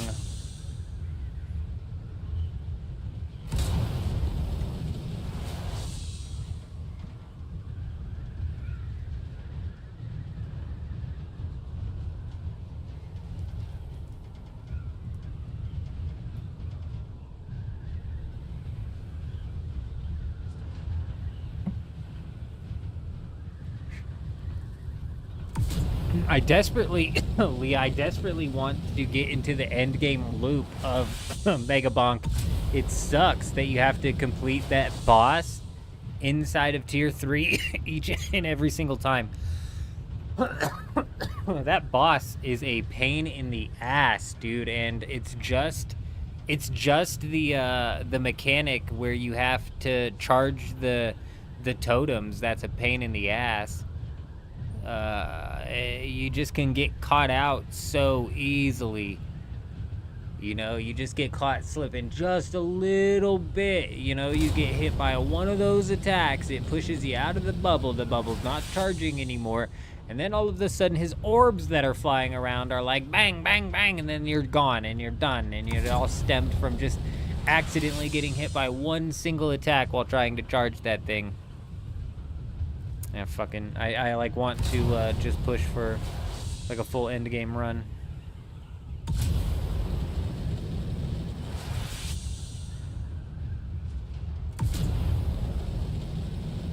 but like I said, I've been getting motion sickness. I'll play for like an hour and I'll be midway through a run and I'll just Alt F4 out. Got a headache.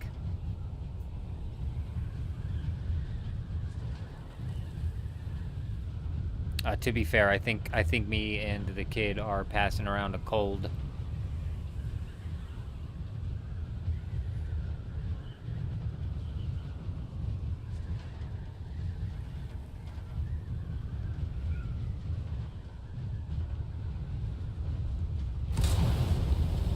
Oh my gosh, Leah, I thought the same thing. I thought the same thing, Leah. Leah, have you gone to the shop by chance? So when we played through the game, we did it wrong. Because when I saw the shop button, I was assuming it was some sort of like MTX shop. It's not. It's a silver shop.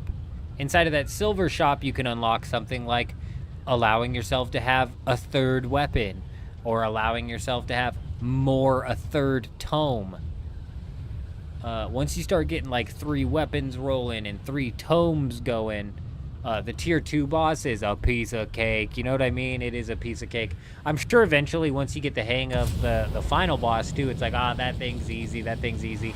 It just has a couple of immunity phases. I fucking hate immunity phases, you know? And these ones are especially a pain in the ass, because like I said, you could just get caught slipping so easily.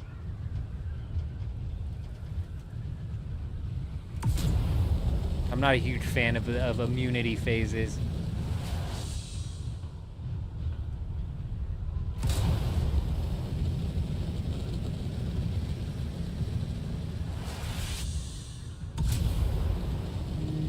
I see. I see. Are you hunting down magnets? I'm always looking for magnets. It's the only thing that's the only thing that keeps my runs going. I do magnets and I push for crit chance, projectile count, and attack speed.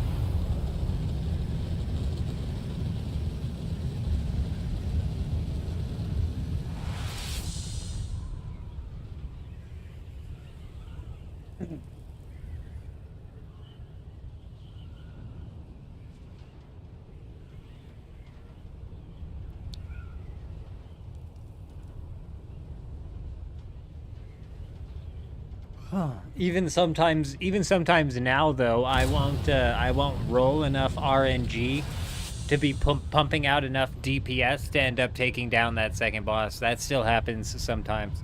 It's definitely a DPS check. The third boss is a massive DPS check as well.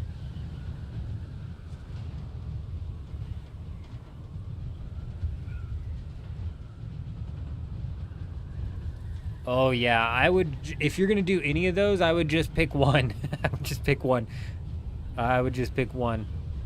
Armor is a really good one. I like armor because it regenerates itself. And the armor tome, bro, the armor tome gives you so much, it's crazy. Dude, it's crazy. 25 per level, that's nuts. That's nuts. If I even get 5 shield from one of the shrines, I'm happy, because that at least helps me tank a hit, and then the shield will recharge, and then I can tank another hit. So I'm even good with just like 5 shield, let alone like 25 though, and you could just keep stacking that. Yeah, I would pick just one of those, and I feel like for me, quantity is like the highest DPS increase, but surprisingly, crit chance is as well. Crit chance has a surprising DPS output, especially if you're running something like the bow. But projectile count all the way, it's a game changer.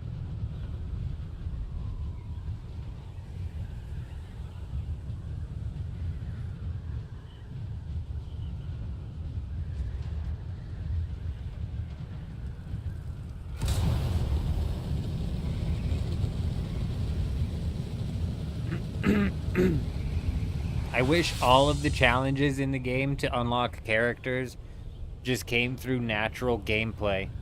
So this is something that I bitch at with Call of Duty as well, back when I was playing Call of Duty. Also with Apex Legends even. Apex Legends will have weekly challenges that's like, get 5,000 damage with Gibraltar.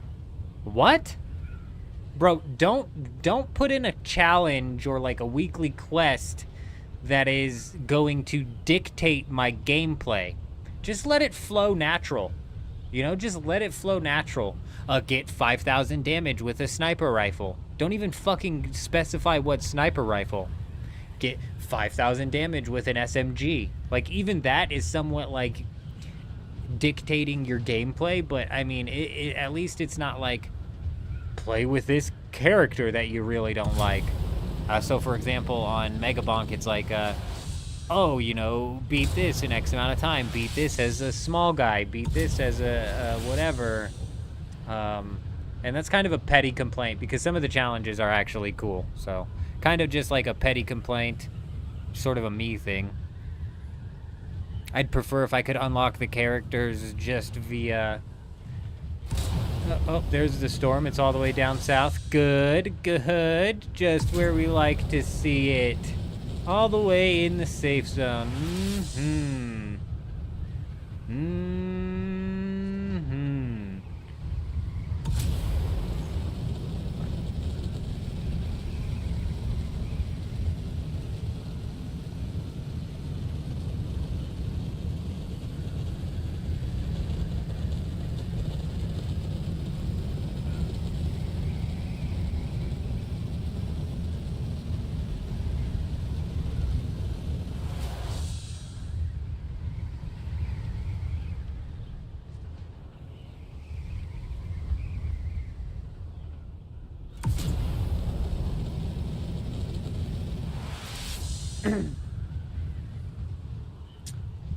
We have raided technically 2 bases tonight. We didn't finish off the raid on the second base, but in reality it was an empty forward operating base, let's be realistic.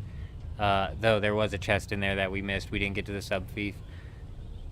So yeah, instance 1, not a single base out in the deep desert that I found. Instance number 3, we raided the 2 bases that were on there. And then instance number 2, that base got scouted out by Dragon and has now survived 2 storms. Because the storm didn't hit it.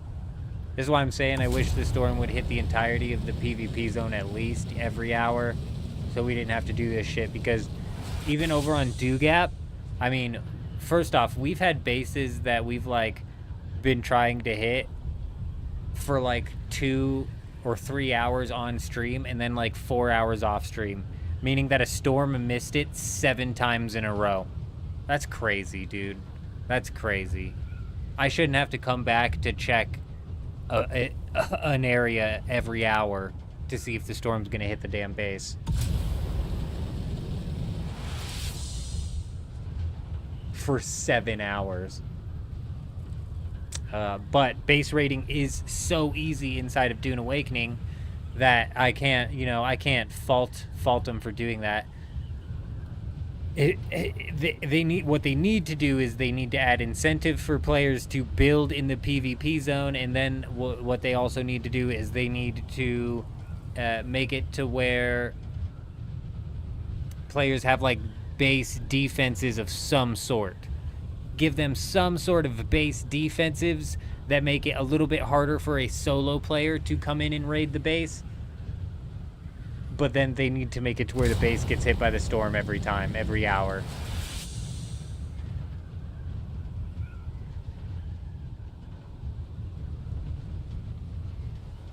I mean, it's not a terrible idea, Kato, where it's like once every 3 hours a giant F4 hits and hits the entirety of the deep desert, and it kind of brings a bit of variety to it so you're not guaranteed. That's not a bad idea. I wouldn't complain about that. I think the entirety of the PvP zone should get hit every time, but that could become redundant and annoying as well, so variation of that might actually be like a pretty good middle ground. Again, I mean, like, we're talking on levels that I don't see these guys even caring to try to pull off. If we're just dropping the cold hard truth on you. So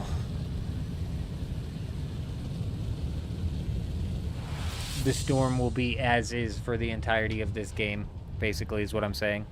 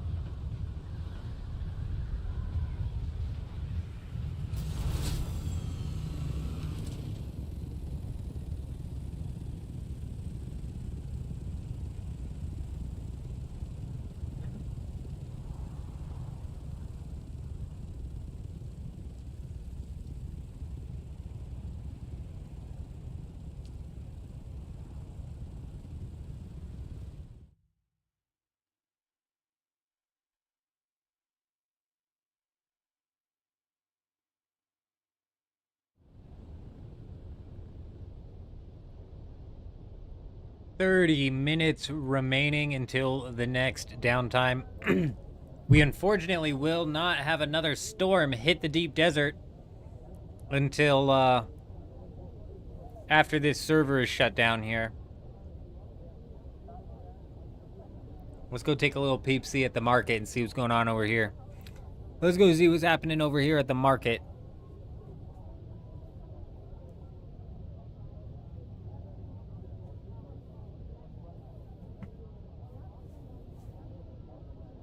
When do we think this game's gonna launch on console?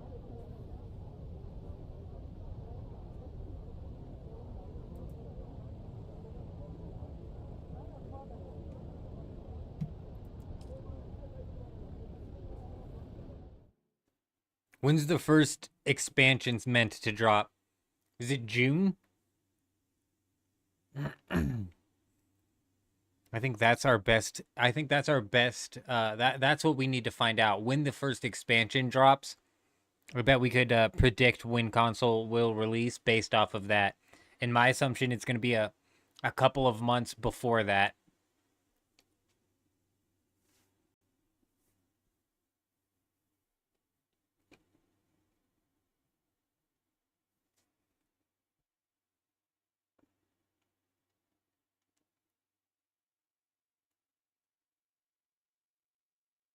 Oh yeah.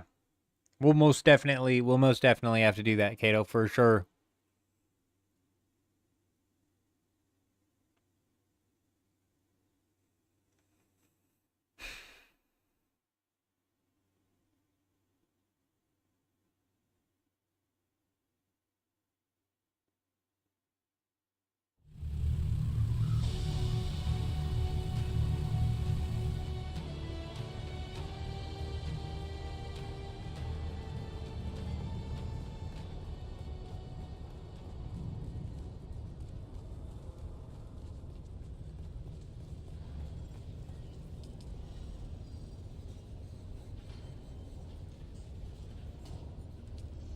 Ooh, nice. I really like using natural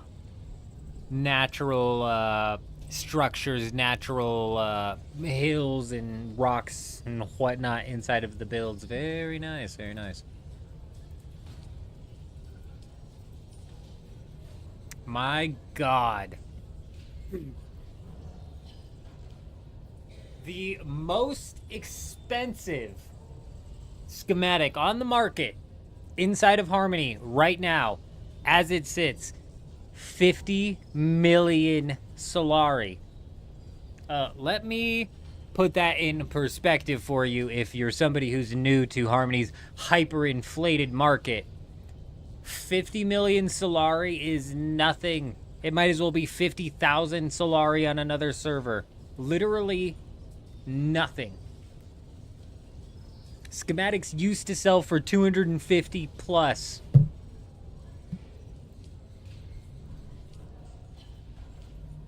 No fucking... First off, ignore this Arun lasgun. That's not going to sell for 400 million. Somebody's lost their mind. But it looks like the black market lasgun is still hanging in there.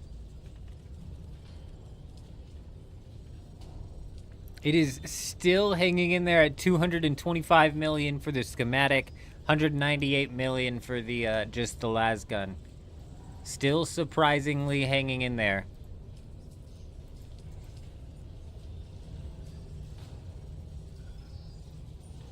Oh, finally the ambition going for something, but it doesn't seem like that's real. Ambition 27 million. See, these sorts of schematics that are on the Landsrad vendor, I think are going to hold their price pretty well. But let's go ahead and take a look here, though, because we have Bulwark, Chest. Oh, there's only one on the market. What about the boots? Yeah, the Bulwark boots might be on the market for 50 million, but realistically, you can get them for 8.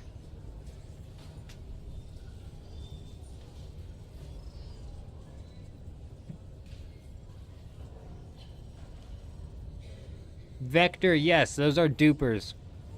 Mm-hmm.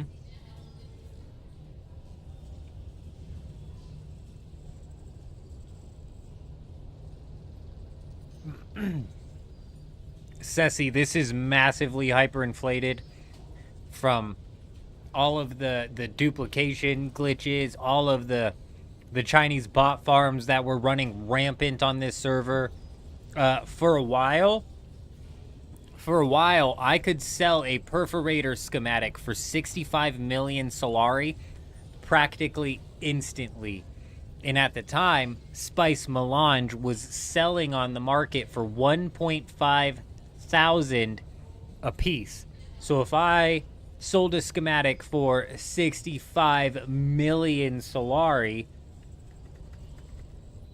and then I was able to pick up Melange at 1.5 thousand a piece, you could literally pick up 43,000 Melange for selling one schematic.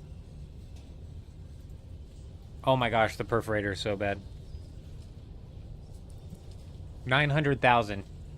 And that's so gross. This was 65 million, and that was the quick sell price. If I put these up for 65 million, it would sell within minutes. 85 million was the going price of this.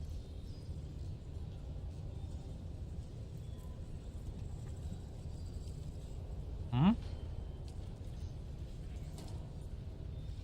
Hmm?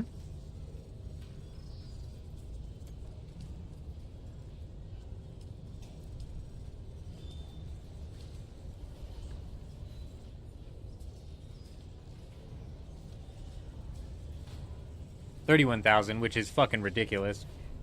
These used to be like 70,000 a piece, though, weren't they?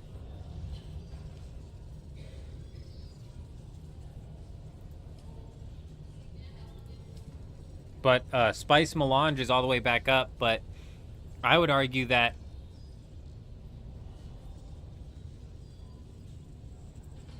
from this number down is all a bot farm. Maybe, I think this is maybe from this number down. Maybe from 23,000 down. This 18,000, I think that's all a bot farm. Down to 16. The bot farm just keeps undercutting itself. It is so bad. It's so bad, Sess. It's so bad. It's completely and totally pointless. And it would just kind of suck. It was bad before, and it's even bad now. It's even worse now because, like, these clans have since quit the game, unsurprisingly. But there was a guild that held down the Regis Disruptor pistol all week long. So they received like 90% of the schematics of this pistol that week. And then 2 weeks later, they reran that pistol. They reran that same map 2 weeks later. So they literally had to do it all over again. I think the second time they didn't care to do it as much. But this pistol used to be going for like 750 million Solari. 15 now? Are you serious? That's crazy.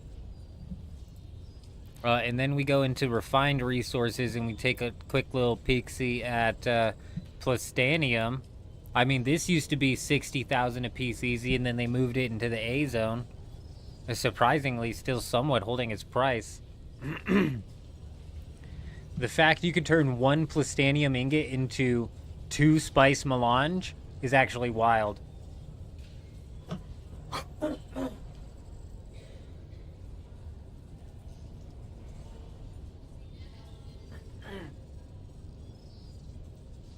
What sells for like 5 mil on your server?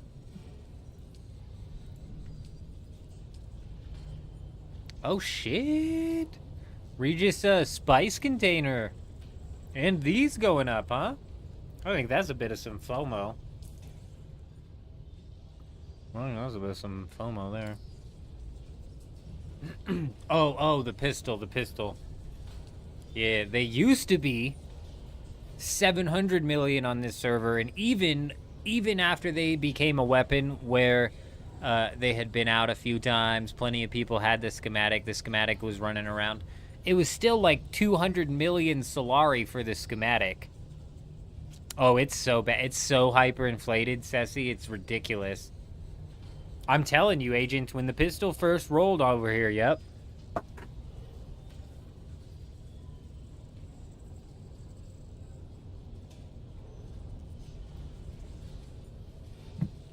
They were asking $1 billion for it. I don't know how many actually sold at $1 billion, but I know they were selling them at 750, and then when they finally stabilized, they were stabilized at like 200. Hey, Ceci coming in, dropping that follow over on Twitch. Hi, how are you? Welcome. I hope you're doing fantastic. Will be seized upon by those anxious to expand its meaning.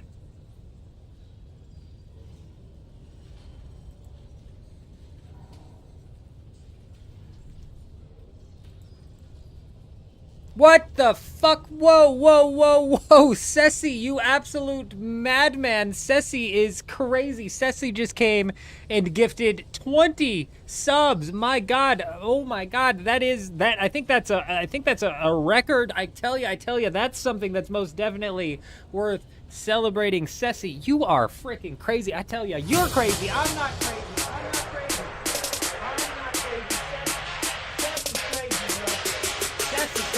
crazy. I'm not crazy. Seth, you're a madman, I tell ya.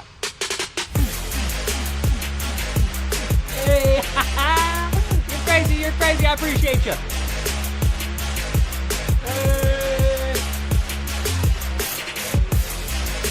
These are the dance moves that landed my wife, by the way.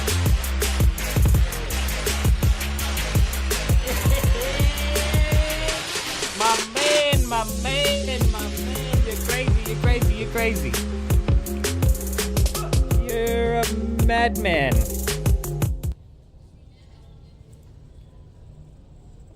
Whoa. Okay, I gotta be reading that wrong because, Hey, I gotta be reading that wrong.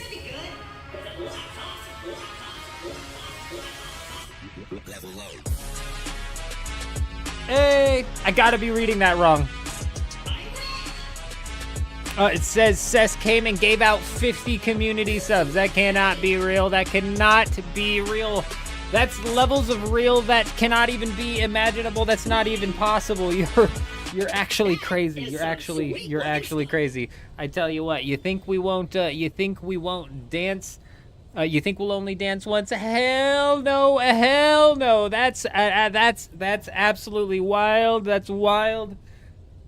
We appreciate you, Cess. We appreciate you. You're crazy. You're crazy. I'm not. No, siree. I'm not crazy. Cess is certified crazy.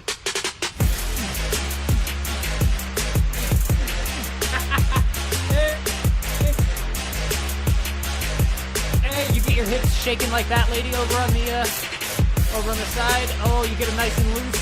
You're gonna be doing somersaults in your 80s. You know what I'm saying? You know what I'm saying? Ha ha! Oh, you're a madman. You're a madman. You're a madman. We appreciate you, my friend. We most definitely do. We most definitely do. Actually, freaking insane. Actually insane. We appreciate you. We appreciate you. We hope you're doing well.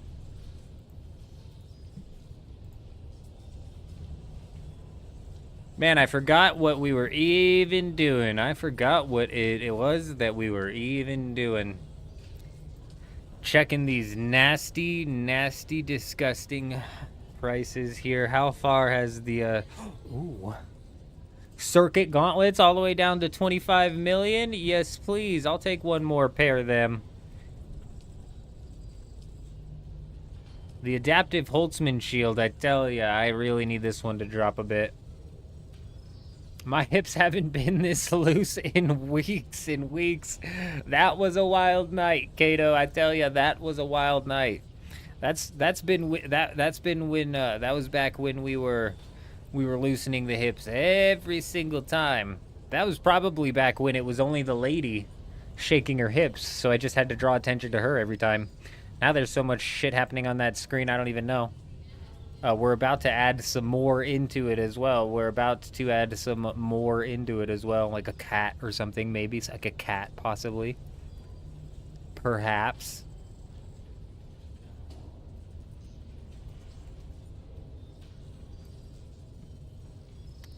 Perhaps. Adaptive Holtzman shield, circuit gauntlets. What's the power harness at? That's still like so low.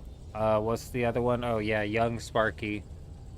Oh my gosh, I'm assuming this is dropping somewhere that's easy as well. Oh, it's just MK5.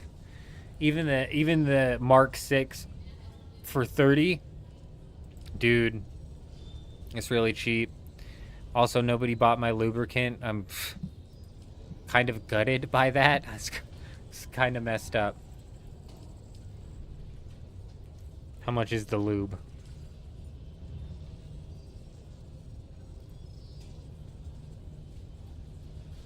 That an announced need for increased security will be seized upon by those anxious to expand its meaning. You gotta stop. You gotta stop. You gotta stop. You're crazy, man. You're crazy. Cess is actually crazy. There's not even that many people in here. What happens to the subs when there's not that many people in here? What even happens to the subs when there's not that many people in here? Oh my gosh. You're crazy, Cess. You're actually crazy. I tell you what. I tell you what. 3 times in a row. 3 times in a row. What's it called when you have multiple geese? What's it called when you have 6 geese? Oh yeah. It's called a flock of geese. What's it called actually? I don't know if it's called a flock of geese. Hey! Oh, the glasses. Nailed it. These are the dance moves that landed my wife. You guys think I'm joking? I just hit a little bit of this on the dance floor. A little bit of this. I called it the Zoidberg back when I was younger, and I was hitting it on the dance floor. Oh, ladies love the Zoidberg. Let me tell you, the ladies love the Zoidberg.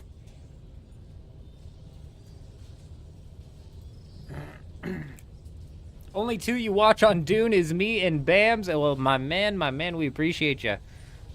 We appreciate you. We hope you're doing well. We hope you're doing well. Dakota, it's the truth, though. It's the truth. It's the truth. Where's the lube?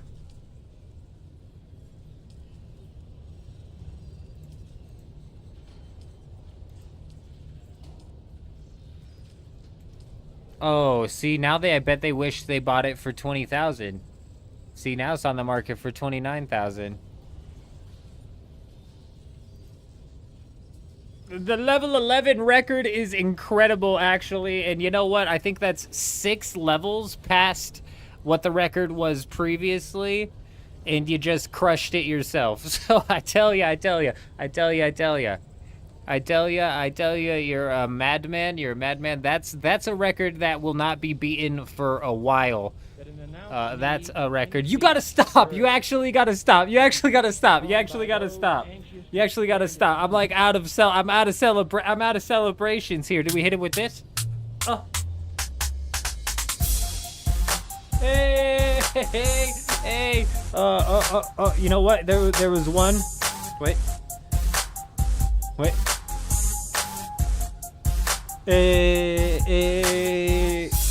It'll cut off quick.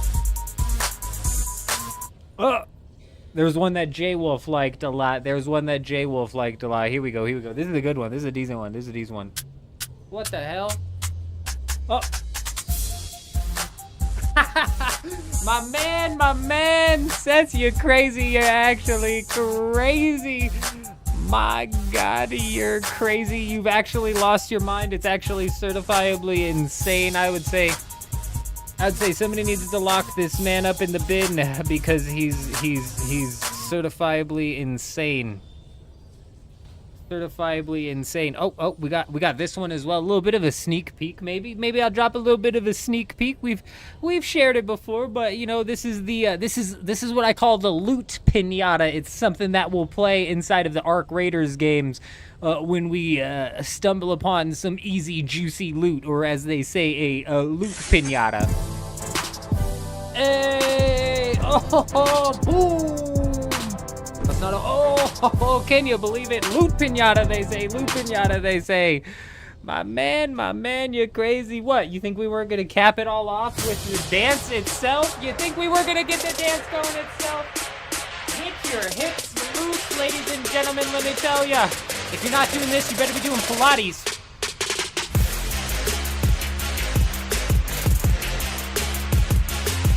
I reversed the camera, so I gotta hit it from a different angle.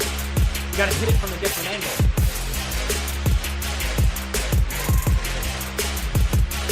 Get them hits going. Oh, you gotta hit the jam. You gotta hit the jam. I tell ya. You're actually crazy. You're actually crazy, and we most definitely appreciate ya. Won't tune in for your RuneScape crap, but I'll hit whenever you play something else. Hey, we appreciate you, my man. We most definitely do. Vector, coming in, dropping the follow over on the Twitch. Hi, how are you? Welcome. I hope you're doing fantastic. I hope you're doing well.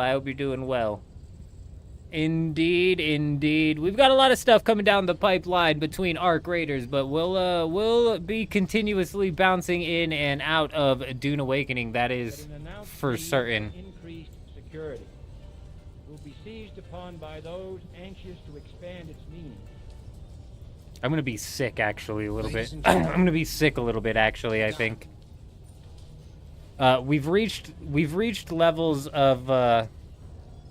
I mean, we've reached levels here that genuinely I just gotta say is crazy. It's crazy, my man. It's crazy. Pumped it up all the way to the level 15. The level 15 hypertrain. You're insane. You're absolutely insane. And we most definitely what? We gotta get those hips loose. We gotta. Oh wait.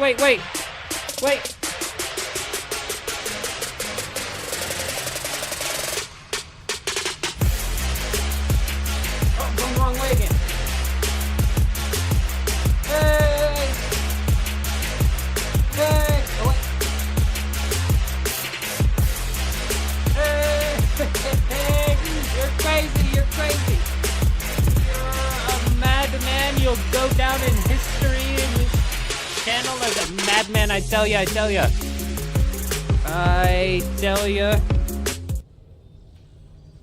Control, Shift. And I hate to interrupt your field report, John, but we just got some breaking news. Cess is a certified madman. Yes, indeed, Cess is a certified madman. Somebody Somebody call the loony bin, because this guy needs to get locked up. I tell ya. That's going to end our broadcast. You're crazy. We appreciate you, my man. We most definitely do.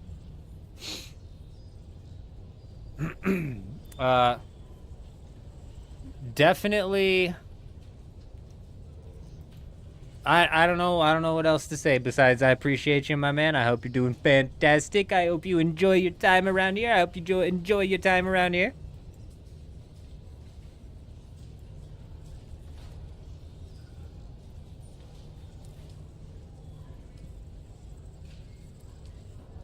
I've lost track entirely of what we've got going on here.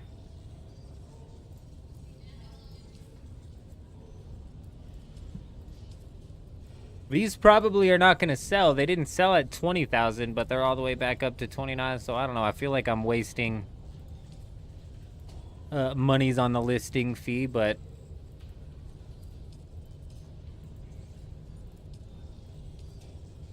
if you hit relist, it should be like, it should give you the option to relist as a specific price rather than having to go through one by one and still price these out. It's a bit crazy.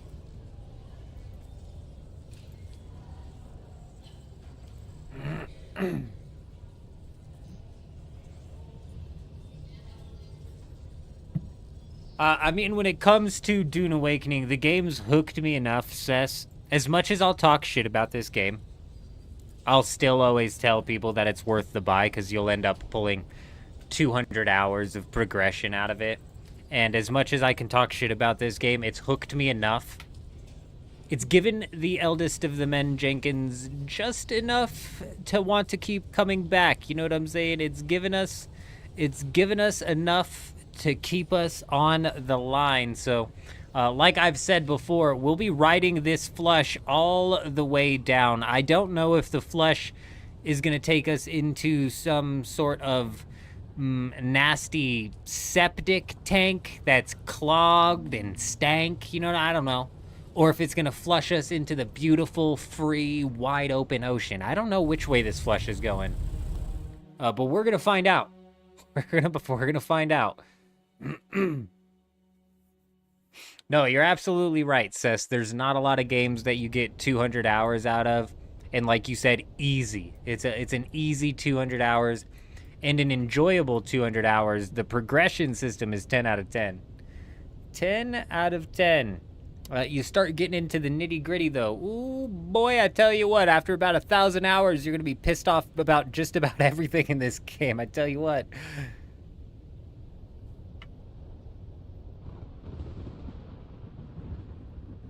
Yeah, the end game is brutal on both fronts, too, for PvE and PvP. And week by week, they keep making it worse for PvP, which is, you know, strange. Indeed, 3 minutes until we're going to be sitting here for an hour. We've got just about 3 minutes until we hit the hour. Wow. Choo-choo, as they say. Would you look at that?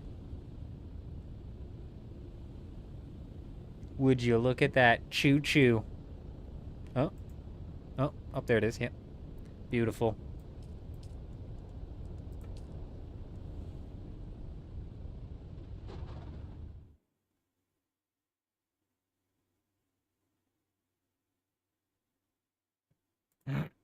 But yeah, we'll be bouncing back and forth in and out of Dune Awakening. Even when we're playing other games, like even when we're going hard on Arc Raiders, I don't see a full week passing by too often where we don't end up running at least one Dune Awakening stream to come fuck around out here in the deep desert. Like, I'm gonna try throughout this next week here to get some sort of like base PvP going. You know, we got this day going here to kind of check out and see what everybody else is doing base wise in the deep desert, and I tell you, it's not a lot. People do not have a lot going on out here base wise, which is unfortunate.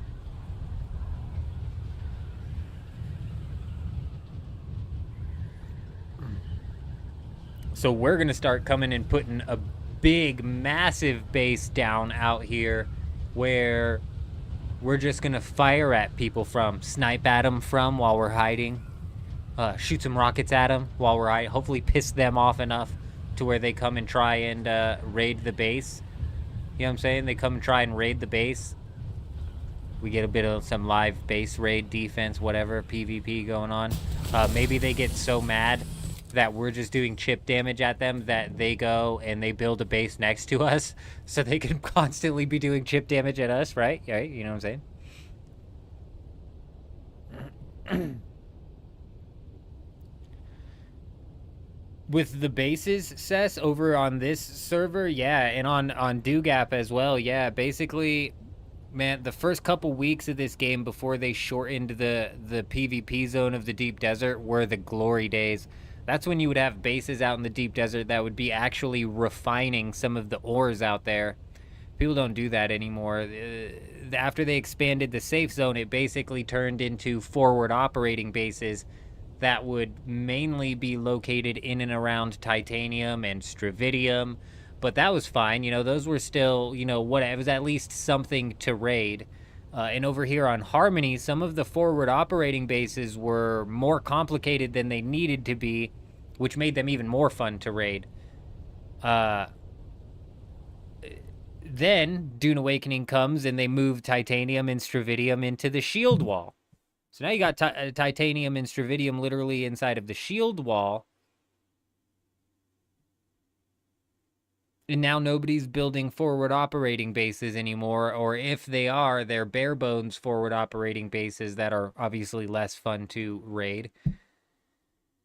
But week by week by week, I keep saying that Dune Awakening is killing off base raiding, and week by week by week, we continuously find bases inside of Dune Awakening. So, I mean, I don't even know. I mean, the bases are still there, and they still pop up. They just seem to shift form. They just seem to shift form a little bit. Like, for the week that it was super easy to get underground, there was a bunch of underground bases. For the week that all of the deep desert schematics got thrown onto the loot pool, it was tiny little forward operating schematic bases, little tiny hidden bases that people were putting around, just very quickly storing schematics for a temporary time being. Those were fun to raid too. But I mean, like this week and today specifically, I mean, it's just nothing. There's nothing. We've found one forward operating base that keeps missing the storm. There's a whole lot of nothing. I'm concerned. What I'm concerned with is if we go and put a base down, say on sector F6, F5, F6, where the two PvP ships are, and we put that base down with hopes of like causing trouble to anybody who decides to go to that PvP ship, and then nobody comes to that ship, well, then, you know, what exactly are we doing, right? We're just like we're not accomplishing anything at that point in time. Because the point would be to set up the base, pester anybody coming to the ship or the lab or wherever, so much so that they decide to try and raid our base, or they try and go set up their own base and pester us. It's just, that's the loop I'm trying to sort of establish on here. Whether or not we manage to get that to work, I don't know. Harmony's got this weird ebb and flow of players as well, where I say week by week by week, the Harmony server loses players and loses guilds, but week by week by week, it also gains players and gains guilds. It's almost like evened out, if not somewhat on the uptick, which is just surprising, to be honest.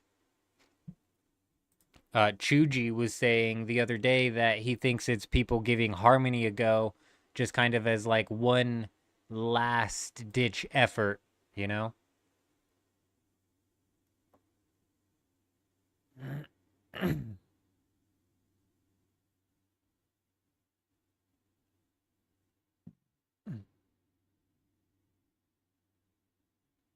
Oh, that's good, McQueen. Yeah. Pestering is an issue. Oh, pestering is an issue when you're limited on a week basis.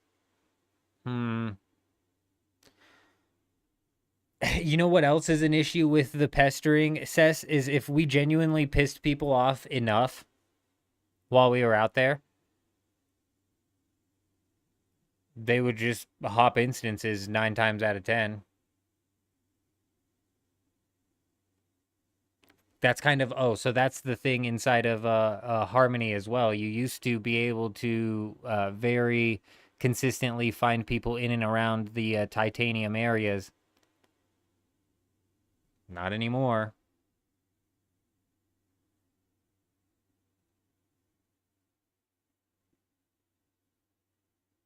Oh, it doesn't. It also doesn't help that, man. This was another thing I really enjoyed over on Dewgap when the ancient way was actually functioning. And when we jumped up on somebody with the ancient way, it would actually hit their ornithopter when we fired at it. I mean, those were the days.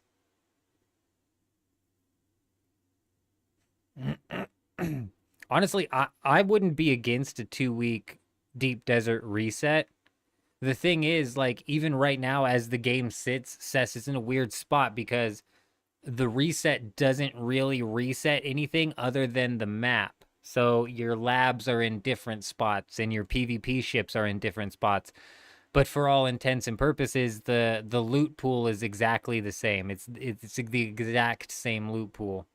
Whereas in previously, this is what I was talking about at the beginning of the stream. It's like we used to have things to do on a weekly basis.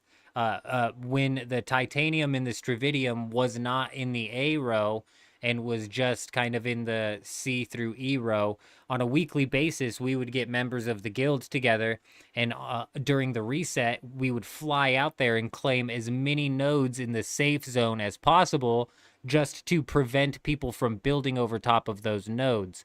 Then they moved the nodes into the safe zone, and that kind of took away our weekly race, if you want to call it that. When they took away our weekly race, we had the weekly schematic swaps, which was fine aside from the fact they kept re-rolling the same schematics every other week. And at least with the weekly schematic swaps, it gave us a sense of like focus as to what we were going to be doing that week. Is it the Regis Disruptor pistol? Okay, everybody kit into and class into, respec into a PvP kit because we're going to go and push that. Or is it fucking pincushion again? Okay, well, then we're better off slotting into harvesting because we're just going to run a harvesting week, you know?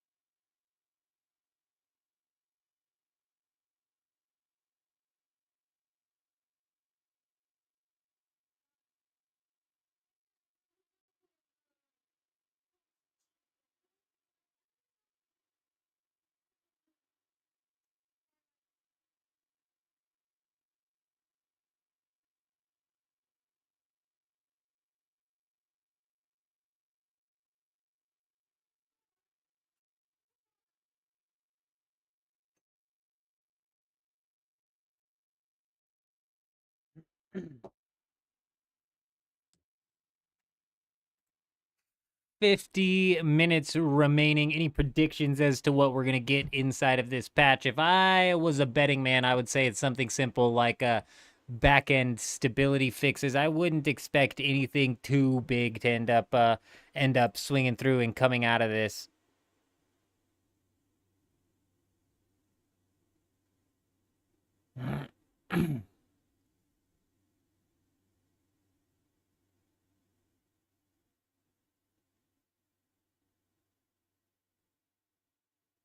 Are they capable?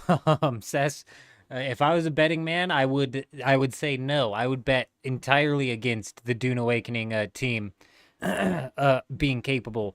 Especially if you talk to any Conan Exile players, they're not surprised at all with anything that's going on inside of Dune Awakening.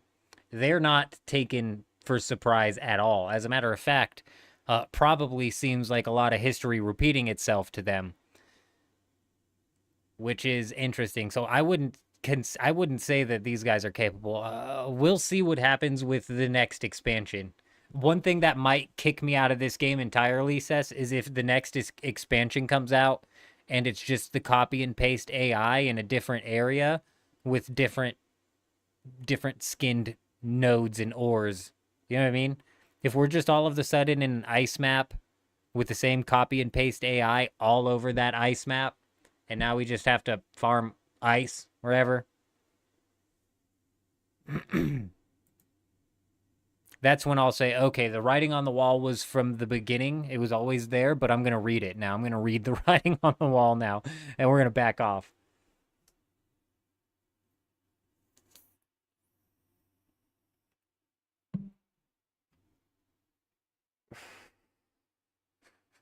Yeah, and all the ice that they want us to farm, Dakota, they're going to make sure that it's in the area where the worm can get you. And if you find any ice inside of an area where a worm can't get you, they're going to patch that out ASAP. Top priority for them. What do you mean by roguelike stuff in the dungeons, though? It's an ice worm. The cannons. Oh, yeah, right. The cannons. The cannons are a full part of the new map. They're just there forever. Bro, that's an instant uninstall. If the cannons are just in the new map, I'm done, dude. I'm done. I cannot listen to the cannons anymore.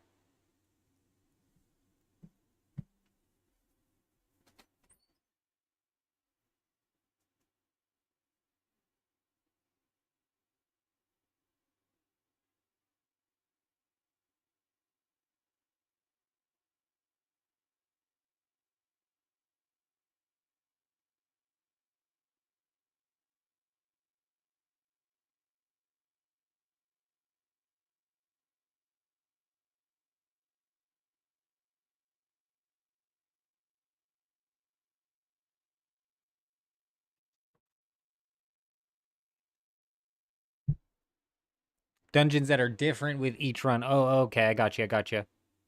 I want the AI to be creative. That's all I want. Like, so I could go either way, PvP, PvE, but I need them to go one way or the other. I'm not confident that they can pull PvP off because the PvP in this game is not meant to be taken seriously. It's genuinely not. Half of the skills don't function as they're said to meant to be functioning. And the other half of the skills don't even function at all. So it's like PvP is a joke, not meant to be taken seriously inside of this game. More so meant to be something that you just dick around and have fun with. And again, they're making that even harder because something like pissing somebody off in a scout ornithopter because you happen to catch them with the ancient way is becoming impossible because the ancient way misses them every single time. But I just want some creativity with the AI. Like even if the AI's functionality was copy and pasted like it is now, but some of the big guys were like a different form all together, like if there was like some boss guy who was like huge, just a big chunky dude with like fucking just obviously stacked up in some like armor, and it's just like his Gatling gun functions the same as the other Gatling gun, but it's just bigger and looks more wild, and whatever Dune way they could make it look more wild, like even that to me would be levels of creativity that for some reason they don't even bother to try to get to, let alone the fact that like I said, the functionality is all copy and paste. Yeah, shell shock from the turrets. Yeah, the cannons. Man. Man.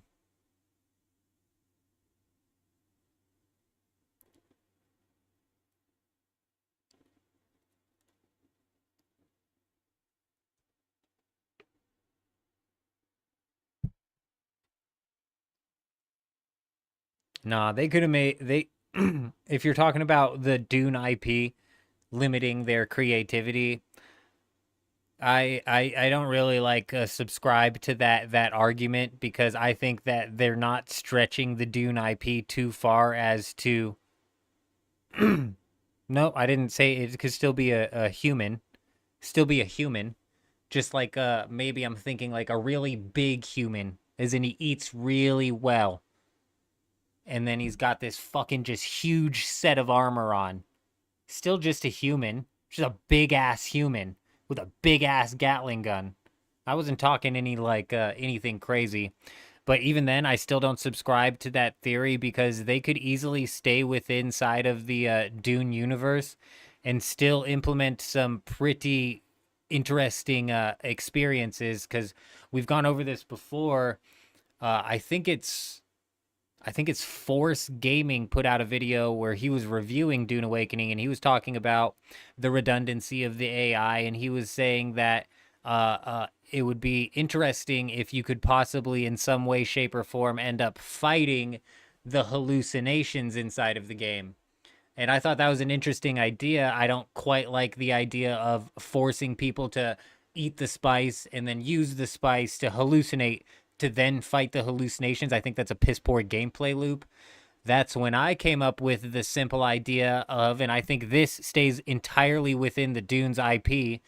You have a lab that has the air that is so spice infused. The air inside of the lab is so thick with spice that anybody who goes inside of this lab can't help but hallucinate. Hence, they can now add in fucking goblins. I don't care. Goblins. Okay, you hallucinate goblins.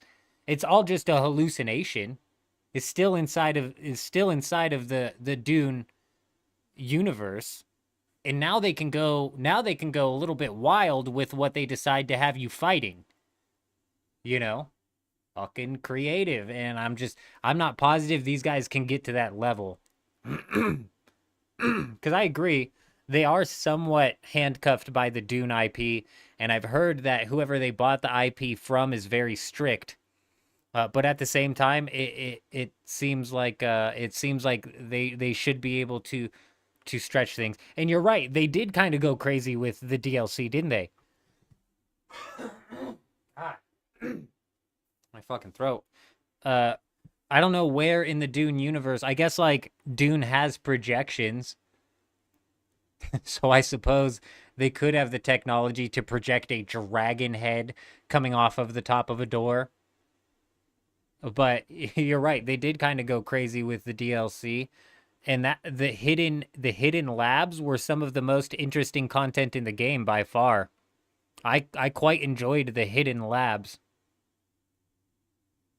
That was solid content. And that's another thing. That's another check on the list here for console. I keep saying that this game is going to absolutely dominate consoles. The console release, it's going to do so good on consoles. This game is going to fucking blow console out of the water, bro. Because like we were talking, they have 200, 300 hours of content that they can suck out of this game on console. And they don't have to deal with any of the rough waters that we had to deal with. They'll have no idea what it was like to have the deep desert as a full PvP zone. They'll have no idea what it was like to have titanium and strividium locked to the PvP zone. So all of the full PvE players are going to be able to grind to titanium and strividium and then continue their grind. So that 200-hour grind that the PvE players hit in the original game before they fucking shifted out of here because they didn't want to step foot in the PvP zone, that extends into 300 hours because now they can farm titanium and strividium, and these guys won't have to deal with the nasty they'll immediately have this nasty loot pool. So they'll have no idea what it's like to have weekly rotating schematics. This game's going to kill it on console. You're right. They need 400% more of it. Mm.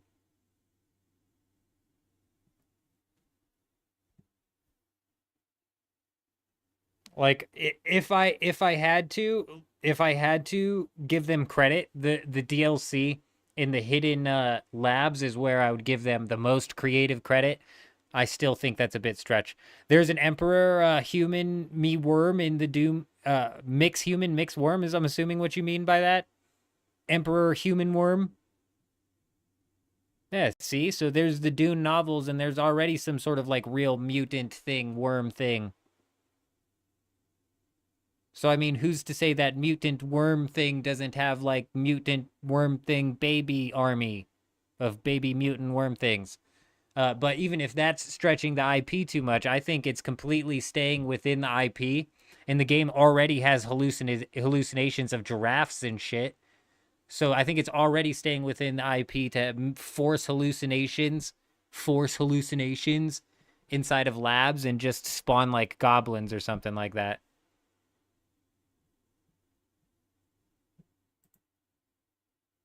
Cess went crazy earlier, Lightning. Cess went crazy, my man. He went absolutely wild indeed. The book 4 is like 4,000 years in the future. Okay. I see. So I know nothing about the Dune lore. Not a damn thing. Even inside of Dune Awakening, I skipped every single scene. I'm not a lore guy.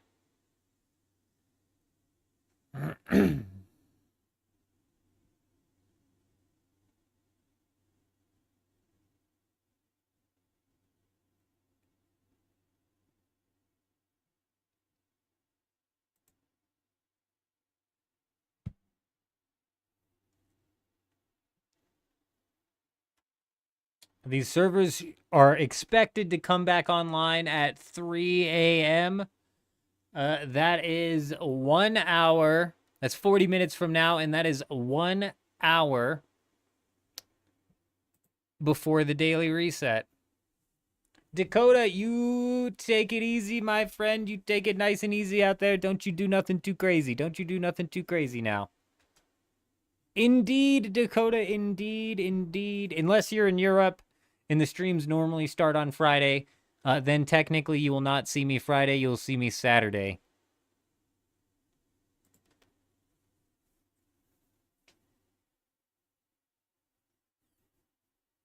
Oh, okay. You'll see me Friday then.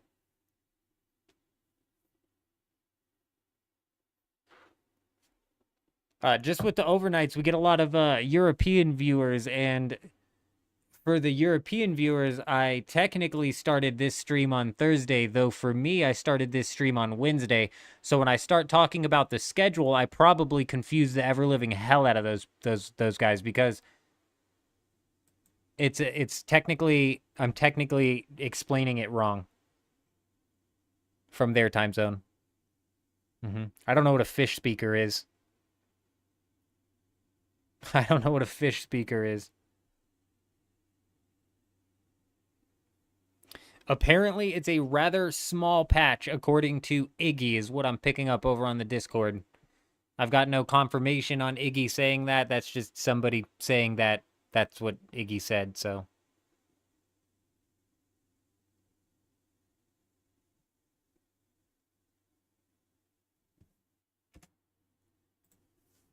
Yep, the streams are going to be running every other day up until the 31st, unfortunately, and we're going to be out of town on the 30th, which sucks. It's the day that Dune Awakening, or sorry, it's the day that Arc Raiders is launching, so we're going to be out of town on the 30th, unfortunately missing the very start of Arc Raiders, but on the 31st, thankfully, my wife is going to be back in town. And we're going to be running a 24-hour Arc Raiders catch-up live stream where we're grinding it out, getting down and dirty. And realistically, we'll probably be running a live stream Friday, Saturday, and a Sunday, all Arc Raiders. But then Monday, actually Monday too, probably Arc Raiders. Tuesday, after the reset, though, we're probably going to bounce back into Dune Awakening and come try to get into some base combat.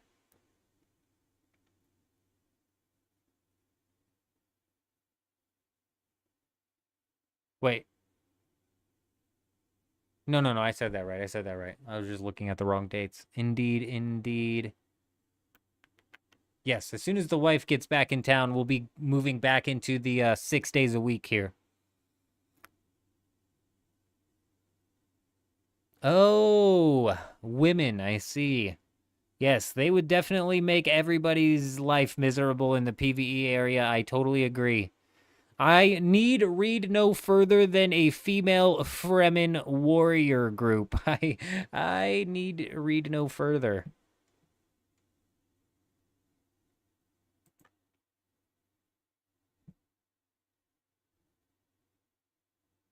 Yes, loading screen. Cess lost their ever-loving mind. I tell ya, I tell ya. What's wrong with women playing? There's nothing. There's nothing. There's nothing. It's just a joke. It's just a joke. I was just joking. It's the type of joke I would make, and my sister would say, "Ah, you're such a misogynist," and I would say, "You're just sensitive because you're a woman," and so it wouldn't quite make the wouldn't quite make the tension feel, and it wouldn't quite fix the problem, but it was funny. It was funny nonetheless.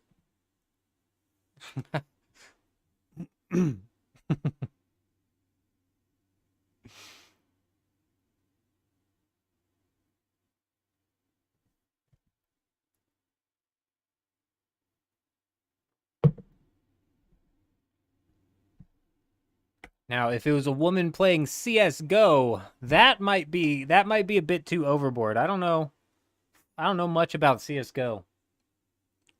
But those guys do not like women for real. For realsies.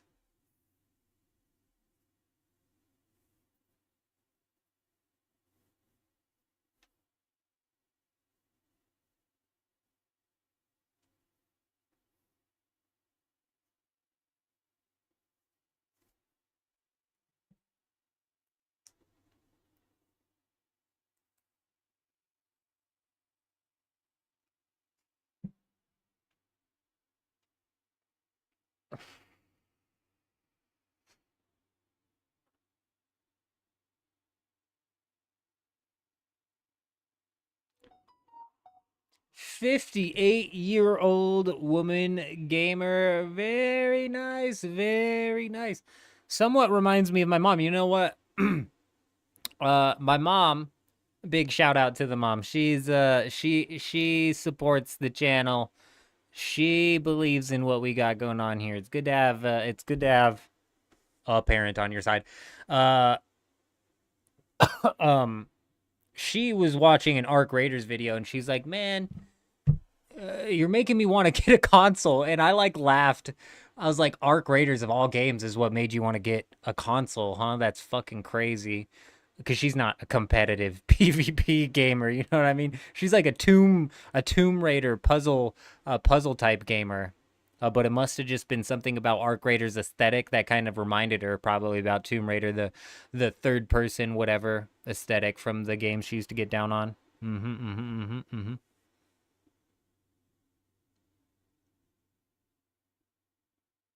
Servers are back up, so saith somebody on Discord. I'm not gonna believe them.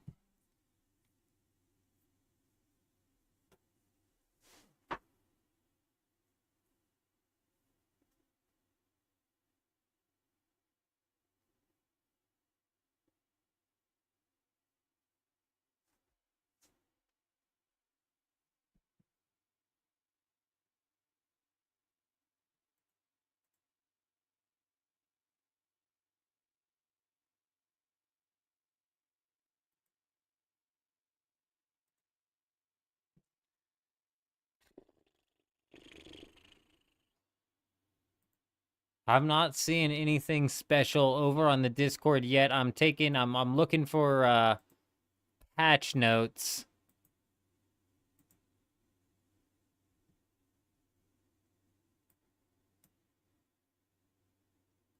No, I'll definitely have to close the game before. I'll have to close the game and update for sure. Typically we just sit on the main screen until it's for sure out. Then as we're updating the game, the patch notes come out and we talk about those real quick if there's anything substantial, which as of late, there's typically not really anything substantial inside of the patch notes.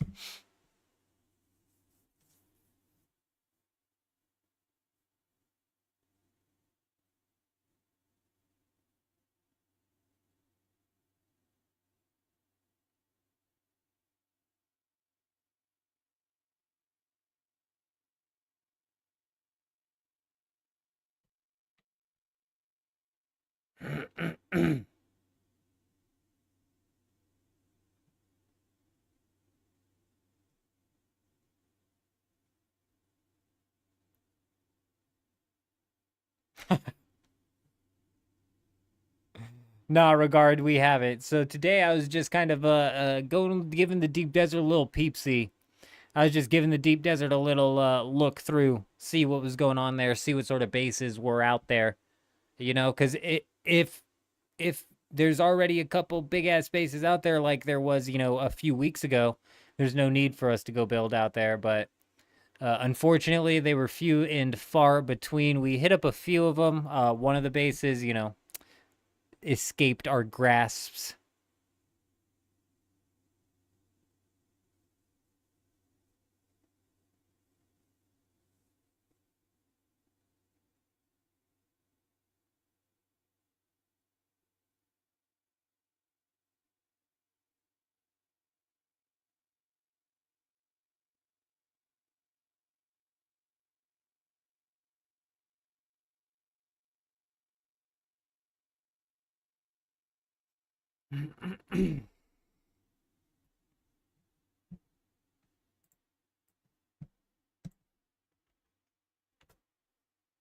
Ah, the NES. That's about the oldest console that I've ever played, and I was maybe 7 years old when I played it. And we just played Mortal Kombat on it, if I'm not mistaken. That might have been like the next version of the NES.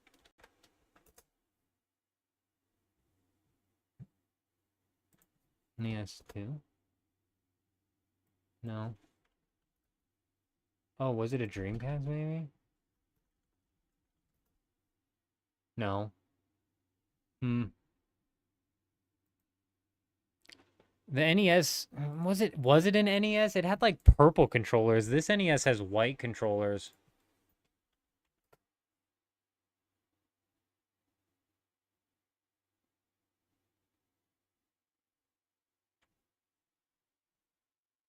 Oh, was it just a Super Nintendo? No way.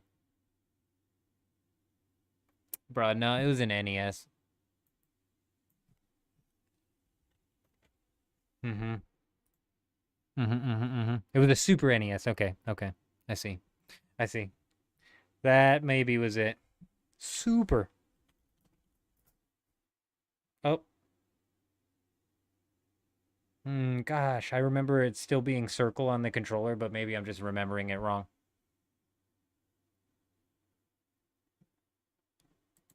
Hell yeah, hell yeah.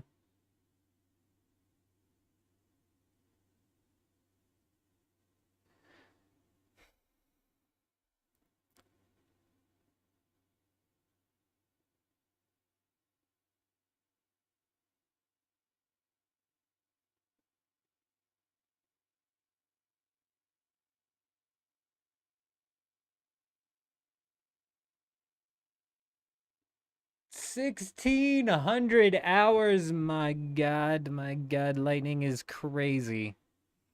I'm scared to even check what we're at this point in time. I don't know whether to be mad or glad every time I check my hours on this freaking game. We're only at 1,100. It's not bad. It could be. I could be worse. We could be worse off. I don't know how. I don't know what lightning did to suck 500 more hours out of the game. I'm already like just searching for raids, and now we're gonna build bases to throw rockets at people just for funsies because I don't know what else to do.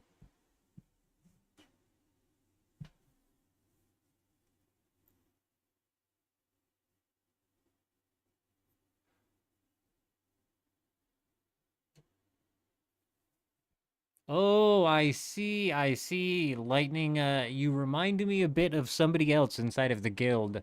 Ross. Ross has played on like 7 different servers, I think. And they were like, I'm just so addicted to the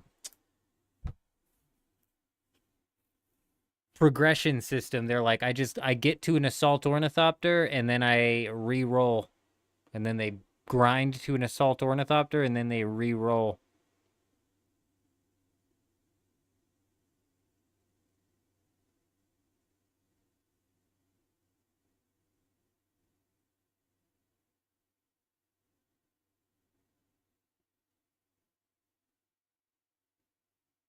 I see, I see. So Dune is your kickback game, I see. Very nice. I'm assuming you're mad into the Dune universe then, if I had to take a guess. If I had to take a swing, this wasn't a random buy.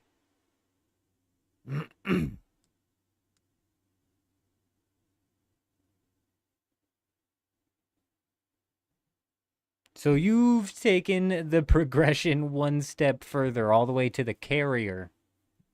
Ross did not bother going to the carrier.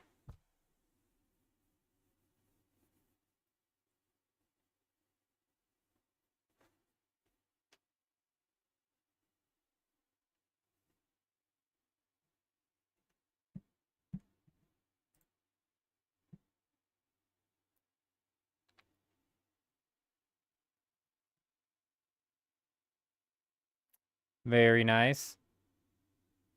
You know, I've always said that I wouldn't do very well in RP, but I might do better than I give myself credit for. When GTA 6 comes out, we may have to dabble with some RP just a little bit. Alex, good morning, my friend. Good morning. Good to see you. I hope you're doing fantastic.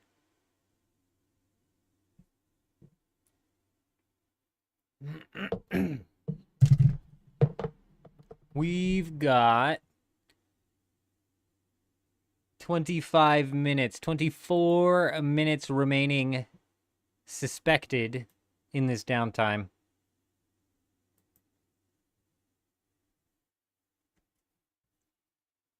Yeah, you know, I just never thought I would get into it, but we seem to have taken on the eldest of the men Jenkins role here and just fucking rolled with it. So, I don't know, maybe it's something that I could just straight up roll with. Which one, Levi? We've put out a couple. Which one? Agave seeds, if I had to guess.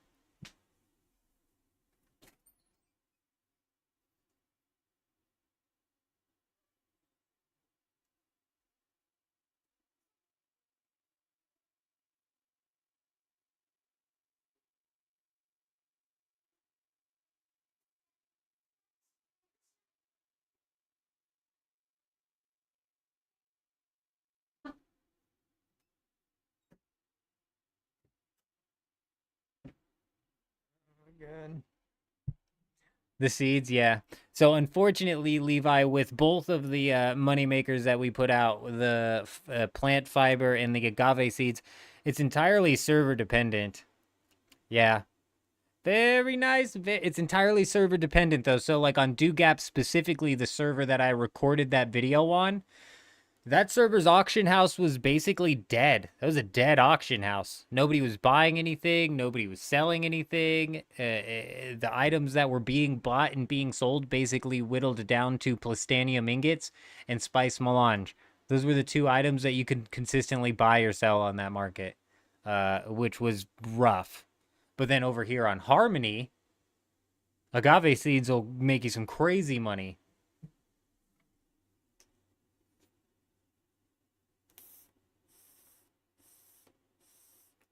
That's an interesting point that you bring up, Regards. I'm wondering if they'll make Lightning pick pick what character that they want to have merged, or if perhaps they'll just pick 4 of them. I don't even know.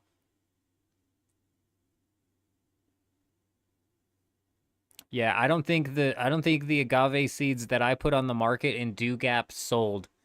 But it's not so much whether or not they sold. It's more so the process behind it is just a solid process. And yeah, if your market is active, it's definitely a good sell. Something that makes agave seeds even better is the fact that uh if it's on the Landsrad. If you have a tile on the Landsrad that requires a turn in for agave seeds and the reward for that happens to be really good, people are going to be looking to buy agave seeds like crazy, so the price is going to spike.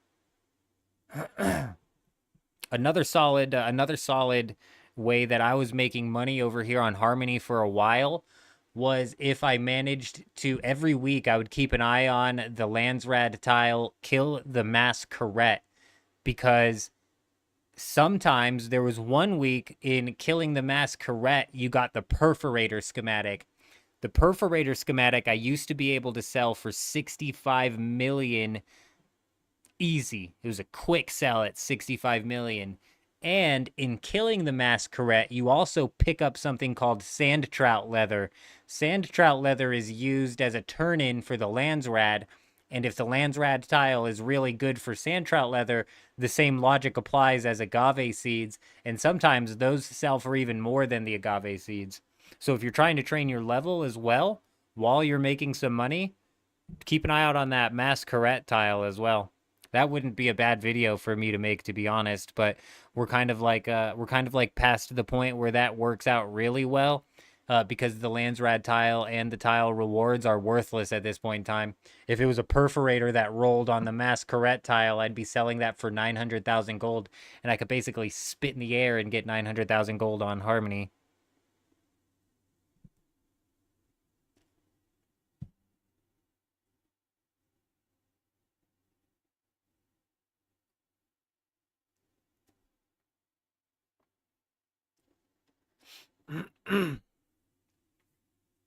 I would hope, Lightning, that the devs have the foresight to see a problem like that happening, so they would give you the choice. But I mean, I'm gonna be real with you, and I've always been realistic around here. I'm not holding my breath when it comes. I'm not holding my breath or giving these devs the benefit of the doubt when it comes to absolutely anything. I wouldn't be surprised if you had three characters and they merged all three of those servers into one. I wouldn't be surprised if for some reason it just deleted all three of those characters. It just deleted them. You're just gone. Your server gets merged, but your characters are gone. Oh my god, I would not be surprised at all.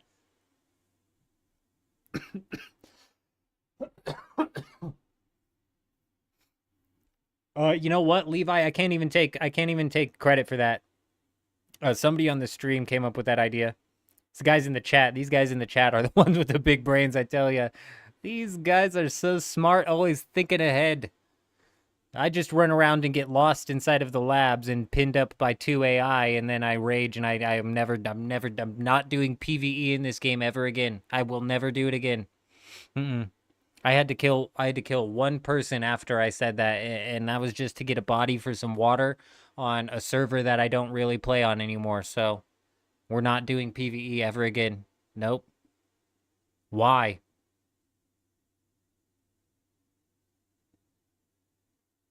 It's guys. I'm not doing it. Nope, I'm not doing it. Mm-mm.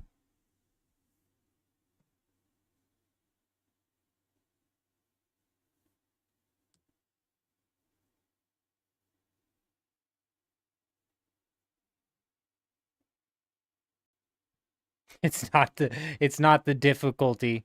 It's not the difficulty. It's the fact that the functionality of the AI is copy and pasted from the South Haga Basin all the way through into the PvP zone of the deep desert. And out in the PvP zone of the deep desert, it's just artificially inflated difficulty like frickin' insanity. So I can't stand the PvE in this game anymore. I just can't stand it. I will not do it.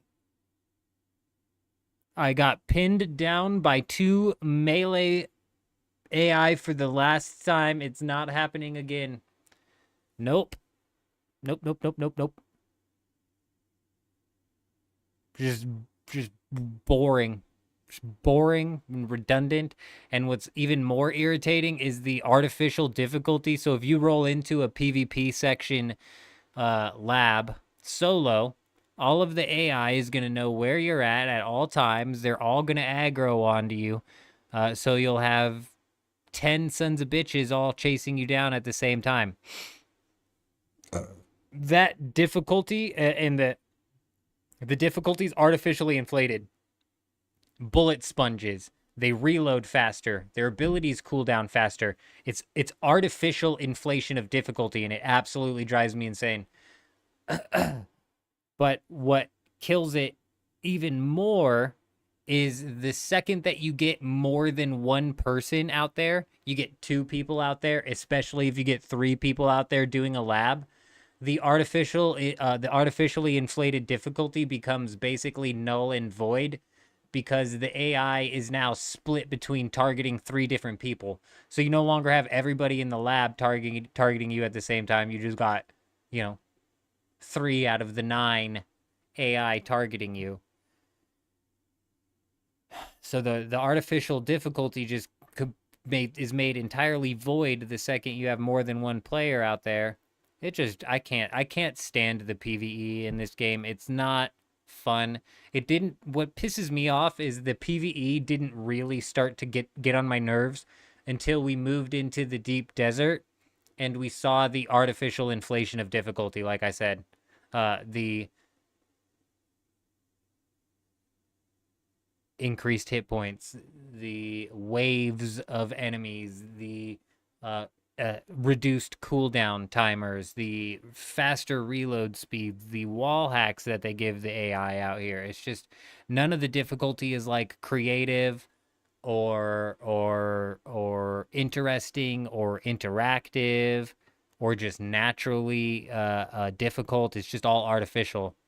It's frustrating.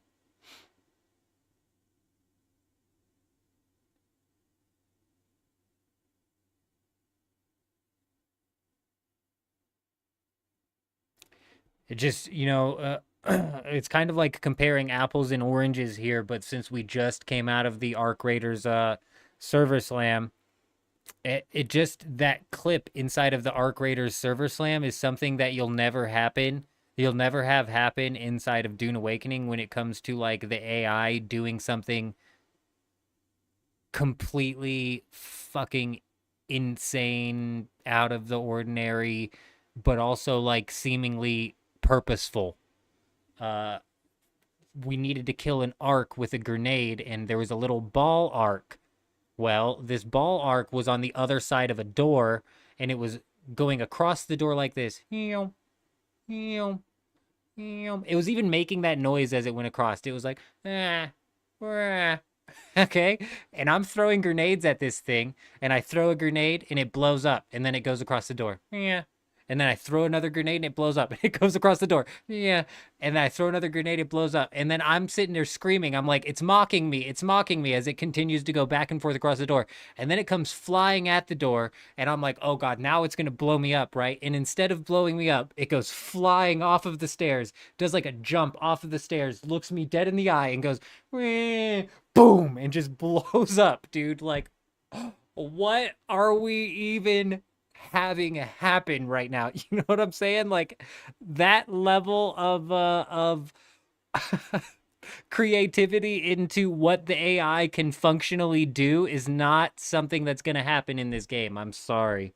If you're looking for some like super creative PvE content inside of a game that's very similar to Dune Awakening, I suggest giving Once Human a try. Once Human's PvE super solid, the progression system decent, also a persistent world MMO survival game, kind of like Dune is as well.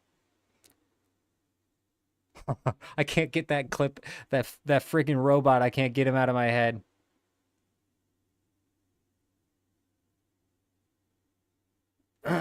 It would, at least if the loot was worth 6 waves of pain, but it's not even worth it. Big. I tend to agree with you. I tend to agree with you. Lightning. I'm not surprised you have a little bit of some experience with one human. If you got 1,600 hours inside of Dune Awakening, my guess is that you've at least heard of Once Human. Time gated how though? I'm curious because Dune is time gated as well, is it not? It takes 9 hours to smelt 999 aluminum bars, right? Like the one thing that killed me with Once Human was they stopped releasing scenarios. I loved Once Human and I was fully sold on that game, but they stopped releasing new scenarios and they basically kept releasing $200 cosmetic loot crates. And I was like, I even made a video. I was like, all these guys care about is these $200 loot crates. They're no longer caring about pumping out content. And I got a lot of pushback on that video too. People were like, "Rene, rene, rene, rene." And then they came out with the Way of Winter scenario. And I was like, guess who was right? Guess who was right? Because the Way of Winter scenario was broken, dude. It was a busted scenario. And I even went back to give Endless Dream a shot. And that's like kind of why, with hesitancy, I suggest playing a bit of Someone's Human. Because inside of the Endless Dream scenario, it just felt like the AI was not functioning proper. Once Human reminds you of Fallout 76.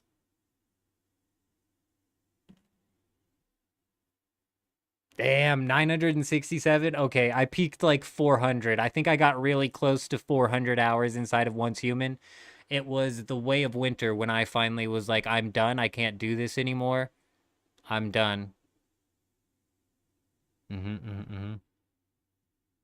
I think I quit before the Way of Winter, but came back and gave the Way of Winter a shot.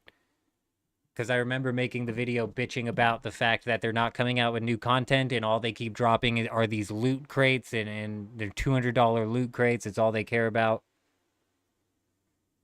Indeed. What about Nightingale? I'm wondering. Did you ever play Nightingale, Lightning? Did you ever get any hours into Nightingale? Was that what that game was called? Let me look it up. Yeah, Nightingale. I was really excited for that game. You did not get that one? That one might be worth checking out if you got a lot of time on your hands. Because that game has like levels of depth that I could not get behind. It was giving me a headache. It was so much. And the game kind of launched in a rough state, and I think has like done updates since then and maybe smoothed out, but it's an MMO. It's not an MMO. It's not an MMO.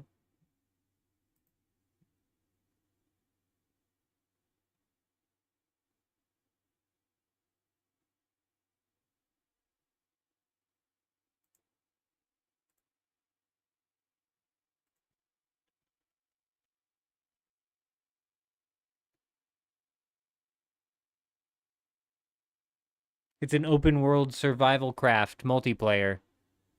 It's kind of like a Dune Awakening, but it's more private. Oh man, now that I'm looking at all of these like screenshots, they're like fighting something in there. What are they fighting? Oh, there's too much depth to that game. There's too much depth to that game, I feel like. It was too much. It's too much for me. It was too much. Did I play Diablo 4? Yeah, Diablo 4 was my first ARPG. And the only reason I picked it up was because Diablo 4 was running a race to the world's first hardcore max level characters.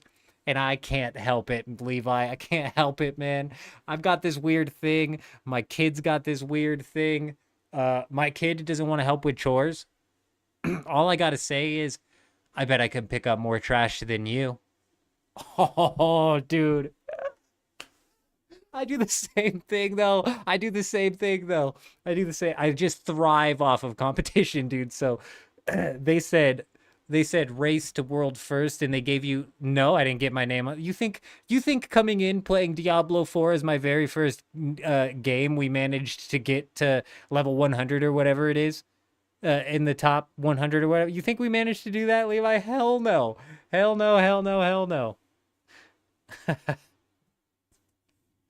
You're crazy. No. I think we got to like two. So we died twice to disconnect. We lost like a level 64 character to disconnect. I think the max level was 100. I don't remember what the max level was. I think we lost a level 64 character to disconnect and another 60 character to disconnect, and then like a level 54 character to my own fault. And that's when I said I'm done. When I lost a character to my own fault, I was like, all right, fuck this. I think at that point in time, the top 100 was already solid, figured out, if not very close to. So I was like, whatever, we're done. But that's why I picked up Diablo 4 was that race. That's it.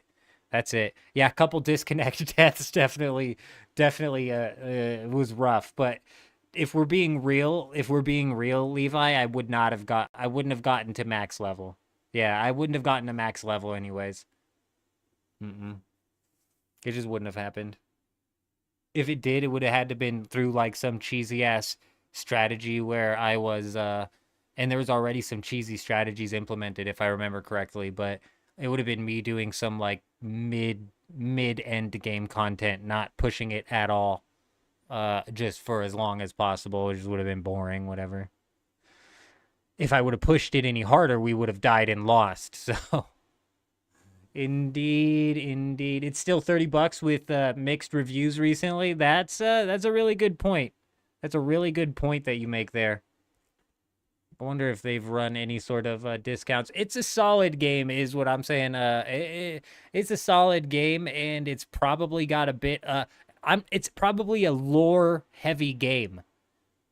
Like, if you're into looking deep for the lore, reading into the lore, and now I'm just speculating, too. I've only got 40-something hours into Nightingale, and that's because it launched in a pretty bad state. And that's probably why it's still at mixed reviews. I don't know if they've quite pulled it together yet. I know it launched in a bad state, and it wasn't quite the game I wanted it to be, paired with the fact that it was just overly and unnecessarily complicated is from what I remember. But you know, some people get into like the overly and unnecessarily complicated, like I was saying, my mom gets down on like the Tomb Raider puzzle type shits.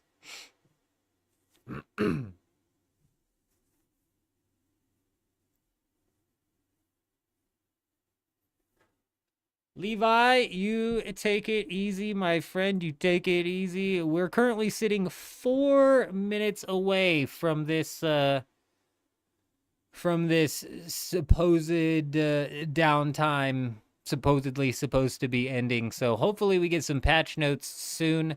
Iggy over on the Discord apparently is saying it's a small patch. That's kind of what I expected.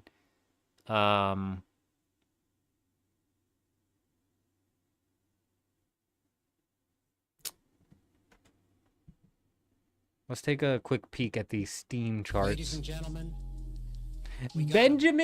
Benjamin, you absolute madman. You've got to be kidding me. It's been a crazy night. I tell you, it's been a crazy night tonight. My God. Benjamin coming in, dropping the prime over on the Twitch. My man, we appreciate you. You are a legend in my books, I tell you. Benjamin might be crazy, folks. I'm not crazy.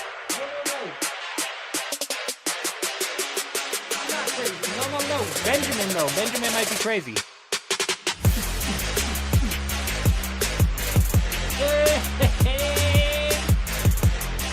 are the dance moves that landed to the ladies. And by ladies, I mean my wife. I hit her with the goose.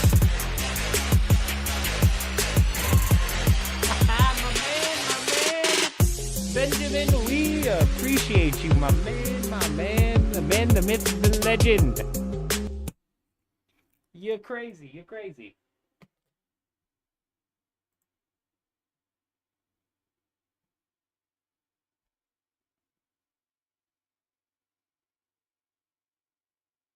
Oh, Silent Hill 2, Kato.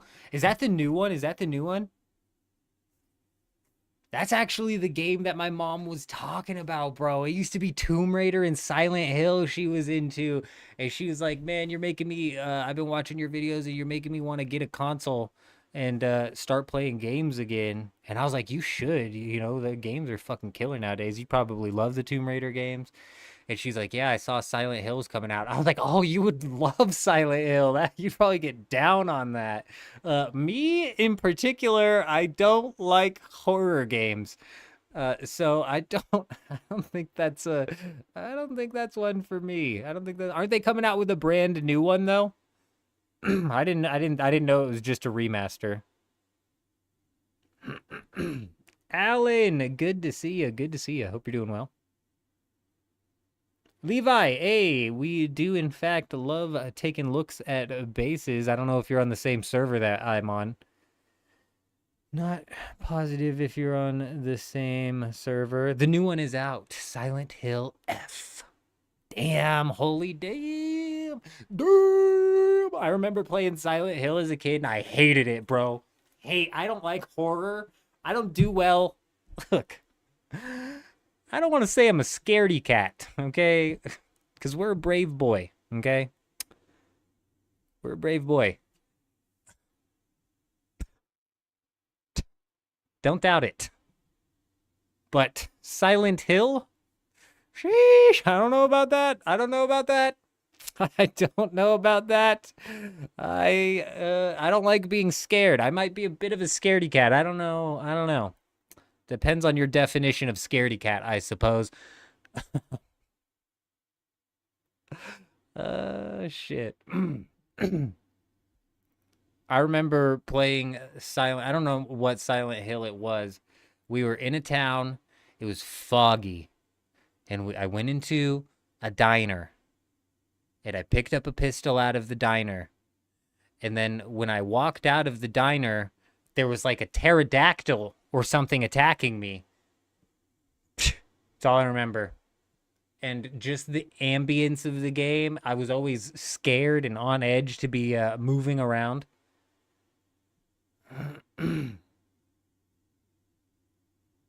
Your Steam store featured and recommended just listed off a game that looks interesting. Wizards of the Coast. Why does that sound familiar?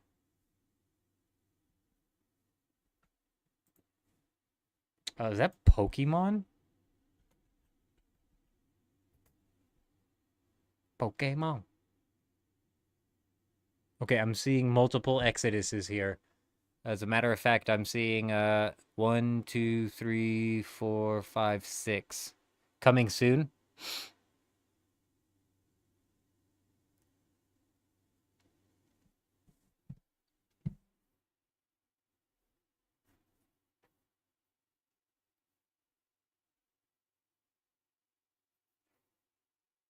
Oh, okay. So it's not Pokemon, it's God, are they D&D cards? It's the other cards.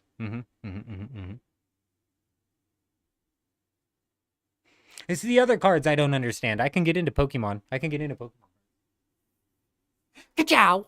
I got a Pokemon card right there. We opened up a Halloween pack just the other day. Indeed.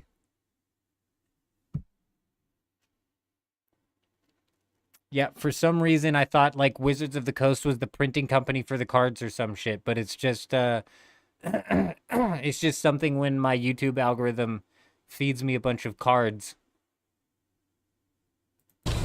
information. Is this like a single it'll tell me.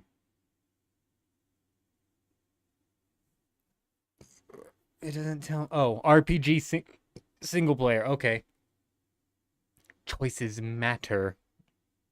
If I'm being real, Lightning, if I'm being fully upfront with you, I am a scene skipper at heart. You know, I am just a scene skipper through and through.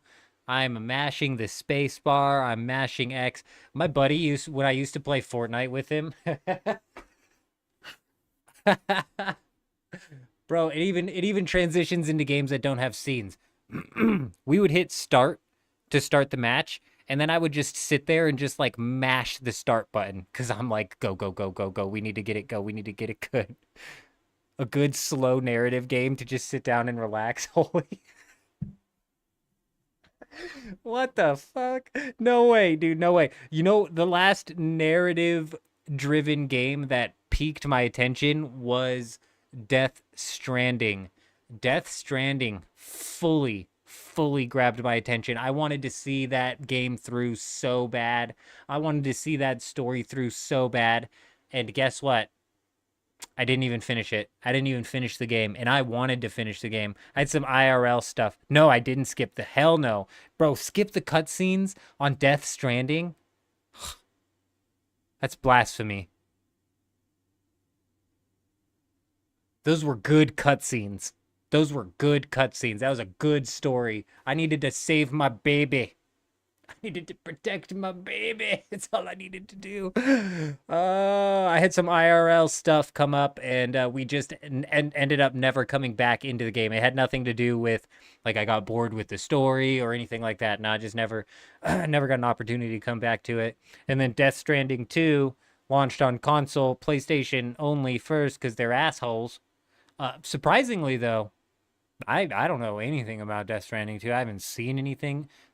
So if that were coming on PC next week or something like that, I could fully just watch the rest of the Death Stranding 1 playthrough and then jump into Death Stranding 2 with like live genuine reactions to not having any idea what's going on. Surprisingly we've been able to do that with a few games, like Borderlands 4 especially as well. I had no idea what each of the characters did. I didn't know anything going into that game, which is, you know, surprising considering that we cover a lot of those games.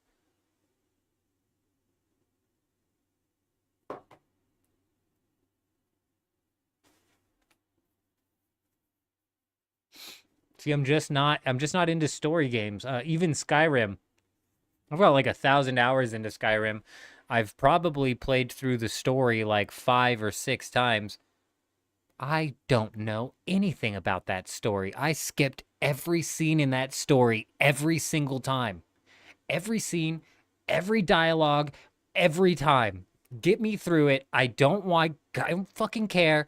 Move me on into the next dragon, please. You know what's so good? I had maybe the most proud moment as a father about about maybe 2 weeks ago. I was cleaning the living room and I was walking past my kid and he was playing what was that game? What's that game? It doesn't matter. He was playing some game and he was just literally, I walk past him and he's doing this. And I just hear him audibly saying, "Come on, cutscene," or "Come on." He was like skipping through dialogue options, and he's like, "Come on," and just desperately trying to get through the dialogue options. And he looks at me and he goes, "Why are these so long?" And I just, oh my God, I almost started breaking down crying, bro. I was like, that's my boy. I tell you, that's my boy. The update's out. Okay, big. I was like, the update, it should be just about time. Good.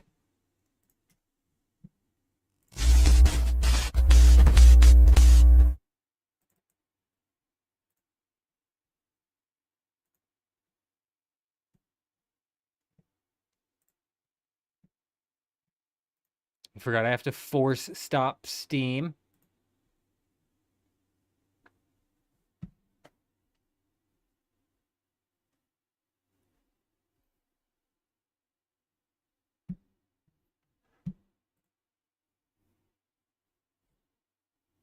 Random question for everyone that plays Dune. Has anyone been randomly losing health? Is there a bug? Yo, Infamous! My man! Yes! I didn't say it earlier, but yes, indeed, yes. I forget exactly what triggered it. We were like loading in to somewhere. We like swapped. I think we swapped instances of the deep desert.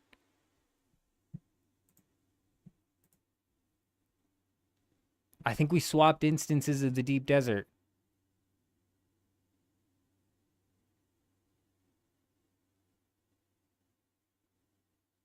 Oh man, my homie back in the day used to really get down on the Dead Space games, and he wanted me to play them. But Dead Space is what? It's a story game. You know what else Dead Space is? It's a handheld story game. It's a handheld story game, and what do I mean by that? I mean it's a mission based, almost like Halo-esque. And I liked the Halo campaigns. Don't get it twisted. I just for some reason nowadays I can't get down with the handheld mission based story games. If it's gonna be a story game, I need it to be open world, a little bit free form, free flowing, Skyrim esque story games.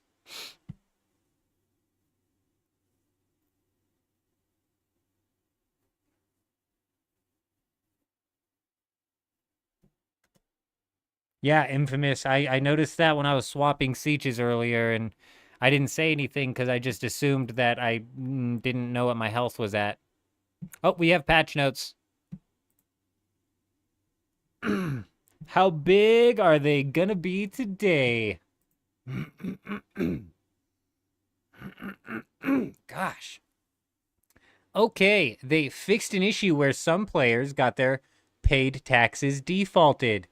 Wah, wah, wah. They fixed an issue where some players still had invisible resources in their personal inventory. I think this was me, man. I think my inventory doesn't empty all the way. They fixed several issues in the deep desert layout coming next week. Good job, team. Good job, team. Good job, team. Good job. I'm glad you guys are on top of it for next week. Thanks for letting us know.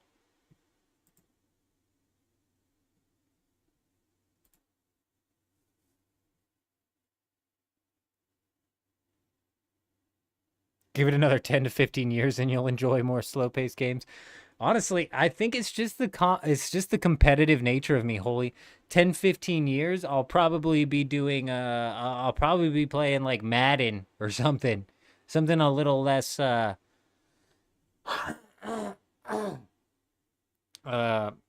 input intensive, if you will. Or like a Dofus. Like, I play the shit out of Dofus, you guys. I almost downloaded Dofus to get... Just talking about it again. Fuck, I want to play this game. It's a good game. It's an MMO. It's a top-down MMO. It's a turn-based top-down MMO that's, like, fucking so niche and so weird. The way the map tiles work out and everything like that. But it is so good. It is so good. Damn, bro. I genuinely almost downloaded Dofus today. I'm not even lying. Dofus 3 will be a real thing in less than 48 hours. What? Oh, that was a year ago. Right, I remember we were talking about that live on stream once, and the guy, funnily enough, somebody we were talking to about it was playing Dofus 3, and he was like, bro, it's fucking nice. It's nice. I think it's less of like a third version of the game and more of just like a wiped, refreshed economy-esque. I don't really know exactly what they did. Maybe you all can help. Funcom ticket, was it? You have a sandcrawler completely stuck in a rock pillar in your base in the Oldham area of the Haga Basin. You assume you have to find a way into the underworld to get it. Ooh. Jay's gotta find himself a way into the underbelly of the world. Jay, well, if you happen to have a buddy on that server with a scout ornithopter, you can stand on the nose of your buddy's scout ornithopter, and then he goes below a cliff ledge, and then he shoves you into the cliff ledge. And thus you enter the underbelly. Aside from that, maybe a carrier ornithopter would possibly be able to grab it and drag it out of the terrain. That's just a shot in the dark. I'm assuming you've tried that. getting in the underbelly isn't quite as simple as having somebody push you in there. You have to find the right spot, and then you have to be able to get back into the area. It's a bit confusing, but if you find a spot where you can get under the map, you can get in your scout ornithopter. If you fly over nothing under you, it's going to be like you're flying in glue. Just swap into glide mode and you'll glide just fine.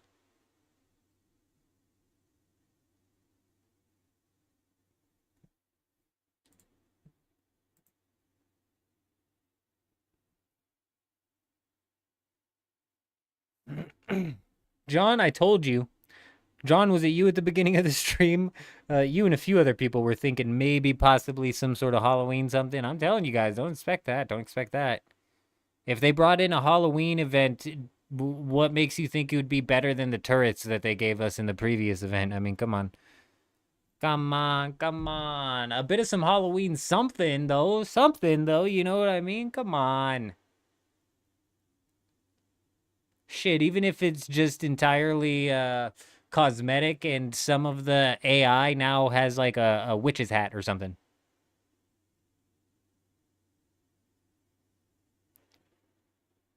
Honestly, Infamous is so weird. So weird. Lightning coming in, dropping the follow over on Twitch. Welcome. Hi, how are ya? Welcome. I hope you're doing fantastic.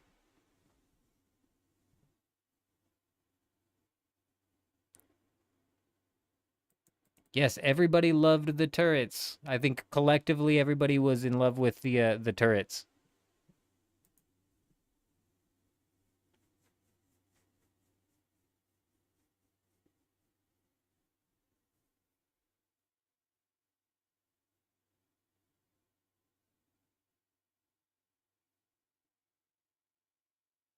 Fucking hell.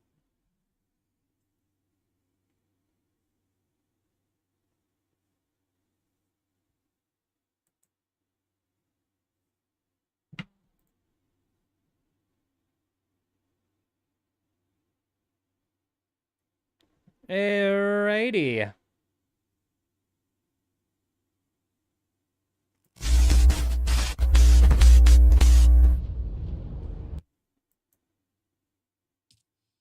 There's the old man. Good evening, old man. Good evening. Onwards.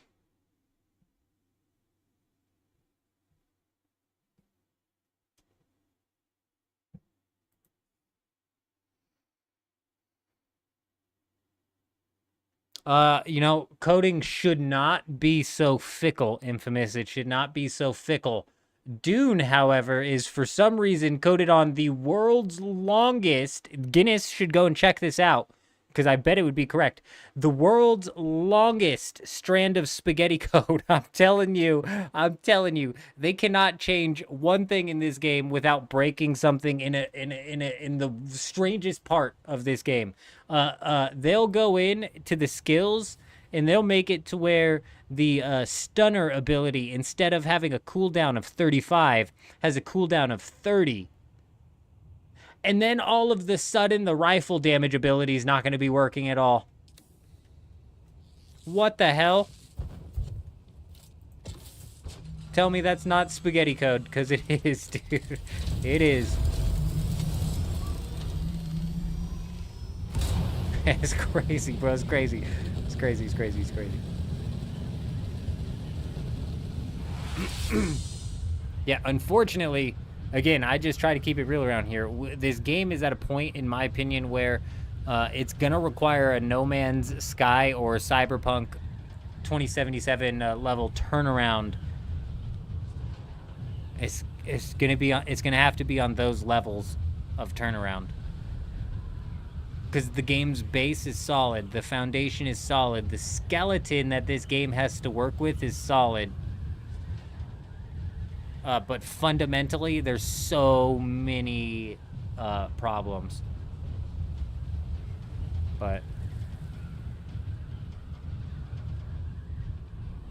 well, see, Infamous, the problem, from what I understand, the problem is with this. So we talk a lot of crap about the current developers, and that might not be entirely fair. So from what I understand, and this could be completely wrong, this might be cutting them slack that they don't deserve, but let's go ahead and play devil's advocate here for a second, because from what I understand, the original people who developed Dune Awakening's code base, if you will, either got fired or left the company.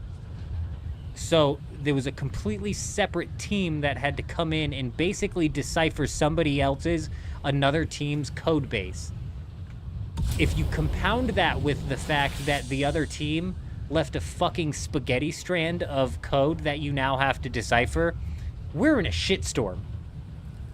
That has nothing to do with the current developers. Like, they're doing their best to sort out this shitstorm, and they just got me trashing them, calling them incompetent over and over again. So playing devil's advocate, from what I understand, that's what I've heard happen. Whether or not that's true, how much of that's true, how much of that team is hungover, how much of the team now is actually competent, I don't know. Like Kato said, they got laid off, and so another team had to come in. So another team did have to come in. Whether the new team is responsible for the spaghetti code or they came in to the spaghetti code, I don't know. I don't know where to attribute the blame. I just know that the systems aren't functioning. That's what I know. Armor and John, John, this is why I'm telling you, I don't think, first off, they could give us damage feedback stats if they wanted to. If we take a look at what they give us with the event log here, I don't think they could give us damage feedback stats if they wanted to. But even if they could, they would not, because it would expose all of the missing numbers and the non-working numbers and the numbers that say they work like this, but they work like this, and the numbers that say they don't work like this, but they work opposite to that. It's it's weird. Infiltration. Hey, El Maxo coming in, dropping the follow over on Twitch. Hi, how are ya? Welcome. I hope you're doing fantastic. Have I experienced any bugs with the carrier recently? You were trying to lower or randomly boosting forward. I don't fly the carrier around too often, John.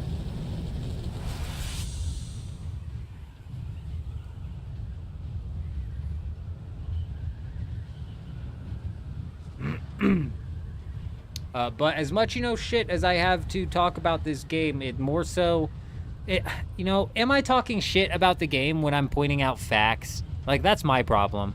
You'll have people like, you're talking a lot of shit about the game. But am I? Or am I just pointing out facts? Am I just being real? Because I would argue that, I'm just laying it down like it is.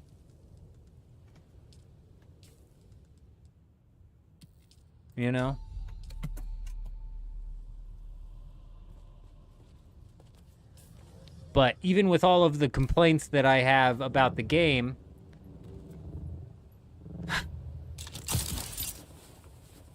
damn it, it's got a solid foundation, and it's got a very, very 10 out of 10 progression system for a survival game, 10 out of 10. And even more irritatingly, it's going to be a massive, massive hit on console. This game is going to just it's going to do so well on console, you guys. Again, I'm just going to be real with you, all right?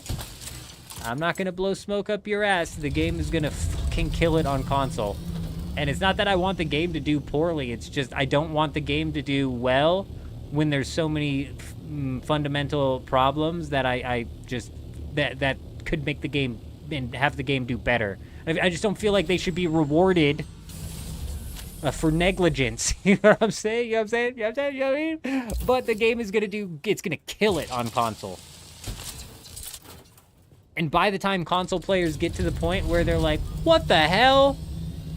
They're already gonna have 300 hours into the game. They're like, well, I got my money's worth, because they did, and we did get our money's worth. You know what I mean?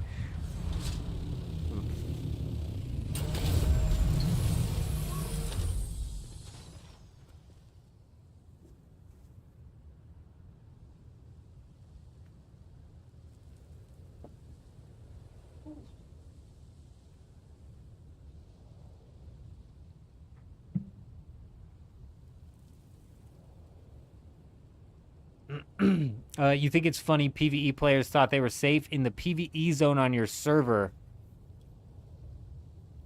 Oh my gosh.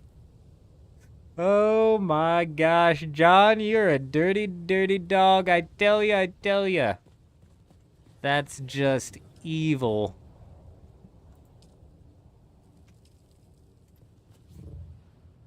Oh god, the worm will take their gear too. Oh fuck. Hopefully they were out there compacting with nothing on. 'Cause they could get their vehicle back, but they can't get their gear back. Yeah, damn.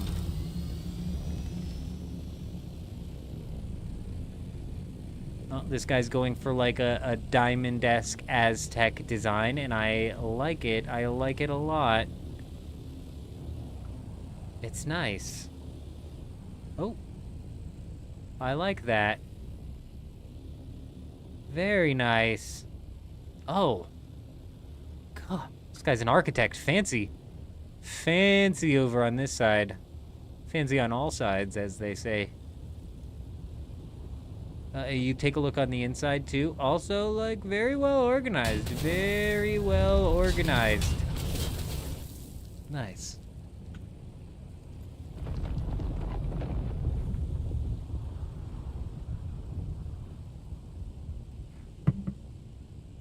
Yeah, the health thing is weird, Infamous, and I can't say for certain that's what happened. It's entirely possible that I did just mismanage my health, and that we were at that health when we swapped over. You know what I mean? But I don't think I was. I'm pretty sure I wasn't, as a matter of fact, but I can't say that for certain.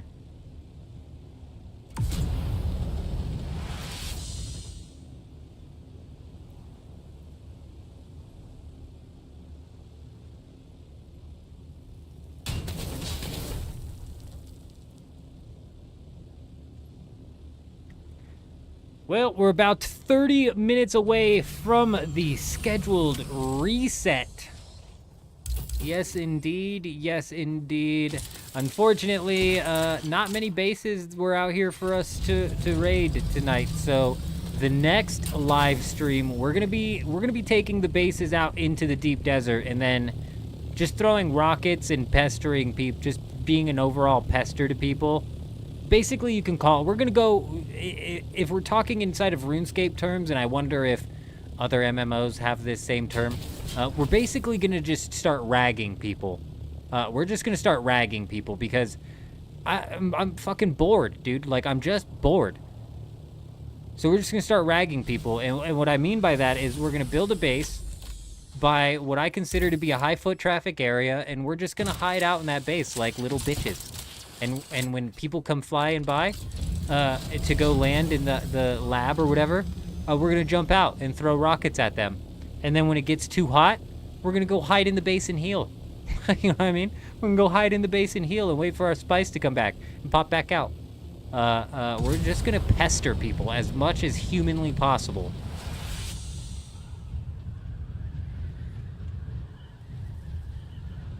Exactly. Wait for people there, take them out, die to them, lose to them, run back to the base, hide. I don't care what happens. I don't care what happens. As long as we're just out there pestering people, you know what I mean? Hopefully what that does is it makes other people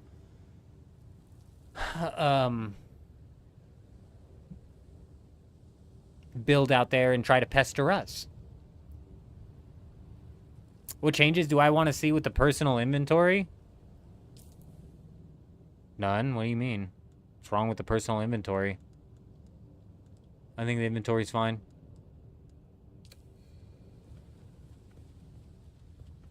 He was freaking out, thinking it was the spice addiction taking his health. That shouldn't happen, but you know what, Infamous? When I lost health, it was just after I came down off of a spice high. So maybe you do lose health after a spice high.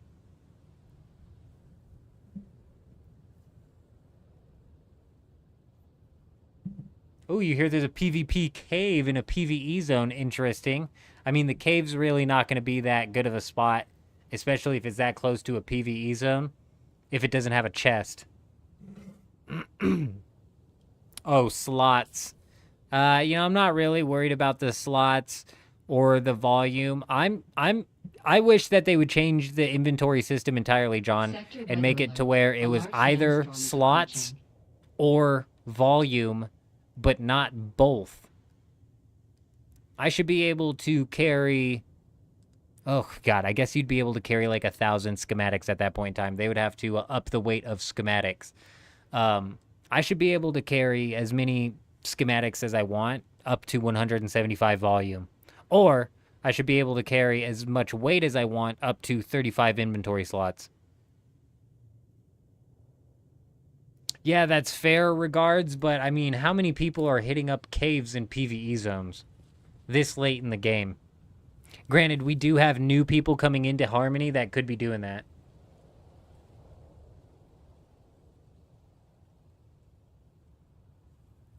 You didn't? You popped Spice just to watch it? Okay, good, good, good.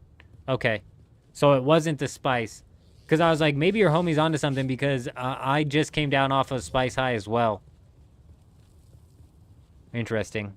Sector weather alert. A large sandstorm is Very approaching. interesting.